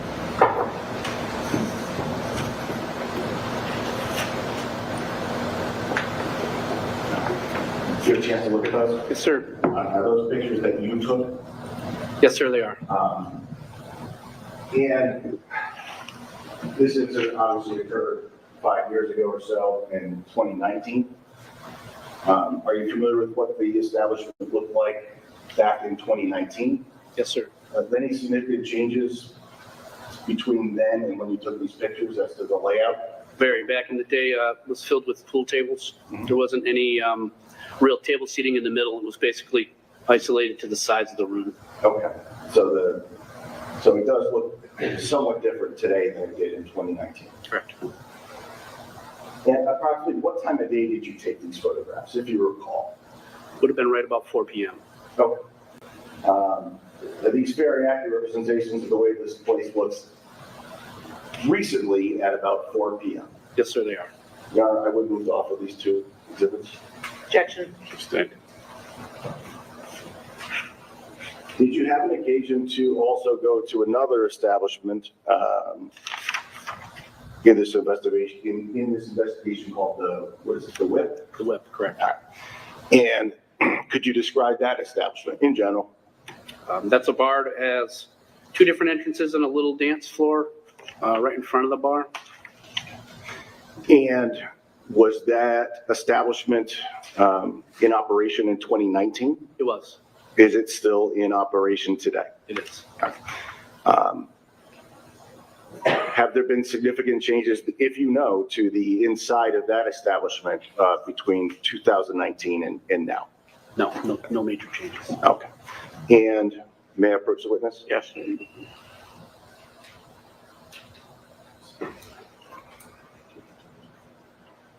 Just again, show you these images, take a moment, look at them to yourself, and then look up. If you remember.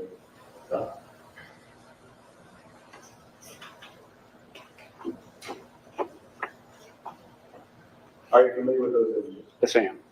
And did you take these images? Yes, I did. And again, approximately what time would you say you took these images? Probably 4:15 p.m. Are these images fair and accurate representation of the way the Whip City appeared when you took the pictures recently? Yes, sir. And are they fair and accurate images of depictions of the way that the inside of it looked in 2019? Yes, it is. I moved off these three pictures. All right, Objection. that's overruled. These have been marked. 3 pictures, 41, 42, and 43. Detective, you've been a police officer in the city for a long time, right? Yes, sir. Are you familiar with the street layouts and things of that nature within your city? Very. Are you familiar with where the Whip City is located? I am. All right. And are you familiar with 92 White Street, just the location in general? I am. All right. And if one were to drive from one place to another, is there a main route that you would take? There is. Objection, Your Honor. That's a stand. Rephrase that question, main route. Let me ask you this.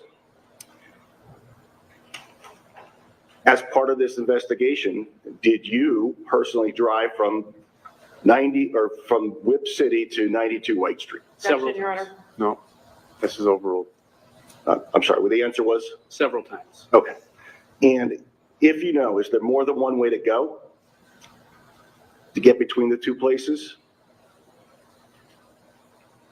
As a direct, no. You could probably drive backwards down a dozen different side streets to get there, but if you were going from A to B, that would be the only route to take. All right. And are you familiar with that route? I am. Could you just describe that route, please? Absolutely. So you would leave 287 North Elm Street, which is the Whip. That's the address there. You would head south on Route 10 and 202, which is a major state highway. You take that until you cross over Great River Bridge southbound, and you'd come up to Emery Street, and then it would be a turnaround to head north on Elm Street at that point. So you would enter that little turnaround, head north on Elm Street, and then you would be headed east on Meadow Street. And then you take Meadow Street to White Street and turn south onto White Street. And is that general area White Street, is that more commercial or more residential? Residential. All right.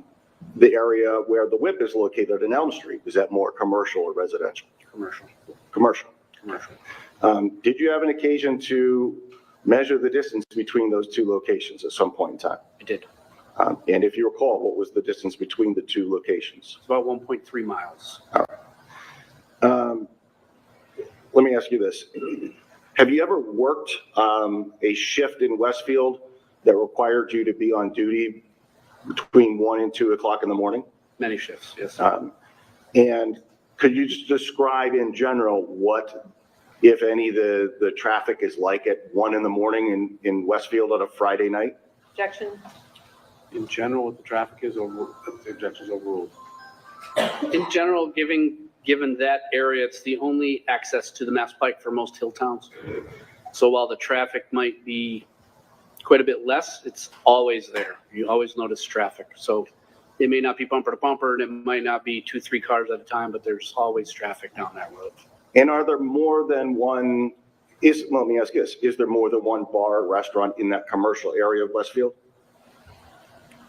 There is not right in that area, no. So pretty much just the Whip? Just the Whip. And if you know, based on your own experience working those late night shifts, when the bar gets out, is there, what is the traffic like as the bar closes down and people have to leave? Right about 1:30 in most of Westfield where there's a bar or a pub located, right about 1:30, you'll see the traffic uptick. Vehicles start leaving, people going home, and we assume that would be people giving other people rides home from the bar, that sort of thing, but traffic picks up about 1:30 a.m. Okay. And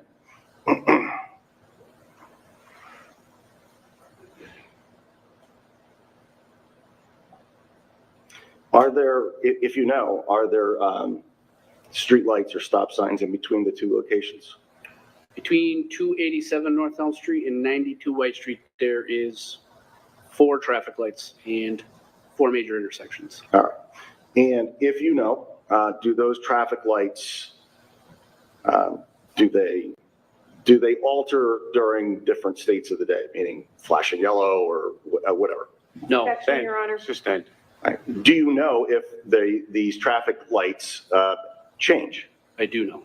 And what can you tell us about those traffic lights? Traffic lights between 92 White Street and 287 North Elm Street do not flash, ever. All right. So they're just on their standard? They're always on a standard cycle. All right. Thank you. Those are all the questions I have for Detective Mazza. All right. Any cross, please? Detective Mazza, you were asked today about pictures that you just went out and took of these establishments in the last, couple weeks? Correct. All right, but you knew immediately that that Whip City Bar and the Maple Leaf were both involved in the incidents, in the events of that night, correct? Correct. Okay, and you didn't take any steps at that point in time to document what the state of the establishments looked like then, correct? No, did not. Okay, and you knew early on in this case that that there was an incident outside of Whip City that was very important to the circumstances of this case. Is that correct? I don't understand it now. Well, specifically, you learned that that Ms. Avery had an interaction with a young man named Scott Burns outside of the Whip City. Is that correct? Correct. Okay, and you didn't take any steps to go and document that that area outside of the Whip City, did you? No, I did not. Okay, so no. So you've come here now, all this time later, and now you've gone back to these establishments. Is that correct? Correct. Okay. Just didn't seem relevant at the time. In a thorough investigation. An empty parking lot? I didn't know. I did not see it. Okay. But you didn't know something happened in that parking lot, correct? I don't believe it was that night. It would. I'm not sure when we interviewed the gentleman that told us that. It would have been the next couple days. But that was within a few Yes, days, yes, correct? a few days. Now, and it was your testimony that you've tracked the time to between Whip City and the White Street address, and that you came up with 1.3 miles? I tracked the distance, yeah, not the time. The distance, okay. And heard a lot of some information about what traffic might have been like at that time, but in fact, did you recover, were you part of the investigation that found surveillance videos of the car returning to the White Street address that night? Yes, I was. That was you? Yes. Okay. Where did you obtain that video from? I believe I got 2 different sets of video. I believe one was from Pro Lamina, I believe, which was Elm Street or North Elm Street. And the second would have been 101 Meadow Street, I believe, is the address there. Okay, and so that's turning the corner directly onto White Street, From Meadow to White Street. which is right near their house, the apartment at the time, correct? Yeah, just down the street. Yep. Okay, and those were timestamped, is that correct? Yes. All right, so we're not guessing here. You know that the vehicle that Ms. Avery and Mr. Scanlon returned to the car and arrived at that corner of Meadow Street and White Street at 1:20 a.m. Is that correct? I do believe we saw the vehicle on the video from the Meadow and White Street intersection. I don't recall if we saw the vehicle on the video from North Elm Street, Pro Lamina, but that was a timestamp. Okay. That one, yes. So you recovered the video though, correct? Yes, yes, I did. May we approach, Your Honor? Sure.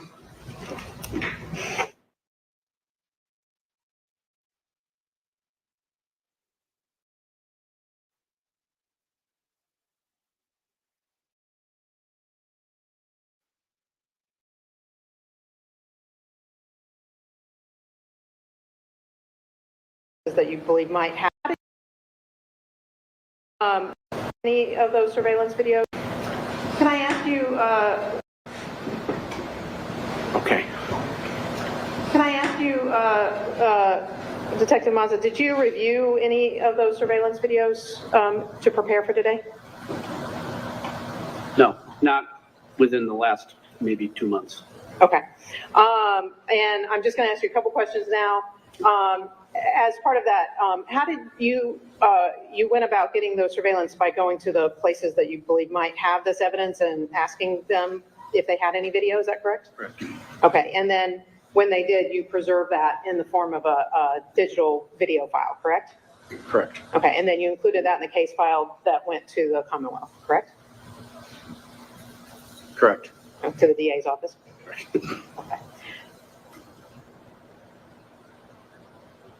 Where's the...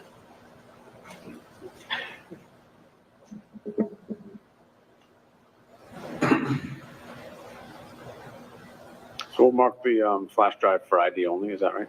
All right. It's going to be K.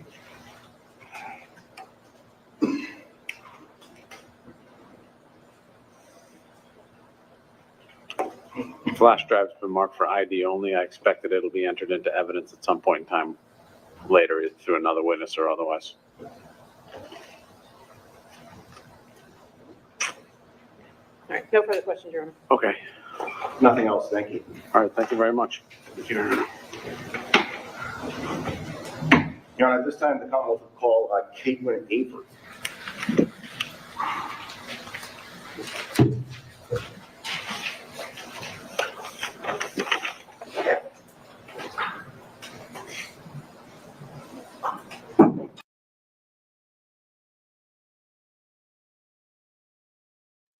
They are just scooching right along through these witnesses, like boom, boom, boom.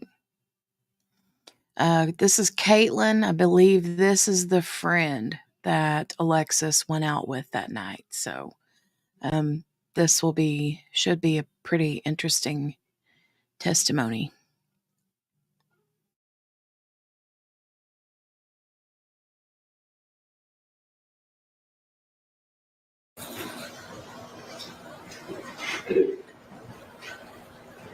Manquar? We're ready, Attorney Green. Thank you.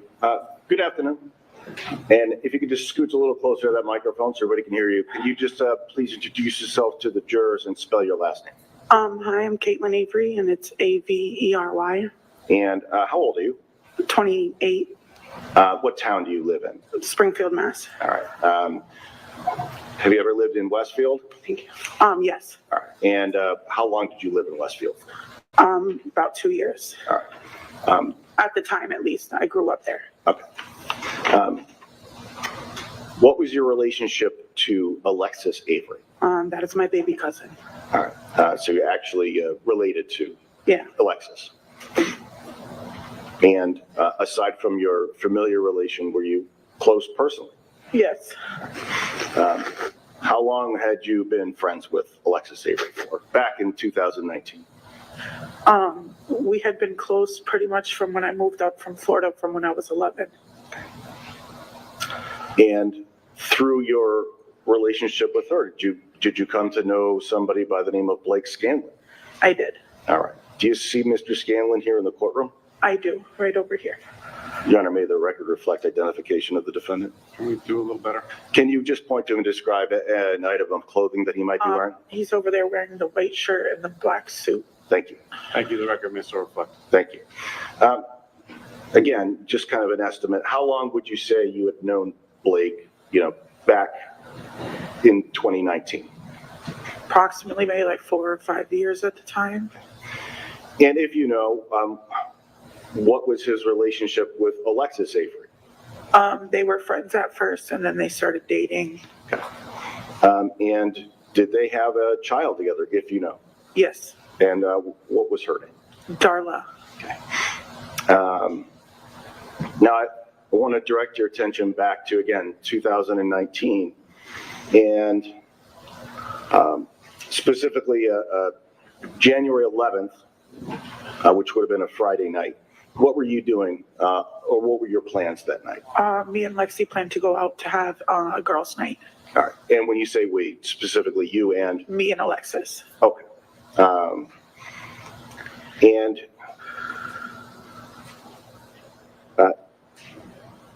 Did you end up at Alexis's mother's house at some point in time? Yes, we actually met up at her mom Jessica's house because Jessica watched my son Jaden for the night for us to go out. And was there something about taking somebody's car or whatnot? Yeah, so my headlight was out in the front of my car, and Blake was going to use Lexi's car to move out that night. Sustained. Next question. Get it, motion strike. Strike the last part. So let me go back and ask you this. Was Alexis going to be driving her car that night? No, we planned to drive her mom's car.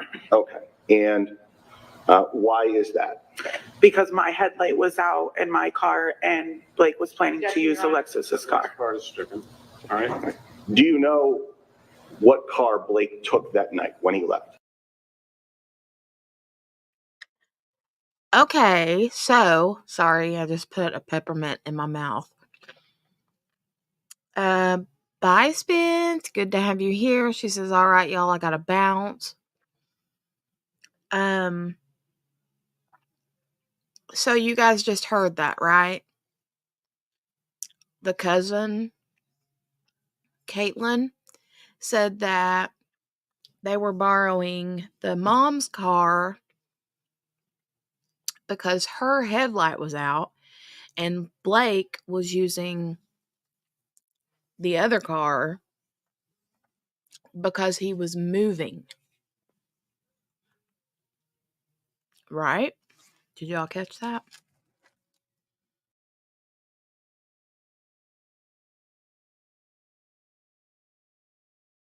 Alexis's Cobalt. All right. Chevy Cobalt? Yes, Chevy Cobalt. So at some point, are you back in the apartment with Alexis getting ready? Yes, we drove from Alexis's mom's house back to their apartment, taking both her car and Alexis's mom's. And if you recall, what was Alexis's mother's car? It's a Mazda, a red Mazda SUV. Okay. And when you got back to the apartment, was the defendant there? Yes. Could you describe how he was just acting in general? Distraught, sad, mopey. Did he say anything in particular? Yeah, just he mentioned, he can't believe he's losing his family. He didn't want to, stuff like that. Okay. Did you see him consume any alcohol at that point? I did. He grabbed a handle of Bacardi Lemon off the top shelf of their cabinet and took a few swigs. All right. And did he say anything when he did that, if you know? Just that he can't believe he's losing his family. He didn't want to lose them. Okay. Now, you had made plans to go out with Alexis. Yes. Did those plans include, if you know, Mr. Scanlon? No, absolutely not. All right. Do you know if Mr. Scanlon left the apartment at some point in time? Yeah. While me and Alexis were getting ready, he did leave probably around, 8 approximately, maybe. Sure. All right. So sometime around 8, he left. Yeah. And again, in whose car? And Alexis's Cobalt. And the two of you are still getting ready? Yes. Okay.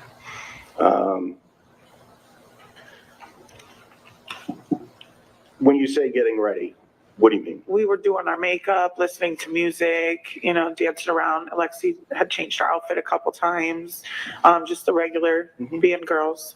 Sure. And it was a long time ago, but if you recall, what was, you called her Lexi? Yeah. What was she wearing that night, if you remember? I remember the outfit that she ended up going out in was like a lighter pink crop top, long sleeve, like sweater, and some dark jeans with holes on the side. Okay. And where did you go first? What bar? The Maple Leaf in Westfield. You know approximately what time you got there?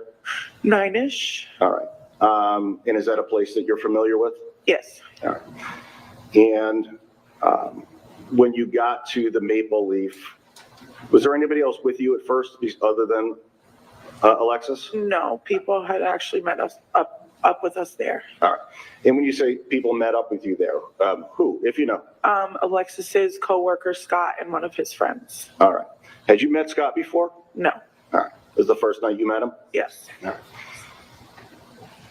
And how did, if you know, how did Scott know to be at that place? Alexis had. Sustained. Do you know if Alexis attempted to communicate with Scott prior to this night? Not specifically what she said, but did she communicate with him? Just yes or no? Overruled. Prior than that night? No, that night. I'm sorry. Yes, she communicated with him. And so what happened when Scott showed up? Just generally describe kind of what's going on. We all met up at the bar, and he bought us a couple shots, and we were just mingling, hanging out, talking.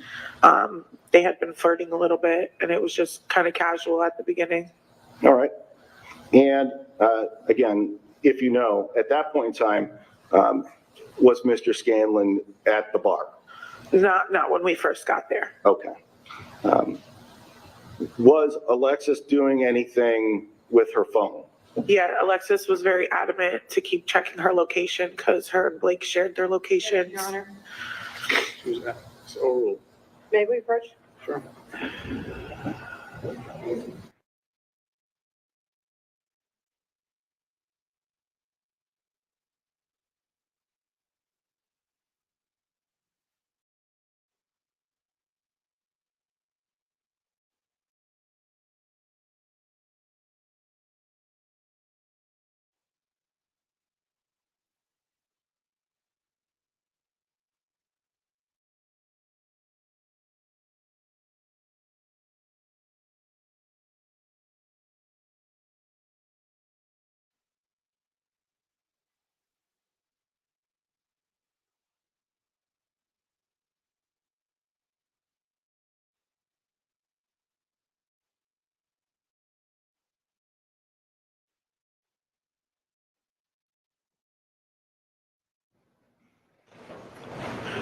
Mr. Avery, I'm just going to rephrase my question and kind of ask you very specifically. Did you see Alexis checking her phone? Yes. Did she check her phone more than once? Yes. All right. Did she ever show you on her phone what she was checking? Yes. She showed me Blake's location. Okay. And when you saw that, could you see where Mr. Scanlon's location was? The phone's location. Yes, could you see the location of the phone Yes. communicating with Alexis? Yes. All right, all right. Now, I want to just continue with the night. How are things going with Alexis and Scott? They started flirting a bit more. We had taken a few shots apiece, and they did start kissing at the end of the bar, just kind of feeling each other out. And did you see the defendant at that bar at any point in time during that night? Yeah, after I noticed Lexi and Scott had started, flirting a bit more. There was a point where I seen Blake and one of his friends walk in to the bar, so I ran straight up to Alexis and told her, like, we gotta go, Blake's here. Okay. And what was, specifically when you say flirting and getting along, what was Alexis, what did you see Alexis and Scott doing at the bar? Like hugging up on each other, flirting, complimenting each other, laughing, kissing, stuff like that. Okay.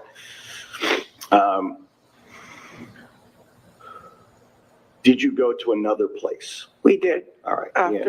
Yeah, go ahead. After he showed up there, we went to go leave, and we decided to go to a different bar so we could avoid any issues. Where did you decide to go to? To the Whip. All right. Did you tell Mr. Scanlon where you were going? No. All right. Did you or Alexis, if you know, tell Scott where you were going? Yes. Okay. And where did you tell Scott you guys were going? I actually, and she actually both told him we were going to the Whip to meet us there. Okay. And did you do that? Yes, we went to the Whip and met up. As you were leaving, if you recall, What did the defendant do? As we were leaving The first place, the Maple Leaf. the Maple Leaf, when we first seen him come in, Alexis ran out behind one side of the bar, and then I seen his friend that he was with. I went up to that friend and I started talking to him, asking like, how was his mood that night? Yeah, don't get into. Okay, sorry. Just what did you see? I seen Blake go after her outside, and they went and had a conversation outside that I wasn't a part of. Okay, you couldn't hear the conversation. No. Did anything strike you at that point?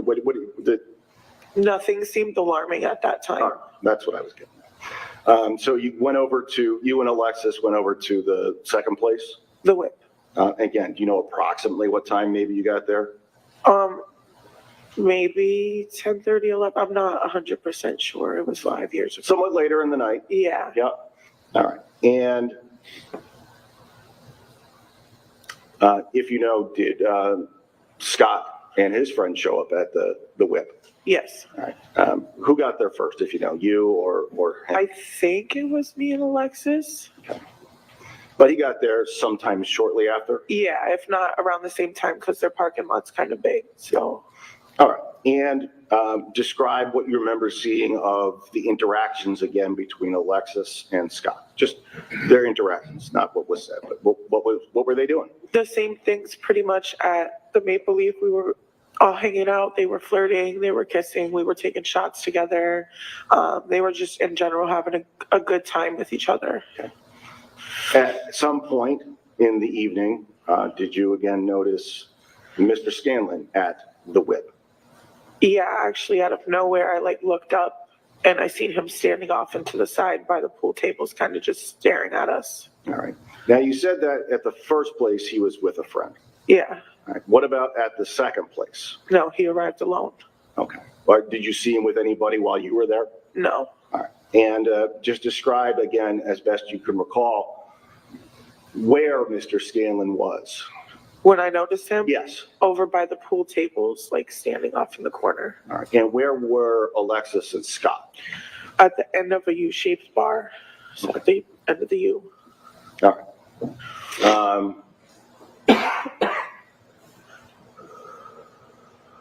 Did you talk to Mr. Scanlon? I did. And how did you initiate that conversation? I did. How did you do that? When I noticed him standing there and he went to come over and talk to Alexis and ask her, what was going on, who was Scott. Alexis introduced Scott to him and said, this is my coworker, Scott. And then I had pulled Blake out to the patio and I told him, what are you doing? This isn't going to, help anything. So that's sustained as to what she said. Ask a next question. But you had a conversation with him outside on the patio? Yes. All right. What did he say to you? Hold on, I'm sorry. I remember having the conversation with him, and then as I was telling him whatever, he looked over and seen Alexis and Scott hugging, and he said, why the fuck are they hugging like that? Okay. And if he keeps seeing that, he was going to fuck him up. All right. So he said that to you? Yes. All right. Did you go back inside at some point? Yes, after that conversation. All right. Did you, without getting into details, did you relay some information to Alexis? I did. All right. And I want to ask you about this. You mentioned, well, let me ask you this. Was there a point in time in the night where Alexis's or her mother's key fob went missing? Yeah. When did Alexis notice the key missing, if you know? It was definitely after I had the conversation with Blake. At the second place, though? At the second place, because we drove the mom's car to the Whip. Sure.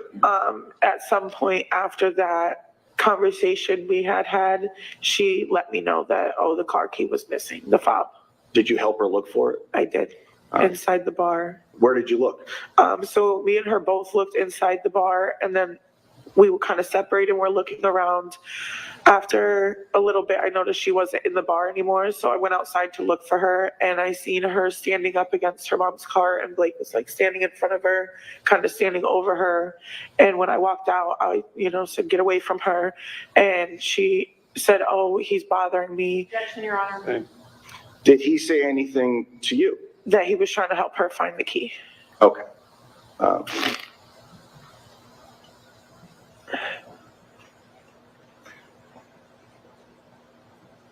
What happened after that interaction?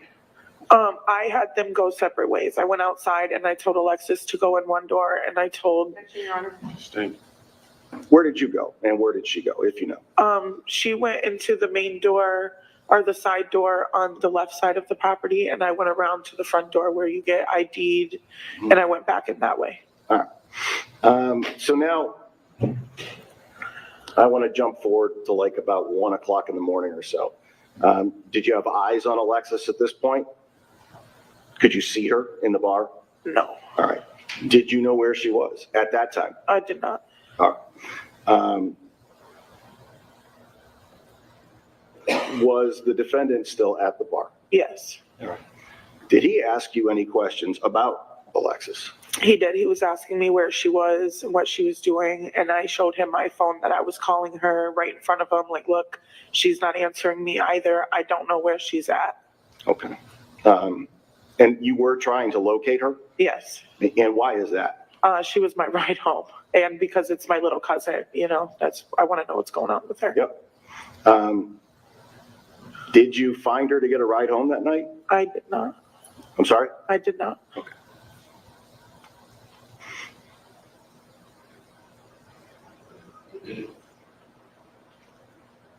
And let me ask you this.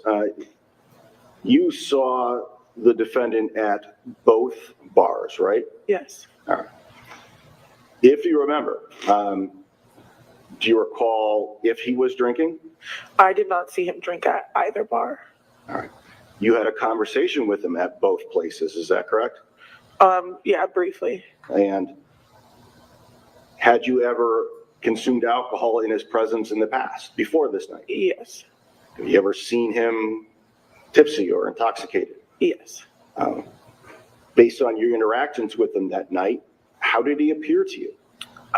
Sober, just distraught, like from the beginning upset that he was losing his family, like he was saying, but not out of like the ordinary, like it wasn't alarming. That's a rule. Could you understand his words when he spoke with you? Absolutely. Was he standing upright, not falling down, things like that?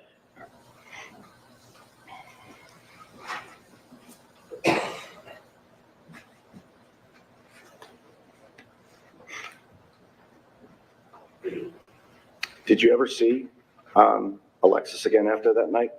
I did not.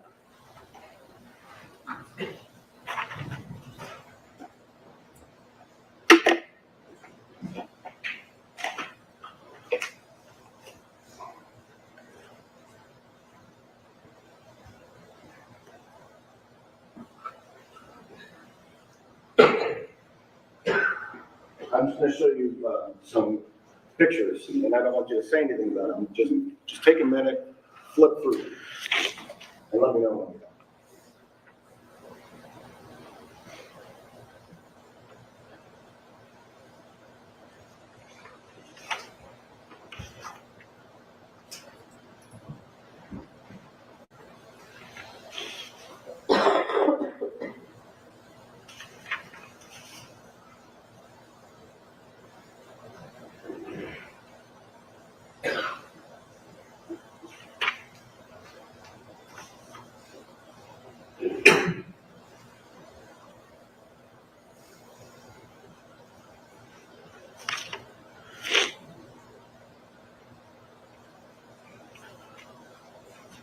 Without getting into it, I'm going to ask you about that, but do you recognize what is depicted in these images? Yes. What are these pictures of? Me texting Alexis, and then me texting her when I couldn't find her too. And so you were trying to contact with her device, her? Yeah, her phone. Yeah. And just so you're clear, again, not an iPhone expert or anything, but like the blue bubbles are me. Are you? Yes. Okay. And have you had a chance to look at these just now? Yeah. Are these accurate representations of the messages you were sending to Alexis' phone? Yes. Can I have this packet mark for identification, please? Identification only. L7 sheets. Your Honor, may we approach? Sure.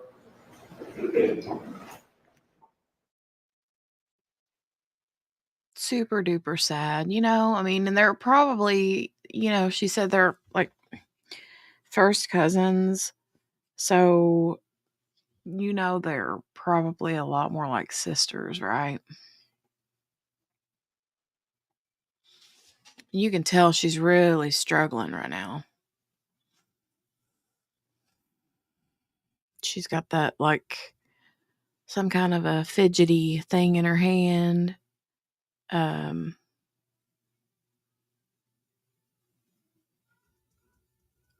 Poor thing. I feel bad for her.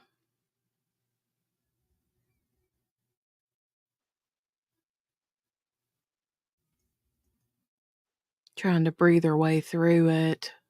Oh.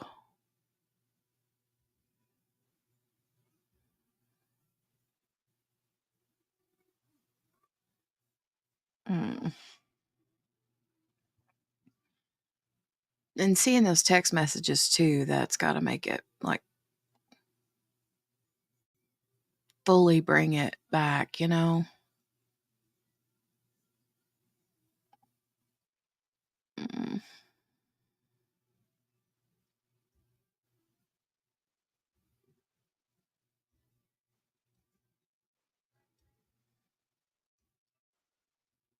That's a really long sidebar.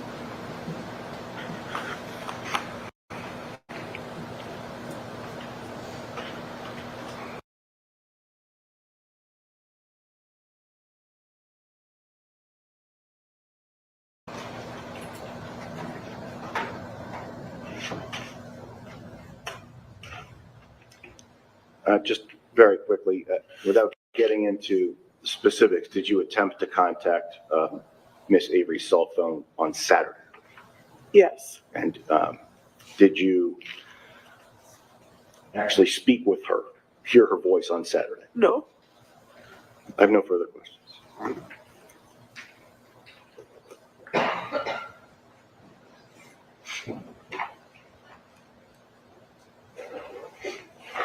Have a moment, Your Honor. Sure.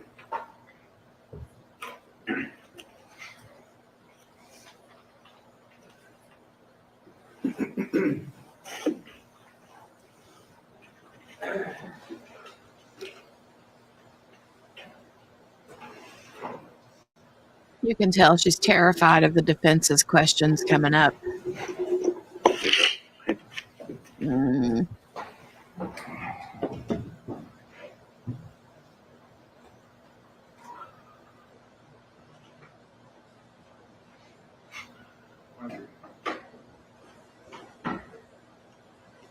Miss Avery. Going back to the night of January 11th, 2019, on that particular night, you also have a child, is that correct? Yes. And how old was your child at that time? Oh my goodness, can I do the math? I'm sorry. How old was she? 19. He was 4. Okay. And so on that particular night, the plan was to go out for a girls' night with Kayla. Is that correct? I mean, with Alexis, correct? Yes. And the plan was that Alexis's grandmother was going to keep both your child and Darla. Is that correct? No. No. No. Jessica, her mom, kept my son, and her grandmother kept Darla. Okay.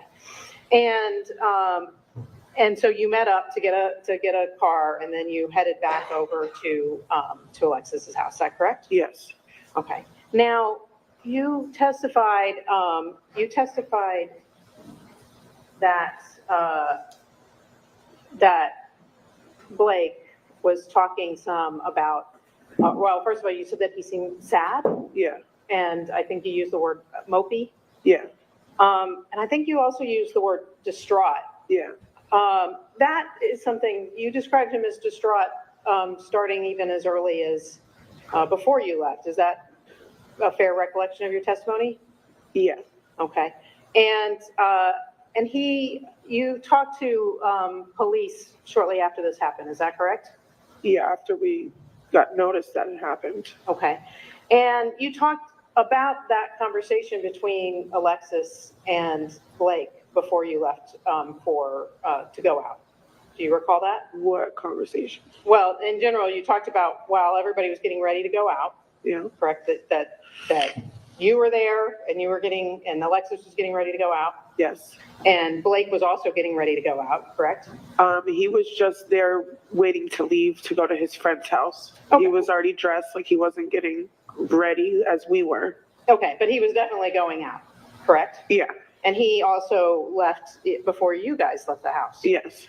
And during that time when you were all together at the apartment, he did say something about the future and that there was that maybe they weren't going to continue to be together. Do you remember that? Yes. Okay, and he specifically said when you talked to police, so when I do leave, what about child support? So do you remember saying that to the police? Yeah. Okay, so he was saying, so when I do leave, correct? Yeah. Okay. Now, but on that particular night, you and Alexis were going out, correct? Yes. And Blake went to his friend's house. Yes. Okay. And you didn't know what their plans were with his friends other than that, correct? No. All right. But it's fair to say that Maple Leaf is a bar that you've been to in the past? Yes. And you've been there with Alexis and Blake in the past? No. No? No. But it's a local tavern, right? Yes. And so is the Whip? Yes. Okay. Fair to say that the Whip is the closest bar to their home? Yeah, I guess the Maple Leaf and the Whip are kind of very close to where their apartment was. Okay. Doesn't take more than about 3 minutes to get between the Whip and their house. Is that fair? Probably. Okay.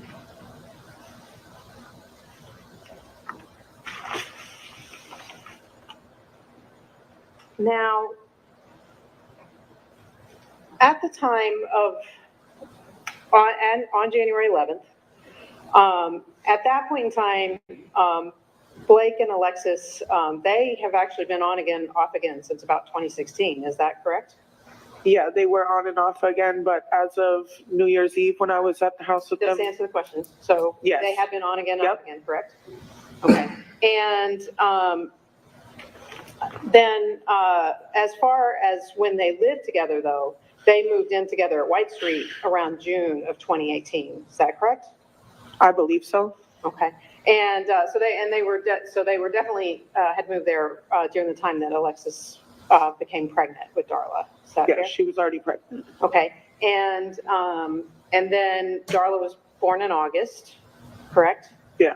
Okay. And so Blake lived there, and they were living there at White Street together as a family during that period of time, correct? Yes. And so since August all the way through until through Thanksgiving, correct? I believe so. Okay, and Christmas? Yeah. Yes. Yeah. Okay, and then he's still living there in January 11th of 2019. Correct? Yes.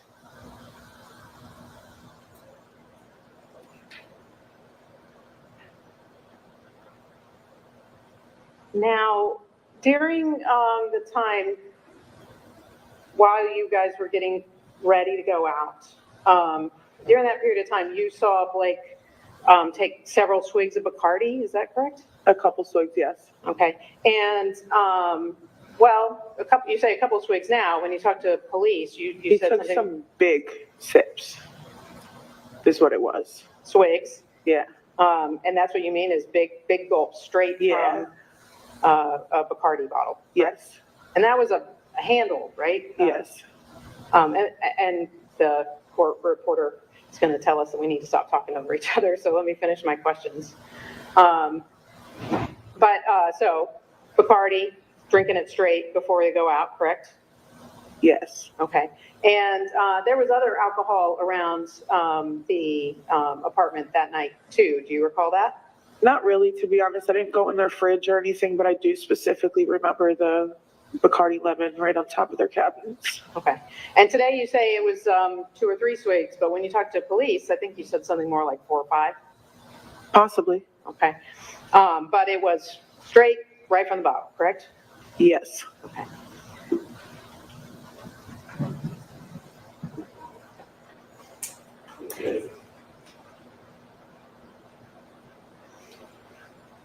Now, I want to talk to you a little bit more about the girls' night aspect of it.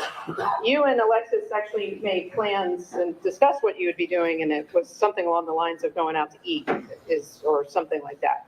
Is that fair to say? For food and drinks. For food and drinks. Yes. And at some point in time, though, you knew that you were.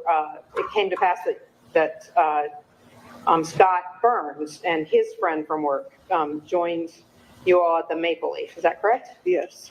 Okay. And at that point in time, did you know Alexis was inviting Scott? After we were going to leave her apartment, yes. Prior to us meeting up, no. Okay. And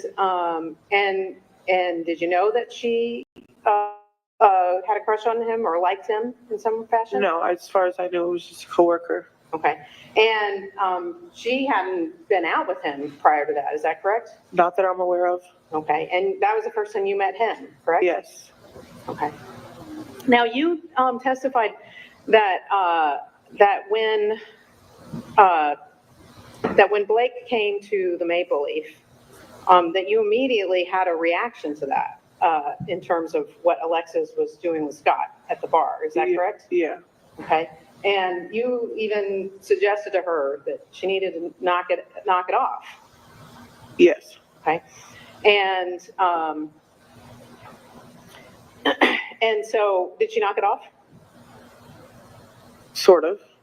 We kind of went to a different place to excuse ourselves from being in his presence. Okay. Now, when you went to the next bar, you said that before you left that Blake and Alexis had a conversation outside before heading over to the whip. Do you recall that? Yes. Okay. And so you weren't there for that conversation, so you don't know what this was about. I was not. Okay. So you don't know if Alexis shared where she was going. As far as I know, she did not. You don't know that? I don't know. Okay.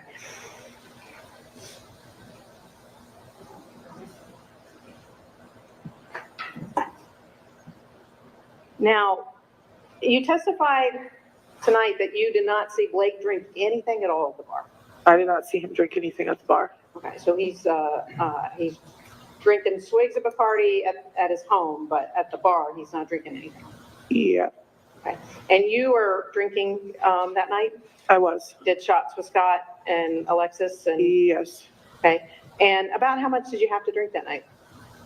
Honestly, I can't recall. It's been 5 years, and there's been a lot to happen since. So, I mean, we had a decent amount to drink. We were out to drink. Okay. And so you recall Scott buying you shots at the bar? Yeah. At the first bar, correct? Yes. And he bought you shots at the second bar, correct? Yeah. Okay. And when Blake came to the first bar, to Maple Leaf, you talked to him for some period of time, correct? No, not really at the first bar. I talked to his friend. Okay. And was his friend drinking? I didn't see him have a drink in his hand. They had just walked in. Okay. Now, you went to the second bar. You went to the Whip, correct? Yes. Now, once you were there, at some point in time, Alexis loses her keys to the car that she's driving that night, correct? Yes. Okay. And as far as you know, did she ever find them? No. Now,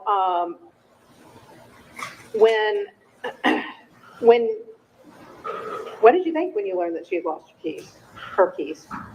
That it was just a small little key fob and that there wasn't really much else on it. So it was easy to lose. And we were kind of looking on the ground because we didn't have purses or like pockets really. You know, girls put stuff in their shirts. Okay. And you helped her look inside the bar? I did. Okay. And Blake was helping look for the keys too, correct? Yeah. Okay. And he was looking outside the bar? Yeah. After she had went out, he had went out too. And he was also helping her look for the keys, correct? That's what they said. Okay. And now, at some point in time, and I think it was maybe around 1 o'clock, 1:10 or so, you head back into the bar. Does that sound right in terms of timeline to you? Approximately, yeah. Okay, and you had actually misplaced, or did you misplace your ID, or did the bar still have it? So my debit card was like a temporary one. It didn't have my name on it, so they kept my ID with my debit behind the bar. So at first I couldn't get back in. I had to have them bring my ID out. Okay, and then you got back into the bar? Yes. Okay, now,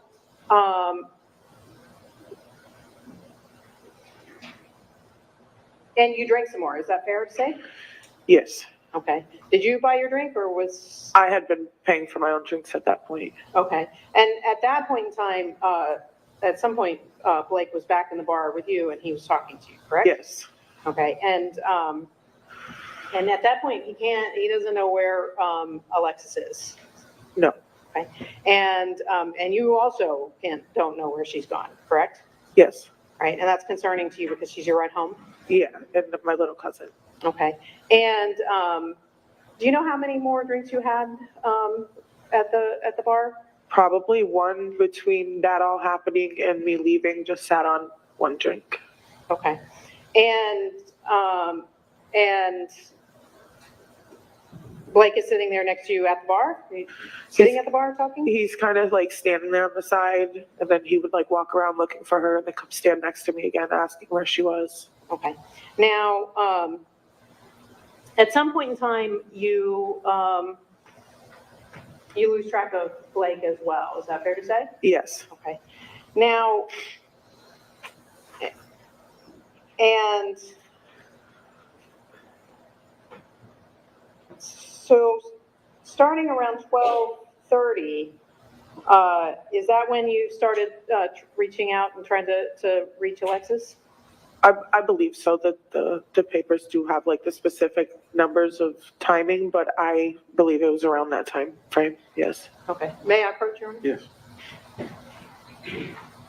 The ID exhibit? Oh, the last ID exhibit.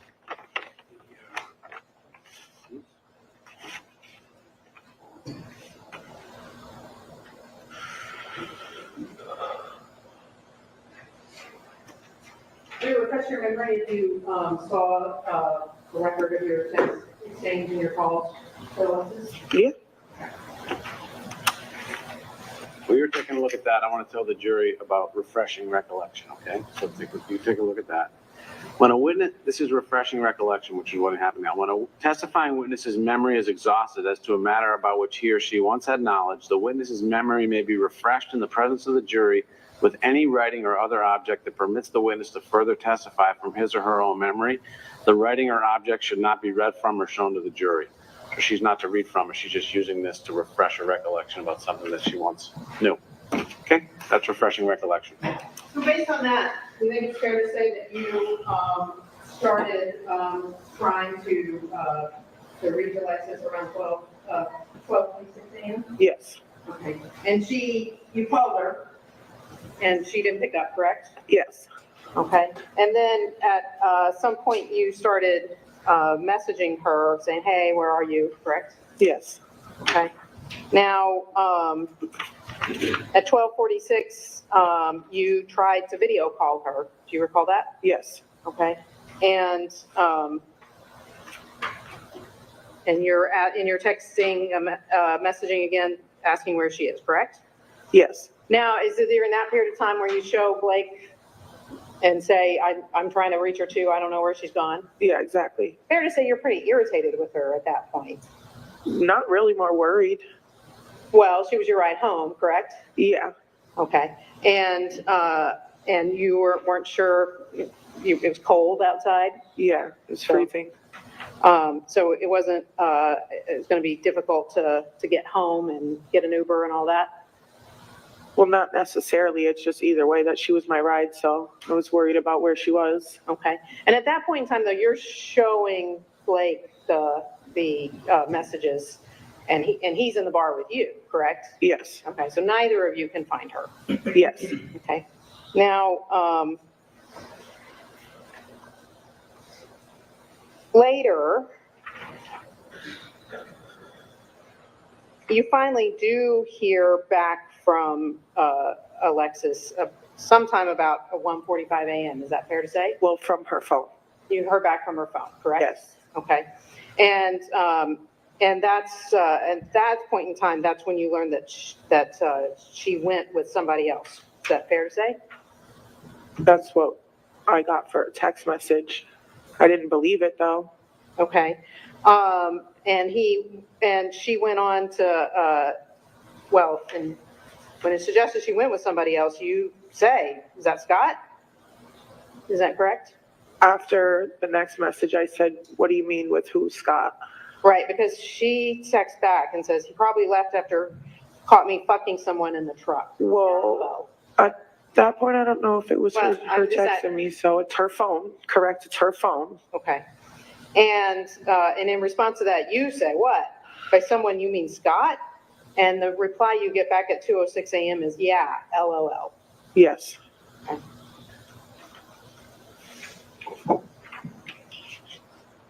And you don't attempt to text or message Alexis again until like 8:35 the next morning. Is that fair to say? Yeah, my keys and stuff were in her house, so I was trying to get that back.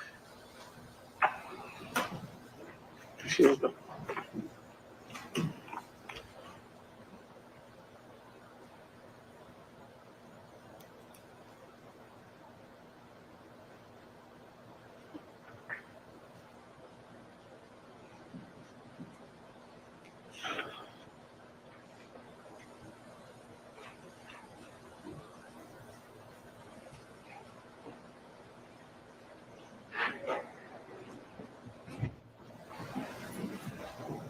May I have a minute, Your Honor? Of course.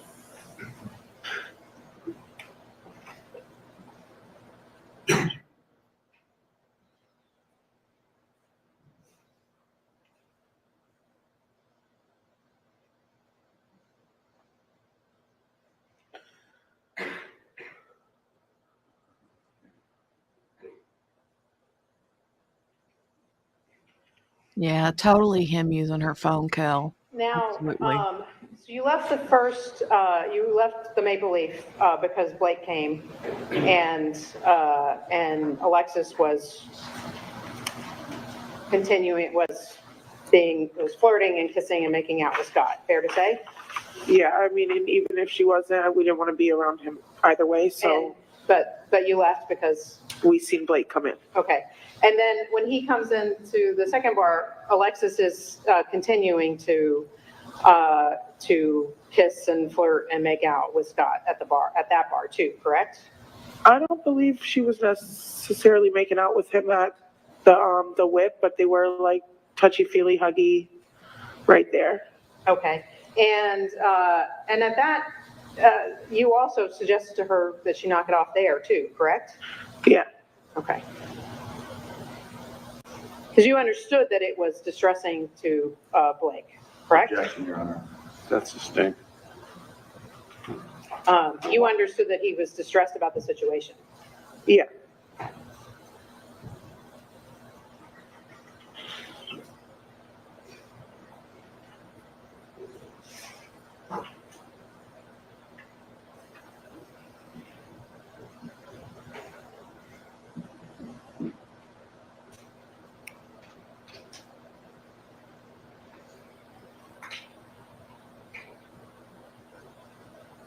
How did you get home that night?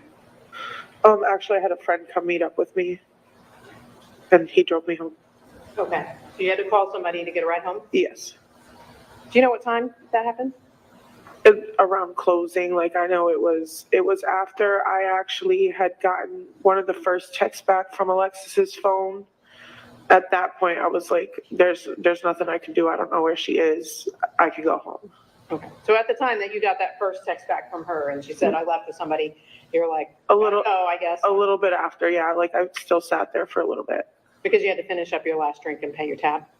Well, that, and I was just still sitting there kind of thinking over the night, like, what the hell happened? Okay. And you paid your tab and then you left around closing time? Yes. Which was about 2 o'clock? I would guess so, yeah. No further questions. Redirect. May we approach this briefly? Yeah, sure.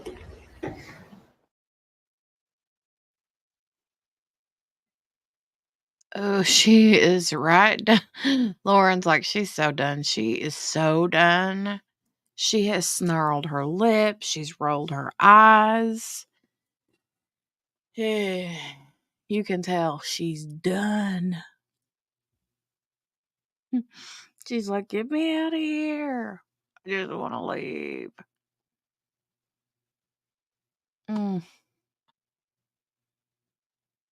She's still rolling her eyes. She is not happy. Can't say that I blame her. I mean, the defense is trying to make it seem like, trying to flip the script a little bit, so to speak, and she's not having it. She's like, no, that's not how it was. No, I don't think so. Thank you very much, Dawn. I just have a couple of quick clarification questions. Okay. Actually, if I could see that now.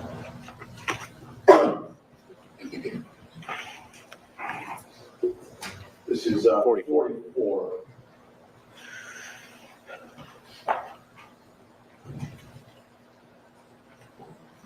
I'm going to display Exhibit 44. These are numbered. Right, Henny? Exactly. Here, hold on. Let me do it for you. Exactly. We need a QB moment. Here we go. I hate it here. I hate it here. Oh my goodness. Oh, rightly, the full footage of the ship collision. Yeah. It's awful. Awful.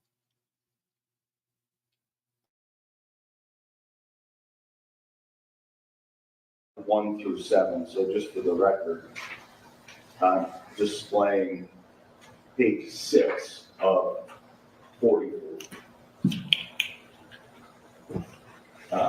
You see that image on the monitor? Yeah, it's actually right behind you as well. And so the blue is messages that you sent to Alexis's phone? Yes. And the white are messages that you got back from Alexis's phone? Yes. And is the picture over here in the corner, is that Alexis? Yeah. Hard to tell, but all right.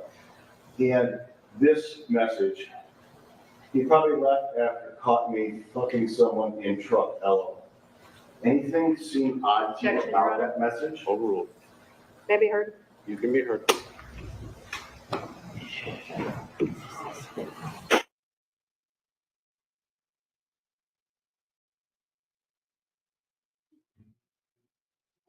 So yeah,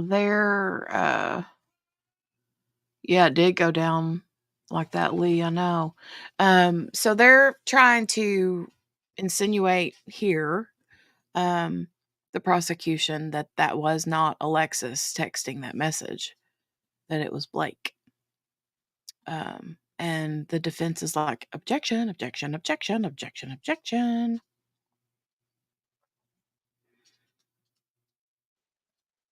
She is doing the most. I know, right? I know, Henny. I know. Oh, she's wearing me out. She was doing that earlier too with what was it?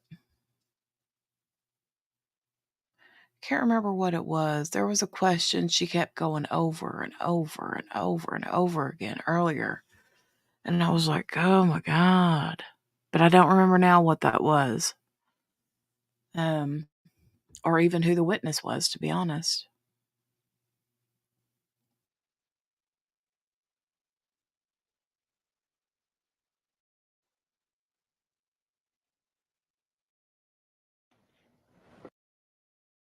We're going to ask that question again.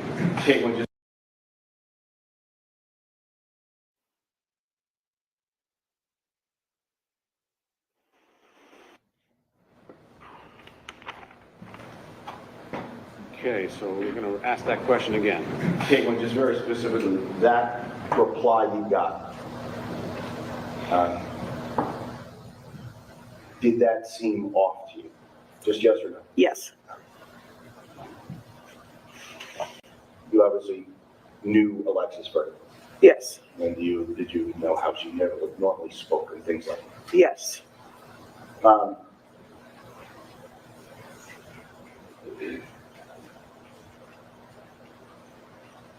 Counsel asked you a bunch of questions actually at the beginning of the cross-examination about time frames when Alexis and Blake were together.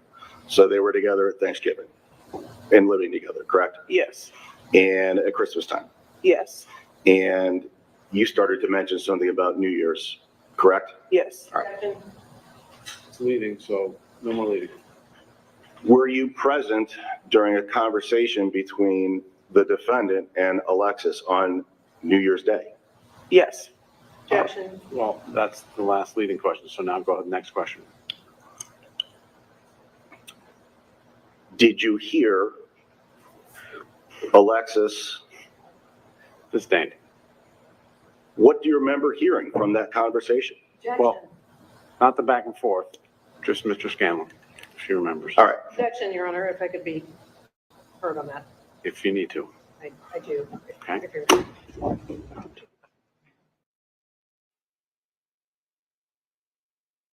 Oh my God. Caitlin is literally going to take whatever that is she's got in her hand and ping it at that one. Object this. Eva. Sorry. Ooh, she is so mad right now. Hold on, baby. Mommy be down in a minute.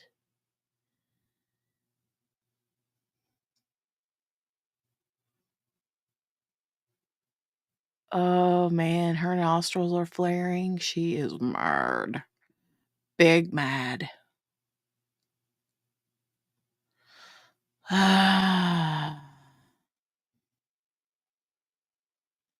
It'll be a massive relief, I know, when she gets off that stand, because she's got to be under so much pressure to not like flip out, blow up, scream, cry. I mean, you know, she's crying again. God love her heart.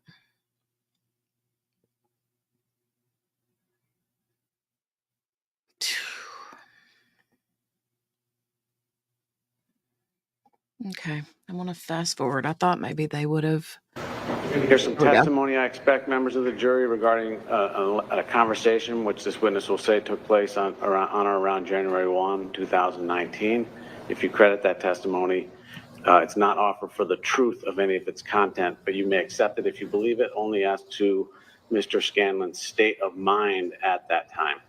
All right? That is the state of his knowledge, state of mind. Okay, go ahead. All right, I'm just going to rephrase the question again.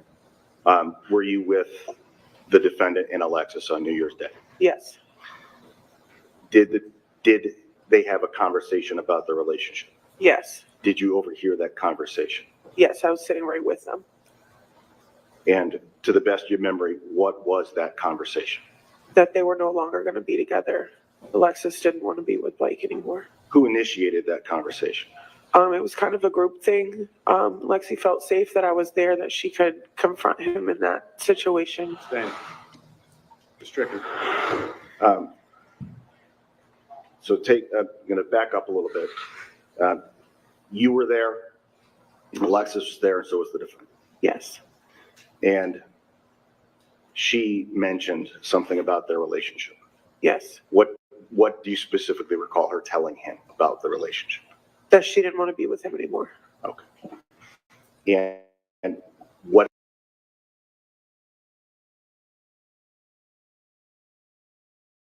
if anything, did he say in response to that? That was, Overruled.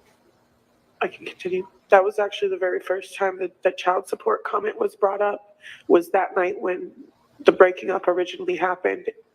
Alexis explained that she wasn't trying to keep him from Darla.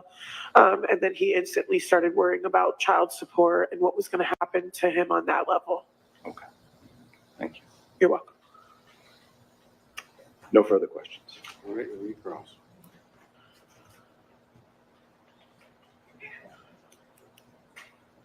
So after that conversation on January 1st, another 10 days passed before you went out again with Alexis. Yes. Correct? Yes. And you weren't there for every conversation that Blake and Alexis had during that period of time, correct?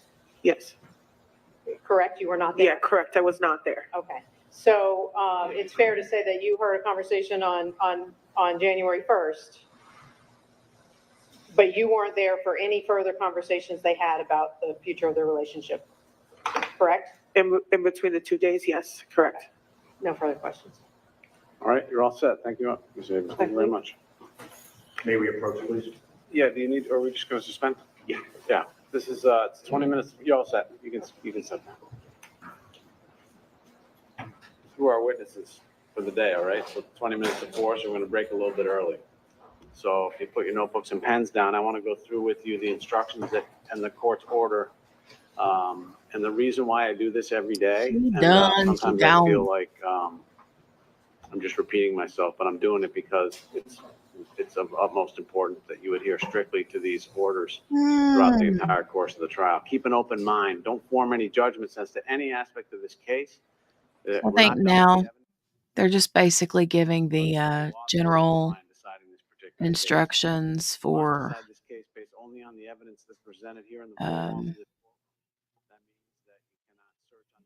you know, what not to do between now and the next day of the trial. Anything else to help you decide the case. Do not try to find any information from any source outside the confines of this courtroom. Do not investigate this matter. Remember, you're the judges of this case, and you're to decide this case based only on the facts. As to that particular instruction, do not have anybody perform those tasks on your behalf or do them for you. Until you retire to deliberate, you cannot discuss, and you must not discuss this case with anyone, even amongst yourselves. You may begin discussing this case only when you enter the deliberation room after I've told you to retire and begin your deliberations. All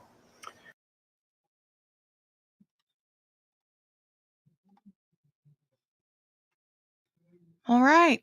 That is that. That is that. We are done for the day. It is almost 7 o'clock Eastern Standard Time, though. I'm starving. I'm going to go have some dinner, and I'm going to go see my husband, see what my children are into. But yeah, thank you. Oh, hold on.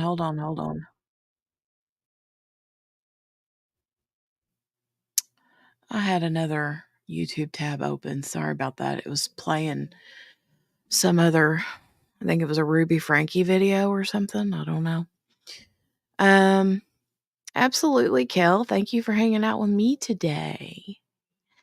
Lauren says heavy. Yeah, no, heavy, right? So anyway, we'll be back tomorrow. We'll be back tomorrow. I'm still waiting to see when JB's giving JB some time to get through some stuff family wise and such as that. If you weren't here yesterday, please give our sweet JB some love and prayers. She's got a super close cousin that just entered hospice care this week. So, yeah, we're sending you all the love and hugs and prayers, JB. We love you. So, whenever she's got more, I don't know, whenever she's ready to come back and join us, we'll start the Delphi deep dives back. But I don't want to do that without her because she's like in it. You know what I mean? She's invested, both her and QB. Well, and for that matter, both Morgana and Steph are too. So I know you all are. But I'm going to get out of here. So we will see you back tomorrow. Maybe kind of see if you guys are interested in this trial. We can keep going. Put a 1 in the chat if you are into the trial. Put a 2 in the chat if you're like, nah, I don't care for this trial. So let me know what you guys think. Thank you guys for the prayers. Hopefully JB watches and she can see these. And if not, then I'll let her know for sure that you guys are sending her all the love. All right. So we got some ones. All right. Well, we will continue then. We'll continue with this one. I know they had day 2 today. So what I'll do is we'll plan on watching it starting tomorrow. And we'll just skip through like we did today through the lunch and or day 2 was today. Tomorrow will be like actually day 3, but we'll be a day behind. So I'm good with that if you all are. So alrighty. I'll get out of here and I'll see you guys back tomorrow. Have a great night, everybody. Love you. Thumbs up, subscribe, all the things. Bye.